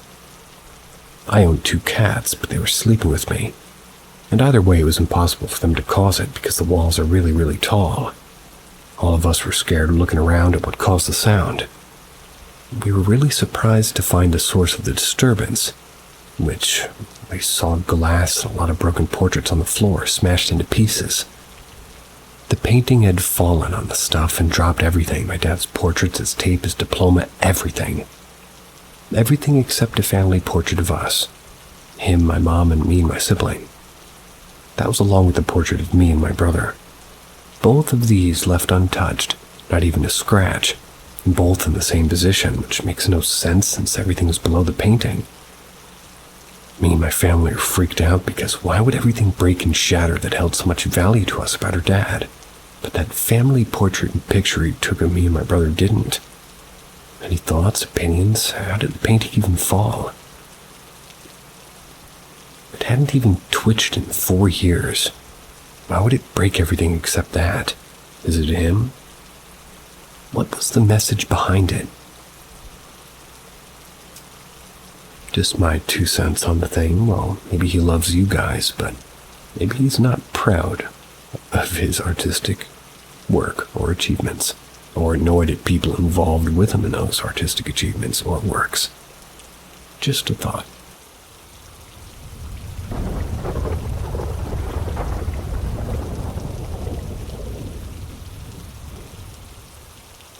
Strange encounter with my dad after he passed away. So this happened in early 2013. My dad very suddenly and unexpectedly passed away on December 21st, 2012. I was 30 years old. When I was growing up, he and I weren't particularly close. We had our fair share of issues and arguments due to his substance abuse problems and alcoholism, but we did grow very close and had a really great relationship ever since my early 20s. We would literally talk to each other every day, and he'd become a huge part of my life, which I unfortunately didn't realize until after he was gone. Needless to say, I was a mental mess after he passed. There were so many things I wished I had said and done before losing him. One thing I found myself obsessing over, though, was that what he experienced, what it felt like to die and where he was now. It was totally consuming me. About that time, I started having these reoccurring dreams of someone or something chasing me. For about 5 days, I would wake up with my adrenaline racing and heart pounding. After so many nights in a row waking up like that, I was at a point where I just wanted it to end. So the night I had my last reoccurring dream before I went to sleep, I told my husband, I'm saying fuck it. Going to turn around and start chasing whatever's been chasing me in my dreams. Maybe it'll make them stop. Sure enough, I found myself being chased again. Instead of continuously running, I stopped, turned around, and there was something there. Couldn't make out exactly what it was. It was like a big dark shadow.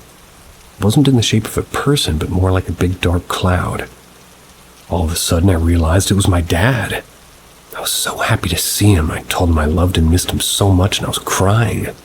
And then I said, "Are you okay? What does it feel like?" He walked closer to me and said, "It feels like this." He pushed me backwards. It wasn't in a mean tone, more of like a joking, pranking way. In my dream, I fell back and I had the feeling and sensation of free falling into darkness. Everything was black and there was no ground or bottom or end to the fall.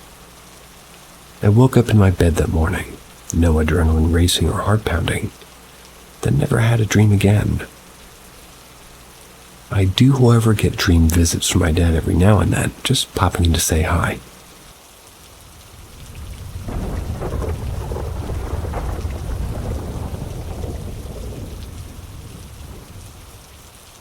Pile of clothes mimic me.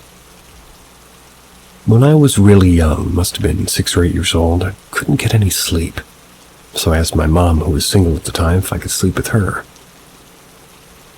On the left of the door to my mom's room, there was a box of something that I'm not entirely sure what it was.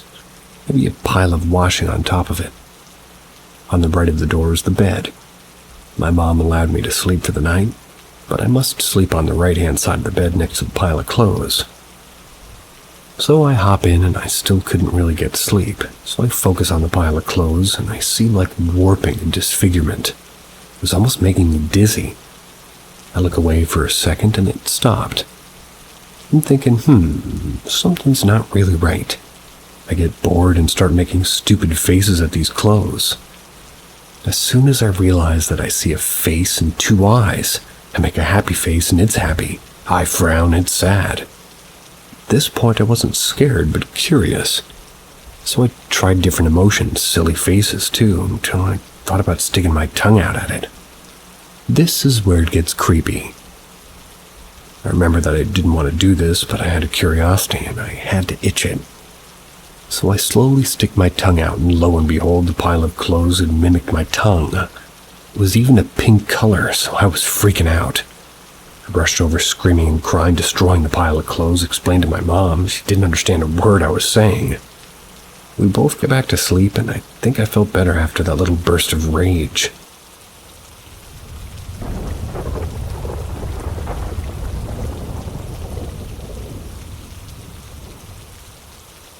Transcommunication in a foreigner's language. So 2 days ago, we were attending a witch's night meeting. It's just an awful lot of new age shops selling sandalwood sticks that reeked of cat's urine. Some people doing a speech I've heard 1,000 times. When we met with a girl my age who just worked as a waitress in the place that we used to hang out. So long story short, we started talking about Connect equipment and such. Ended up heading to an old ruinous cortijo, a hacienda typical in southern Spain. There were 7 of us. This woman and her Portuguese partner, a family of 3 who claimed to be able to communicate with the other side, my wife who's sensible as well as me. We tried with spirit boxes and spirit radio, also with proximity sensors and some extra stuff. Started beeping and flashing and generally going apeshit 5 minutes after we arrived. We got some amazing recordings full of weird noises. As the night got more and more intense, we decided to try with a Ouija. The object flew over the board and the girls even had to be careful not to lose the rhythm. We men stood aside, looked quite shocked, and suddenly the board started communicating in Portuguese. Said it was an old friend who died by accident, wanted to warn his brother about his life being in grave danger. It provided lots of information unknown to us, and the girl of the couple looked away from the board as she realized what it was all about. That way she wouldn't, interfere without realizing. All the conversation happened in Portuguese, both answers and questions. I could understand most of it with some difficulties, but I knew for sure 2 out of 3 users of the board didn't speak the language, and the third wasn't looking, so I doubt any trickery happened. It was nuts. Has someone like this ever had something like this happen to you?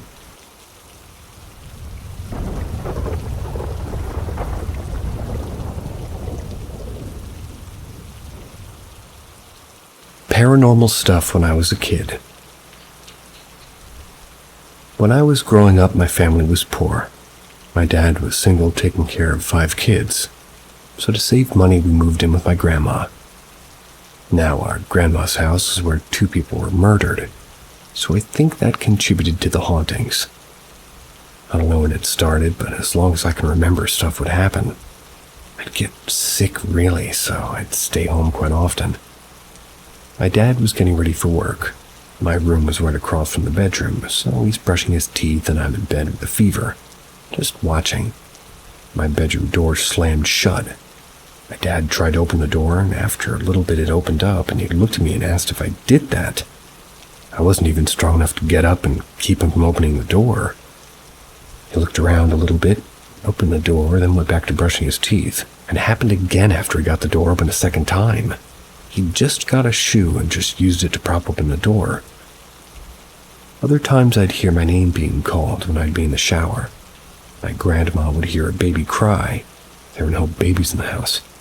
Stuff would fly off the counters. It got so bad that we had to have a priest come and bless the house every couple of months. Everything would settle down for a bit, but the paranormal stuff never went away. One night, me and my 2 brothers and grandma stayed in the living room watching TV all night. We all fell asleep at some point.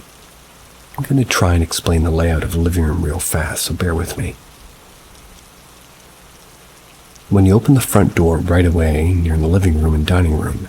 If you go straight, you end up in the kitchen that's connected to our downstairs. If you went right, you'd be in the living room. Now, the couch I was laying on had a kitchen around the corner from me, and I would wake up and I'm hearing laughing and somebody walking around. I peeked and I blacked out. Just woke up in my bed and nobody knew how I got there. The next big thing was my dad was downstairs. We had an old basement, and as soon as you went down the stairs, there was a big furnace which you had to go around to get to the other side of the basement. My dad was on the other side of the basement building, and he heard some, person or something come down the stairs. Thought it was one of us playing with him. So about 5 minutes maybe he's playing peekaboo with something, and eventually he gets up because whoever it was wasn't responding. He goes behind the furnace and no one's there. He comes upstairs and asks my mom where we are, and we're all outside playing tag. Not one of us was inside the house. Not too long after we moved out, we got our place, but yeah, that's our story. I don't know what it was or if it had any bad intentions, but we all talk about it every now and then when we all get together to make sure we weren't just imagining things. If you had anything similar happen, let me know. And again, sorry if my grammar's bad. I've always been bad at writing. Try my best and respond if anybody has any questions. Thanks for listening, guys. See ya.